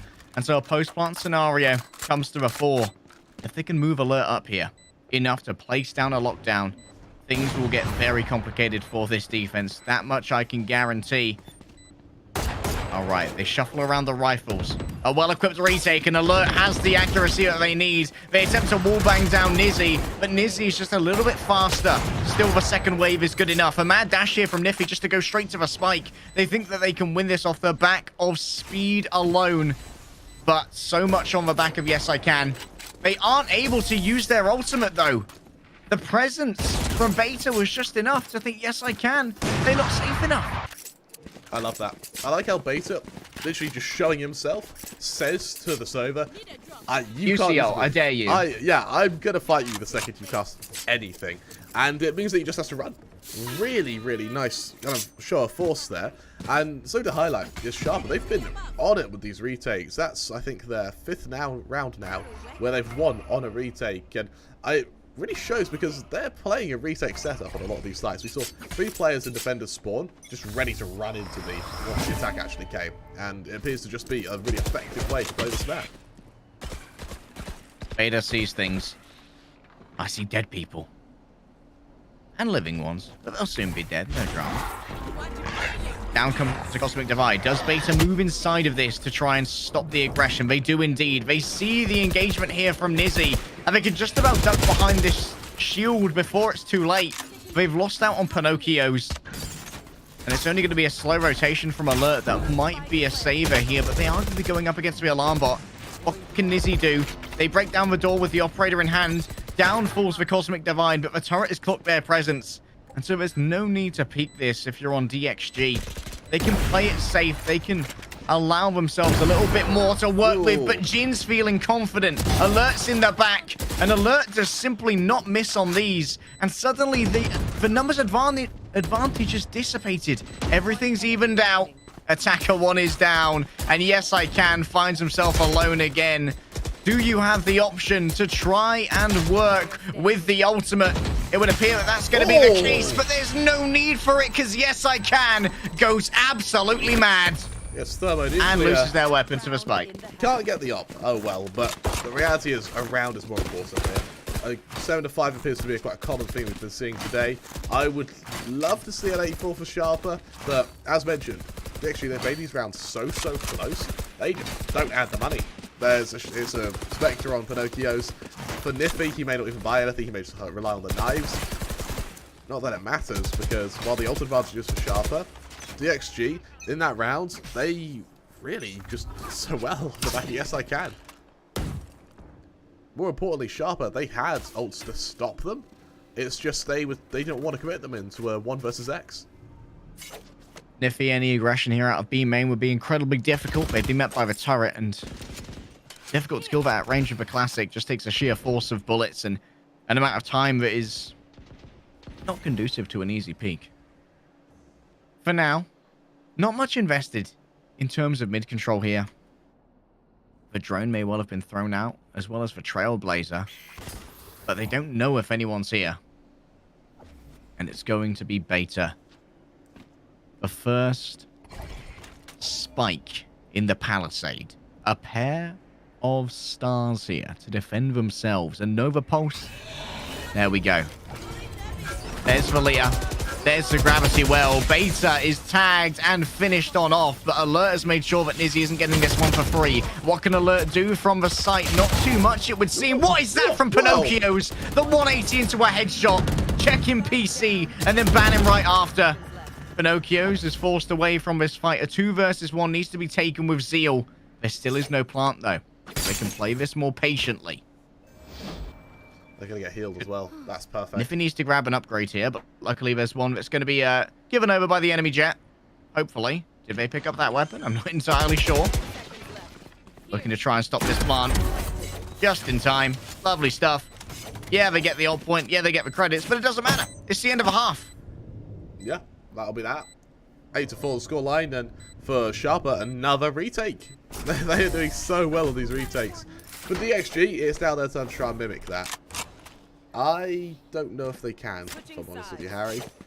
I suspect that for DXG, bear in mind that the DXG comp is a lot more oriented to going aggressive, to taking fights.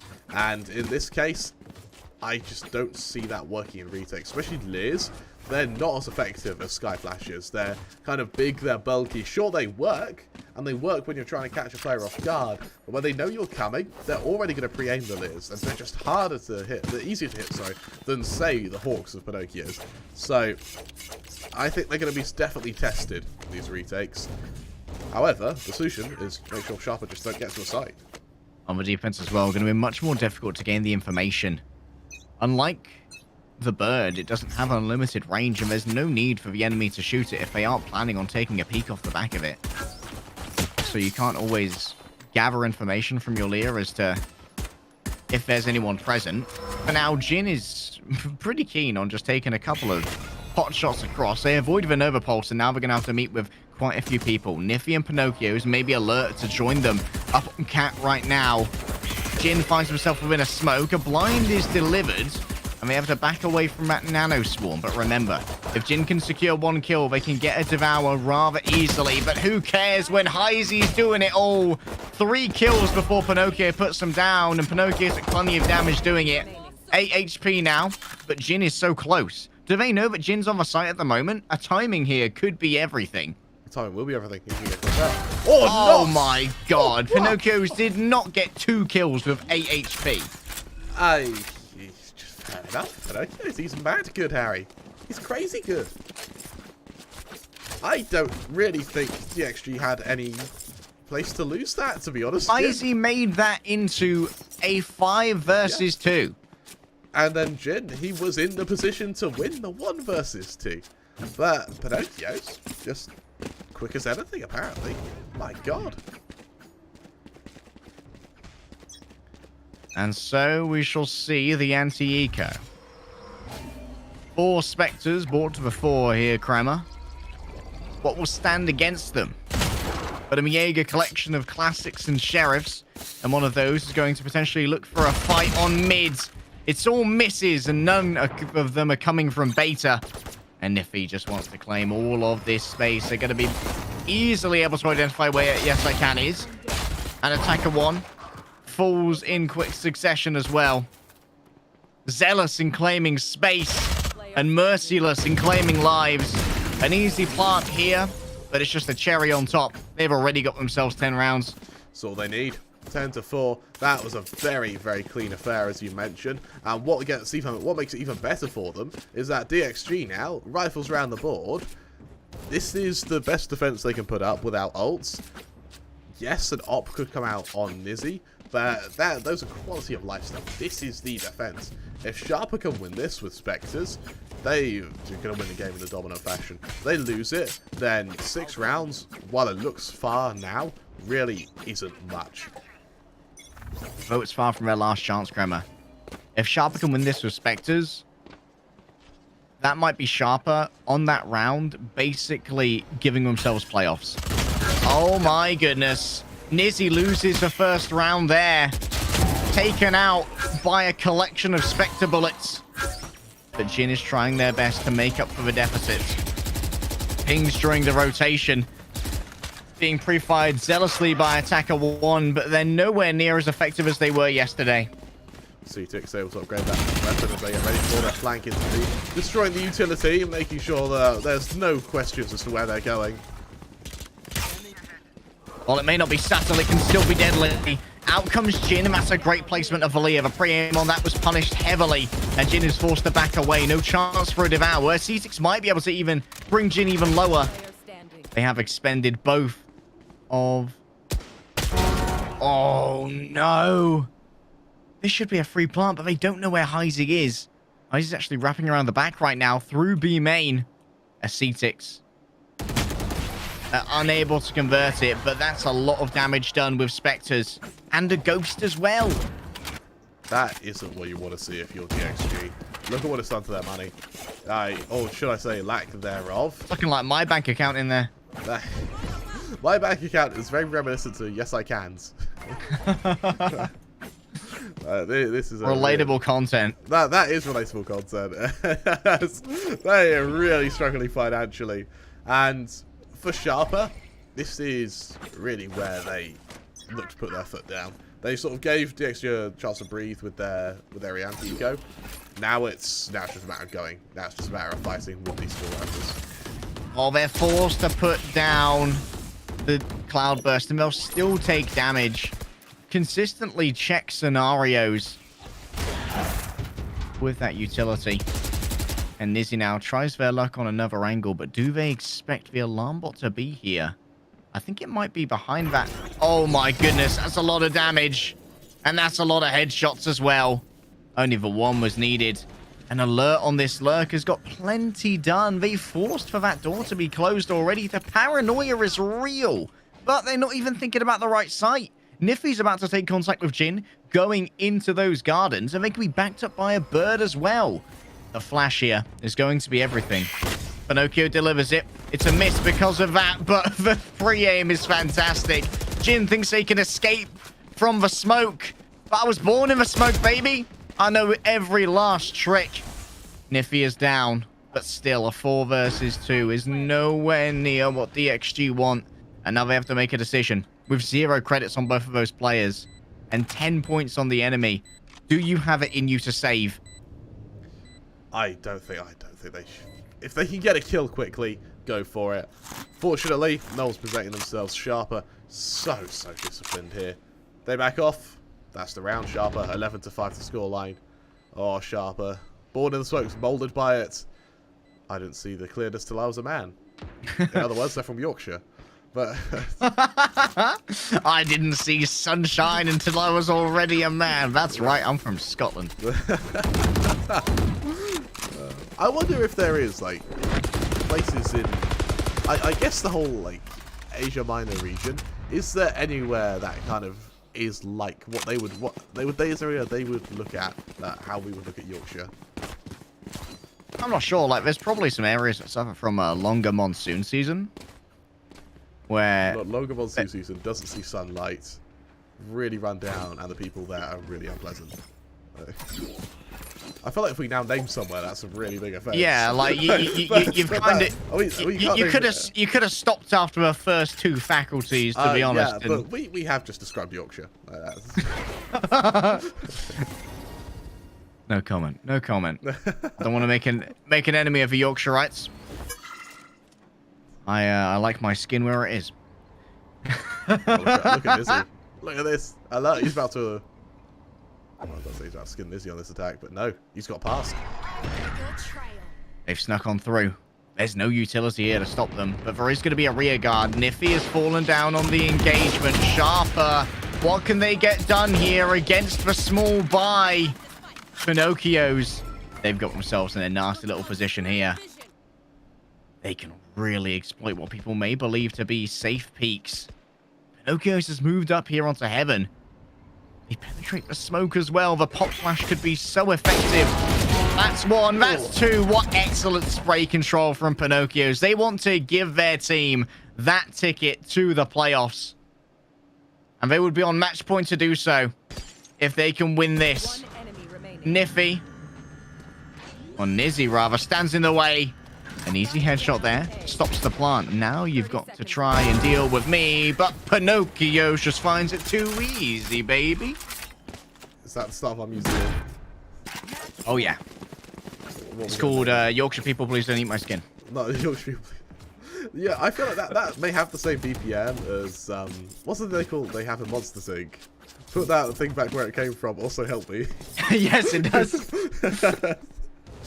Oh, you're something here. Sharper. They prepare another. They'd have to prepare what is a very aggressive setup. 4-man commitment to this B site from DXG. Attacker 1. Oh, interesting that they'd shoot that with the op rather than with attacker 1. That betrays the presence of the op here. And now, oh no, Nizzy has fallen down. Interesting that it's Jin with the op, but they seem to be doing just fine with it. But no, the pulse is avoided, and that was a nasty little flick right there. Jin with 1 bullet left in the mag, and 2 players to deal with. Pinocchios and Acetix, both sitting on this angle. There's the ping, there's the swing, and Pinocchios removes the high caliber rifle. Alert has laid down their fake. But is it a fake? No, everyone's going to be joining them right here. Down comes the Nano Swarm, and that might stop Acetix. Or rather, yes, I can, from taking a peek that they'd like to. They stand behind the Nano Swarm, and in the narrowest of gaps, they take down Alert. But this could be it. Heisey, it all comes down to you. The hopes of this Vietnamese side. Oh, the Seeker used as well. But 1 gaming cabbage to rule them all. And Heisey's left without a paddle. They're deep up the creek, and while they still have a chance to draw here, I think that's Sharper guaranteeing their playoff spot. Yes, it is. There's nothing. Unless we see a... No, that's over. There's nothing they can do. DivisionX and Todak, they're going to be eliminated from Group A. Sharper, they've guaranteed themselves a victory and a placement in this next stage of the tournament. However, that's not all for the series. We do still have Sharper taking on DivisionX on our second map and a chance to maybe try and close. They could outseed Boom, I think. To try and outseed Boom. We'll have to see. Don't go anywhere.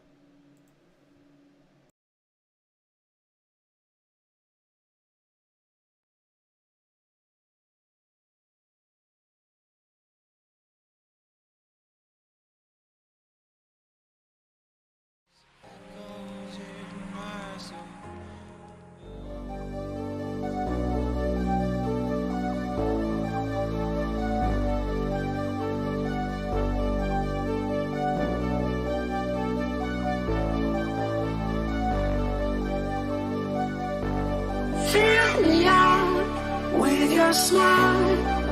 Now the sunshine brings the light. Fill me out with a flame. I will let you in this game. Take me out when I'm down. 'Cause with you I'm safe and sound. I'm safe and sound. I'm safe and sound. I'm safe and sound. I'm safe and sound. I'm safe and sound. I'm safe and sound. I'm safe and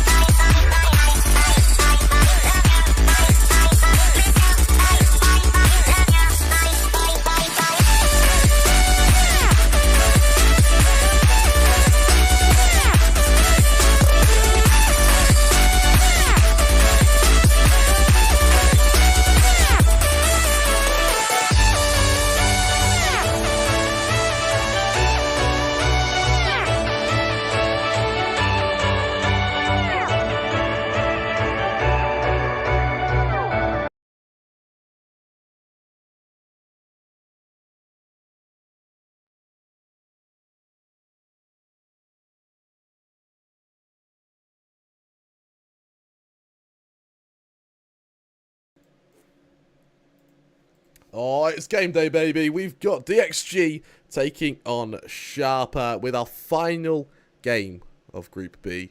Sharper already confirming themselves to be the team that will qualify out of Group A. DXG, unfortunately, won't be. But they're gonna make Sharper work for it regardless. I quite like that. And Sharper, what they're working for right now is potentially outseeding Boom. Because if they can do well in this map, both themselves and Boom will be on 1 win, 3 draws, and 1 loss. And at the beginning of this map, Boom Esports were only 1 map ahead of Sharper in the map differential. Or rather, 1 round, Tremor. So Boom could be the last seed going out of Group A. Which wouldn't be great. Weird. They'd have to play against Paper X as well. Assuming Paper X stopped their group. That'd be great. That'd be quite shenanigans. Alert. Wait. Interesting here. Like, we're so deep into the Sharper metaverse right now that Alert is playing Jet and Acetix is playing Raze. Of course, Jin has returned to their Yoru that they famously played an entire once during this game. Just throwing it out there. As you can see, it hasn't really worked so far, though.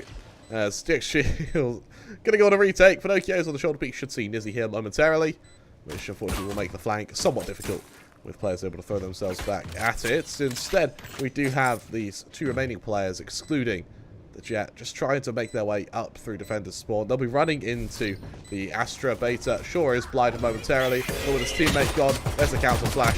And while very messy. What, from Beta? Yeah, I saw that too. That was quite messy. He played with his food a little bit, but and that's why you don't get a perfect pistol round, Crema. Yeah, that's also why you're on the Sentinel. For Sharper, let's see what they can do moving into this next round. I do apologise, Beta. You're equally as good in our hearts as Pinocchio's. Definitely didn't just say you have controller aim.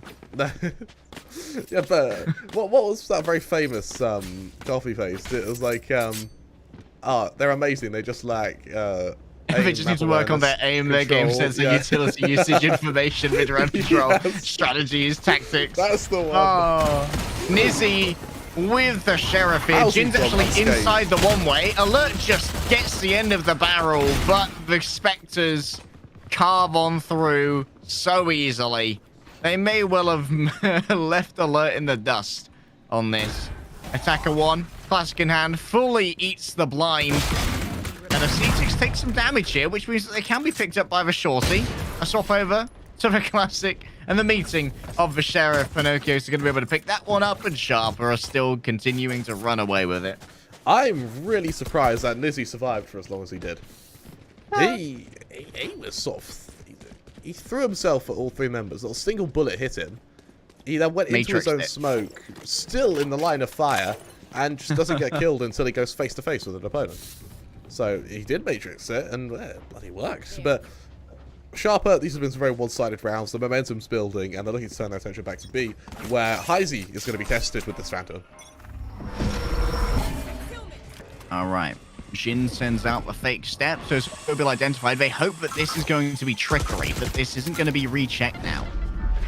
However, the second... Oh, they're doubling down on the subterfuge. But Alert and Acetix know what's up, man. They know that they're up against a real wily trickster on that Yoru, and so they're going to get themselves a free upgrade to a brand new Phantom. Thank you very much. That's very generous of you, Jin. An avoidance of the concussion, and while the crosshair placement was perfect, Heisey had their peak as advantage, and they used every last millisecond of it. Now Heisey, can you catch this aggression? A full blind eaten by Heisey. They're just trying their best to hop out of the gravity well, and it's going to work out for now. Shots in the elbow will take down Pinocchio's, and what can Beta do here? Nothing but die, as Yes I Can picks up 2. 3 rifles will survive, and the bonus is denied. Bit of a messy round from Sharper. They did end up moving into that plant where it was very easily cancelled from Hookah. More importantly as well, they didn't sort of anticipate the second player being there, despite the fact that they heard the utility be already deployed from the sky. So, all in all, a bit of a blunder on their part. However, we do have DXG who've been able to They took a lot of casualties on a round against a bonus that they really shouldn't have. Now we're against a full buy. We're going to see Sharper try and cement themselves in the lead here. And more importantly, just reset DXG, whose economy took a really heavy hit after that round. The fake steps really do mess with the overall efficacy of that boombot into Ortuka as well, even though Heisey does reveal their presence by shooting it, which I'm not sure if I'm overly a fan of. Yes, I can. Oh, all of the utility. Yep, the concussion, the gravity well. If you're in Garden, you're dead. Heisey now has to kind of make up for two players. Fortunately, he's running out of teammates. A spike. The teleporter. It's been ran away. Heisey here. All they can do is creep up behind. Nizzy needs to catch people on this entry. Will they hear the entry, though? They know that this is the target. They heard someone in showers. They hear the Trailblazer as well. And now they see where it is. They know that U-Haul is no longer a safe location, but they found Niffy. Can we get any more than this? Acetix will have a great angle on them, but Beta on the swing does even more. Down to a 2 versus 2. Attacker 1 wins their first. They can't get the second done. And so it's all come down to Heisey versus Acetix. Acetix off roll, but Heisey the top fragger for DXG right now. Likely going to be a plant on second default. A quick tap there. Great control from Heisey. And that's going to be another round gained by DXG. They're holding on by the skin of their teeth, Harry, but they are still holding on. Ult's going to start coming up online as well, and with Pinocchio's alerts and Acetix all one away from being able to throw theirs at their opposition. Attacker, one from his as well. We should see kind of asynchronous rolling thunders. But for Sharper, going into this, while getting your ults would be great, you're doing it with Sheriffs, and I doubt they're going to use these Sheriffs unless they truly are. Sorry, they're not going to use their ults until they truly are in a position where it's winnable. I don't think we're going to see them sort of flatulently throw their abilities around with only pistols. Oh, Jin. Feeling it a little bit. However, all that investment of utility nets no one. And maybe a false positive here. Do they know that this many people are coming on through? They have a good idea now that... Oh, Jin kind of blinds himself. And they're still going to go on forwards. Out come the knives. And into Jin's head they go. Next time's defense is going to be Attacker 1. Spectre in hand, alerts moving on through. The covering fire of the operator here is going to complicate matters for Sharper on their entry, but Pinocchio's got a great idea where Sharper is. And still with these knives active, alert can be incredibly damaging. All they need to do is find their opponents. A pop flash through the wall delivers its full payload onto alert, so there's no covering fire. And yes, I can just spin 180 degrees and walk away from this with 3 kills. The showstopper, one of the last lines of defense. Acetix unable to deliver it directly. Nizzy around the back. Acetix is surrounded on all sides. Beautifully done there. An excellent retake. And the survival of that operator. Oh, they're just going to juggle over the Sheriff to their teammate. Very nice. Yeah, you said it beautifully. That was a really clean round from DXG. And I love how they hit the dog on the rocket launcher from Acetix. And we didn't see Yes I Can panic. He just moved out of the way. It meant that Acetix sort of just had to throw the rocket out while he still had a chance to do just that. And for Yes I Can, survives it. Jet comes in from the flank. Easy round, and more importantly, the lead off the back of that. There's going to be options on both Alert and Nizzy. Alert, we have not seen him all ever, so maybe he's good with it, or maybe we are just going to see him die. Either way, I'm glad he is now on the Jet. There's just we see Attacker 1 controlling showers at the moment. I think my favorite Attacker 1 map of this tournament has definitely been when they were playing defense on B from behind the tube. Nizzy going to be concussed here, means they can't use the ADS function of the operator, so it becomes almost useless. And so they're forced to just duck away from that as quickly as possible. You can see that Yes I Can's playing this from much further back. They don't want to be caught by that conflict of utility that doomed them last time. So they'll just play an elbow. They've lost out on Jin. It's all them now until Attacker 1's going to be able to join them. A little bit slow on the side of Sharper, though, waiting to see if anyone would try and make up for the new lack of personnel. In comes the Rolling Thunder. The Hawk is sent out to blind anyone who would try and assault Yes I Can. And so they have to move out of elbow after that aftershock is placed. Nizzy has managed to get themselves 3. There's the counter Rolling Thunder. They just roll straight into this. I think that was a no-scope from Pinocchio's to take out Yes I Can. And now the spike, it's in hand for attacker 1. They sit on it like a goose on an egg. And the move needs to be made by Beta. Tank, the time's not on their side, but now they know exactly where attacker 1 is. That could have been a critical misstep if it weren't for the better aim. DXG really looking quite confident here. They're just putting in all chat the BM between the two sides. Oh, Harry. I love it. I love it so much. Oh, yeah. I feel like this is available to the stream as well. I don't think we've covered it up. I mean, that's entirely down to you, producer, observer, caster, Kramer. Oh, we haven't. So, yeah, you guys can see this as well. This is great. I love it when you get to see players just a bit more human when they just insult each other. It's great. Oh.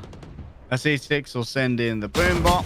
That'll likely detect Izzy. And there we go. That forces out a smoke. Question is, what can Nizzy... This is such a tight angle for an op to have. Trailblazer instantly destroyed, and Nizzy has to give up that space. A full team blind there from Jin. I don't know if that was well communicated, but Jin at least has got it done themselves. That's going to be 3. Can they grant themselves a 4th? Okay, Alert just dashes on forward. And Nizzy as well. Alert! Can you guys stop inting into them? I thought they would go for a knife kill. Bear in mind, Harry, this game doesn't matter. I think Sharper, let me quickly confirm this. On a draw, Sharper, they're round. Actually, this really matters for Sharper. I don't think Sharper realised this actually really influences their seeding. Yeah, like Sharper have got qualification, but if they don't win, they need to win this. Actually, if they lose by like -8, then they will lose their seed against Boom Esports, I think. Yeah. It's going to come down to round score. They can't afford to be dominated here, but still dominated they may be. Jin gets it done with a shorty. You got a full rifle there, baby. Sometimes it's just the BM. Do a little bit of damage. Sharper here. I don't know if their coaches have informed them of what math may need to happen. Right, Sharper. No. Sharper did more than 6 rounds. Oh. Okay, good blind, and Pinocchio managed to convert that. Is the operator recoverable? So, yeah, there we go. Nice. Right, so we've done a bit of bracket maths. Sharper, they need 6 rounds to equalise with Boom. They need 7 rounds to qualify. So last round was 6-5. So they have. That's the difference off the back of that. They just need to mimic that now, and they're set. They could lose with 5 rounds, and they've won. Does that make sense? Yeah. That makes sense.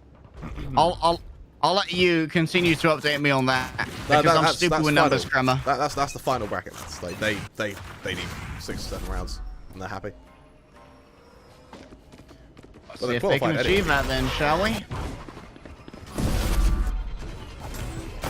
Oh, a full push here onto A, but Jin has caught one, and now they TP over into the elbow on B. Sure, it'll give away a little bit of space, but hey, you survive, and that's all that matters in some cases. Attacker 1 now survives all by themselves on the site, but they are going to have some backup coming. Oh, that's a team flash there. Unfortunate, yes I can, kind of banjacks their friend, but they've done plenty all by themselves. The turn away from Jin is not enough to turn the other cheek on a C6, but Izzy finishes that up. And yeah, Sharper here. Now they're going to be able to buy up. I want to see some try-hard strats here, boys. Otherwise, you might be going up against Paper X. Yeah, the XG are looking really strong right now. So this is going to be a tough position. They're very good at this map. Yeah, you're absolutely right. This is going to look really tough on this side. Bearing in mind that DXG, they've sort of got this stage of this map where did they beat Boom in this, or did they come very close? I can't remember. They came incredibly close. It was like double overtime, wasn't it? Yeah, it ended up 18-16. Right. Or triple overtime. Boom. I suspect they actually win this against Sharper. I mean, this is Sharper's pick. Sharper are pretty confident on this map. 7-2 doesn't look very confident, and I think that now Sharper have got a reality check, trying to now, bear in mind they were going for knife kills. Now they've got a reality check. I think they're having to sort of pull themselves back to that position they were, where they were disciplined, and it may have shaken them mentally, actually, trying to have fun with this.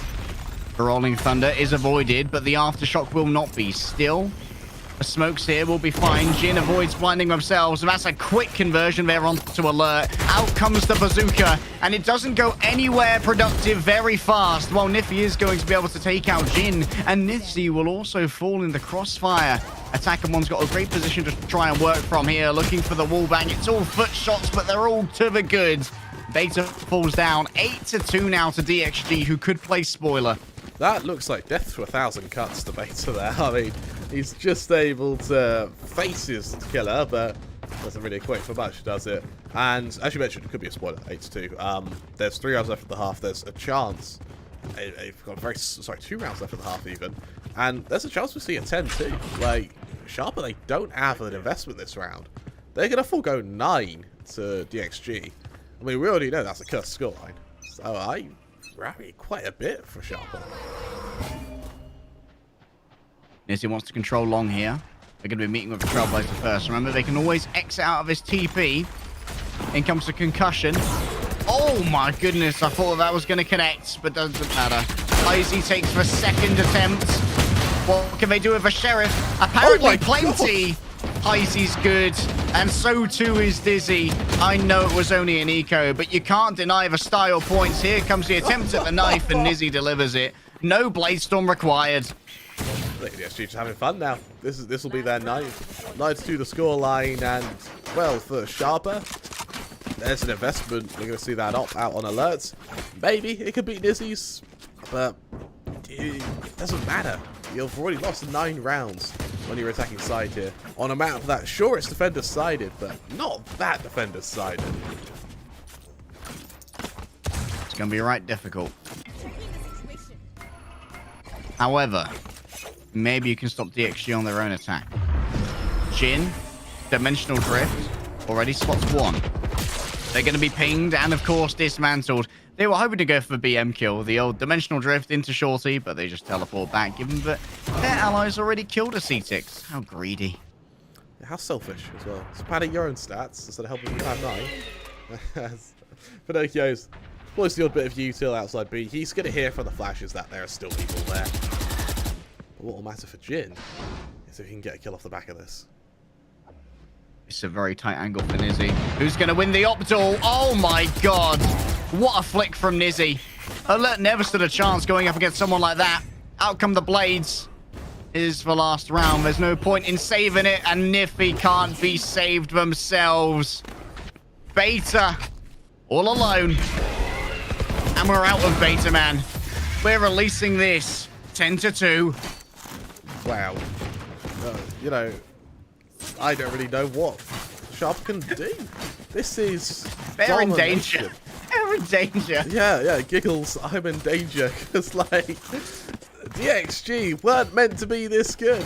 Harry, in the break, we worried that DXG wouldn't even show up for this map because they're not qualifying regardless. But now they are. I'm really liking this. We're going to do a bit more bracket maths. It's bracket maths Mark 2. Bracket math 2, baby. No, there's no way they qualify because they're currently at a -14 round difference. You can't win the 14 rounds. DivisionX, like, the qualification for playoffs is concrete, but the seeding for Sharper, there was a world where they could, and potentially still can, beat Boom. And that means they wouldn't have to go up against the #1 seed from Group B in the first round of playoffs. And we assume that's going to be Paper Rex. That'll be Louvre's equivalent, wouldn't it? No one wants to play against Louvre.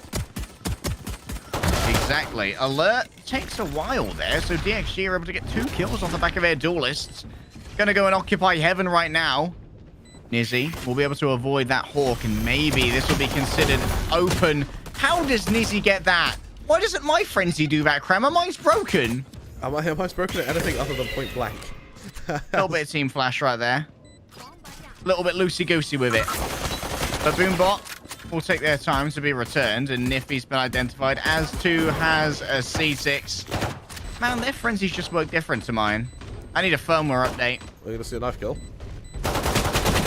No way. Oh, there was a moment there. I don't think it was Heisey, it was Attacker. Instantly got out his knife. It was I like, think everyone else opportunity bought specialist strikes. pistols, so they thought, you know what, we'll keep them in the back pocket. Yeah, Yeah, for now. Boring, isn't it, though? I learned to take... It's boring, isn't it? Yeah, I think we've got a very quick way to end, Harry. Oh, could be getting off work early, Kremer. It's only half 2. Well, oh, lucky us. It's actually been a surprisingly... We might finish on schedule. Can you believe it? Since the tournament started. Well, Alert wants to stand in the way of that. It's the force by thus far. They've taken out Jin, but they're traded by Nizzy, and so Jin's weapon will be recovered. Pass it on to the next guy. Can you move through the cloudburst, though, is the question.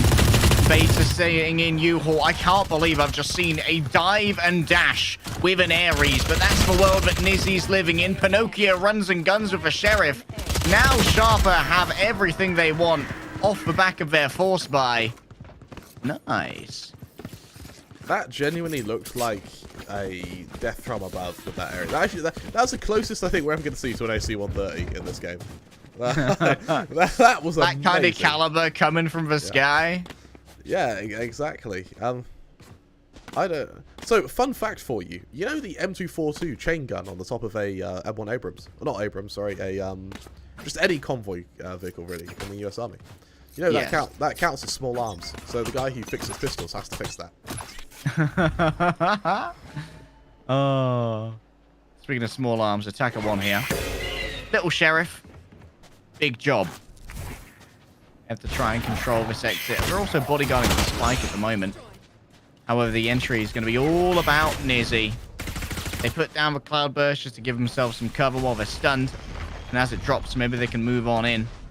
It's going to be close contact here with the Sky. Pinocchio's was busy elsewhere to try and cover that one up. Oh, the blinds are good, but the shots are better. And Forster, what is that? What a good turnaround from Nizzy. A C6 falls. Oh, Jin read that. And that's going to be an upgrade as well. A Guardian in hand. They can potentially find Alert. Out goes the flash. Oh, it's fully delivered. And Jin. They are pretty good at this Yari, huh? Yeah, I mean, seeing that lurk as well. Catching out, I believe it was Yes I Can. Just completely destroyed them. 12-3 the scoreline now, and for Sharper, they've just collapsed. I'm lost for words here, Harry. This should not be as one-sided as it is. Sharper have really taken their eye off the ball here at DXG. Credit where credit's due to them. They've been punishing them beautifully. If they die here, -10 for Sharper in terms of a round score. I'm pretty sure that'd be last seed.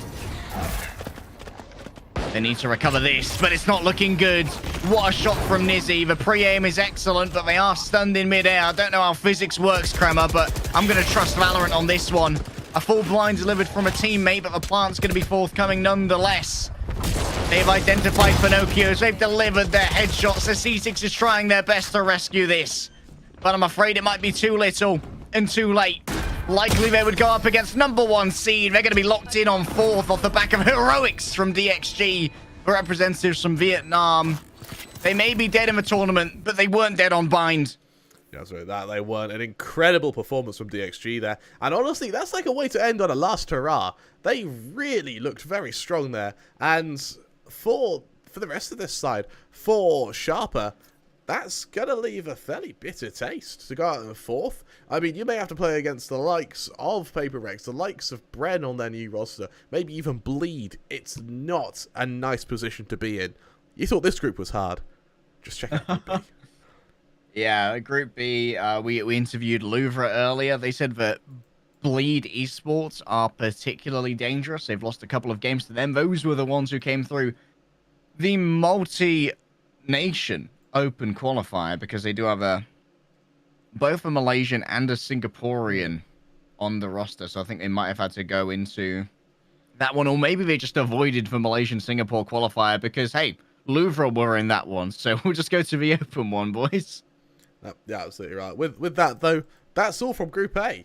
You'll see the teams who have qualified from Group A, that being Louvre, Kingsman, Boom, and Sharper, in, I want to say, another 6 days?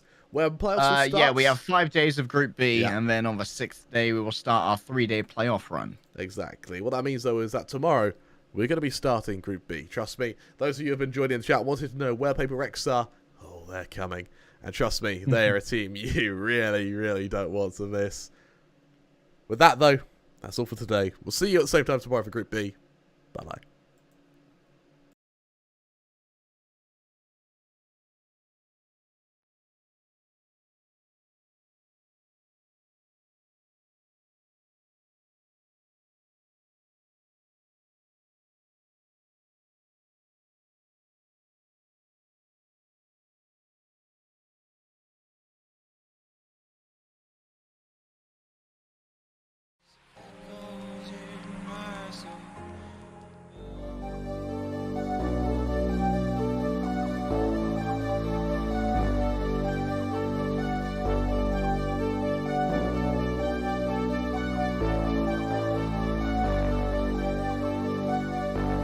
Fill me out with your smile.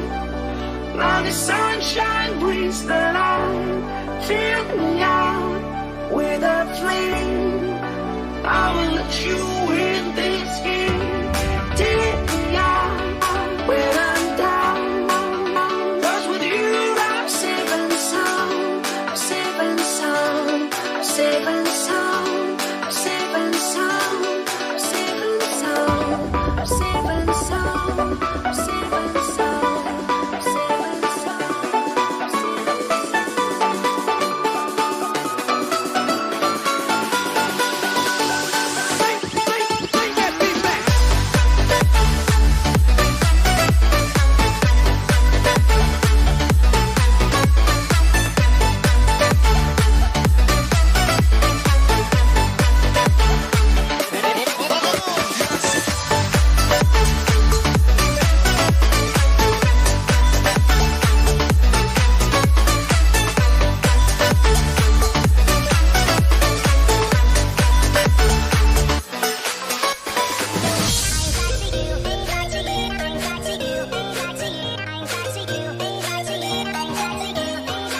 I got to do.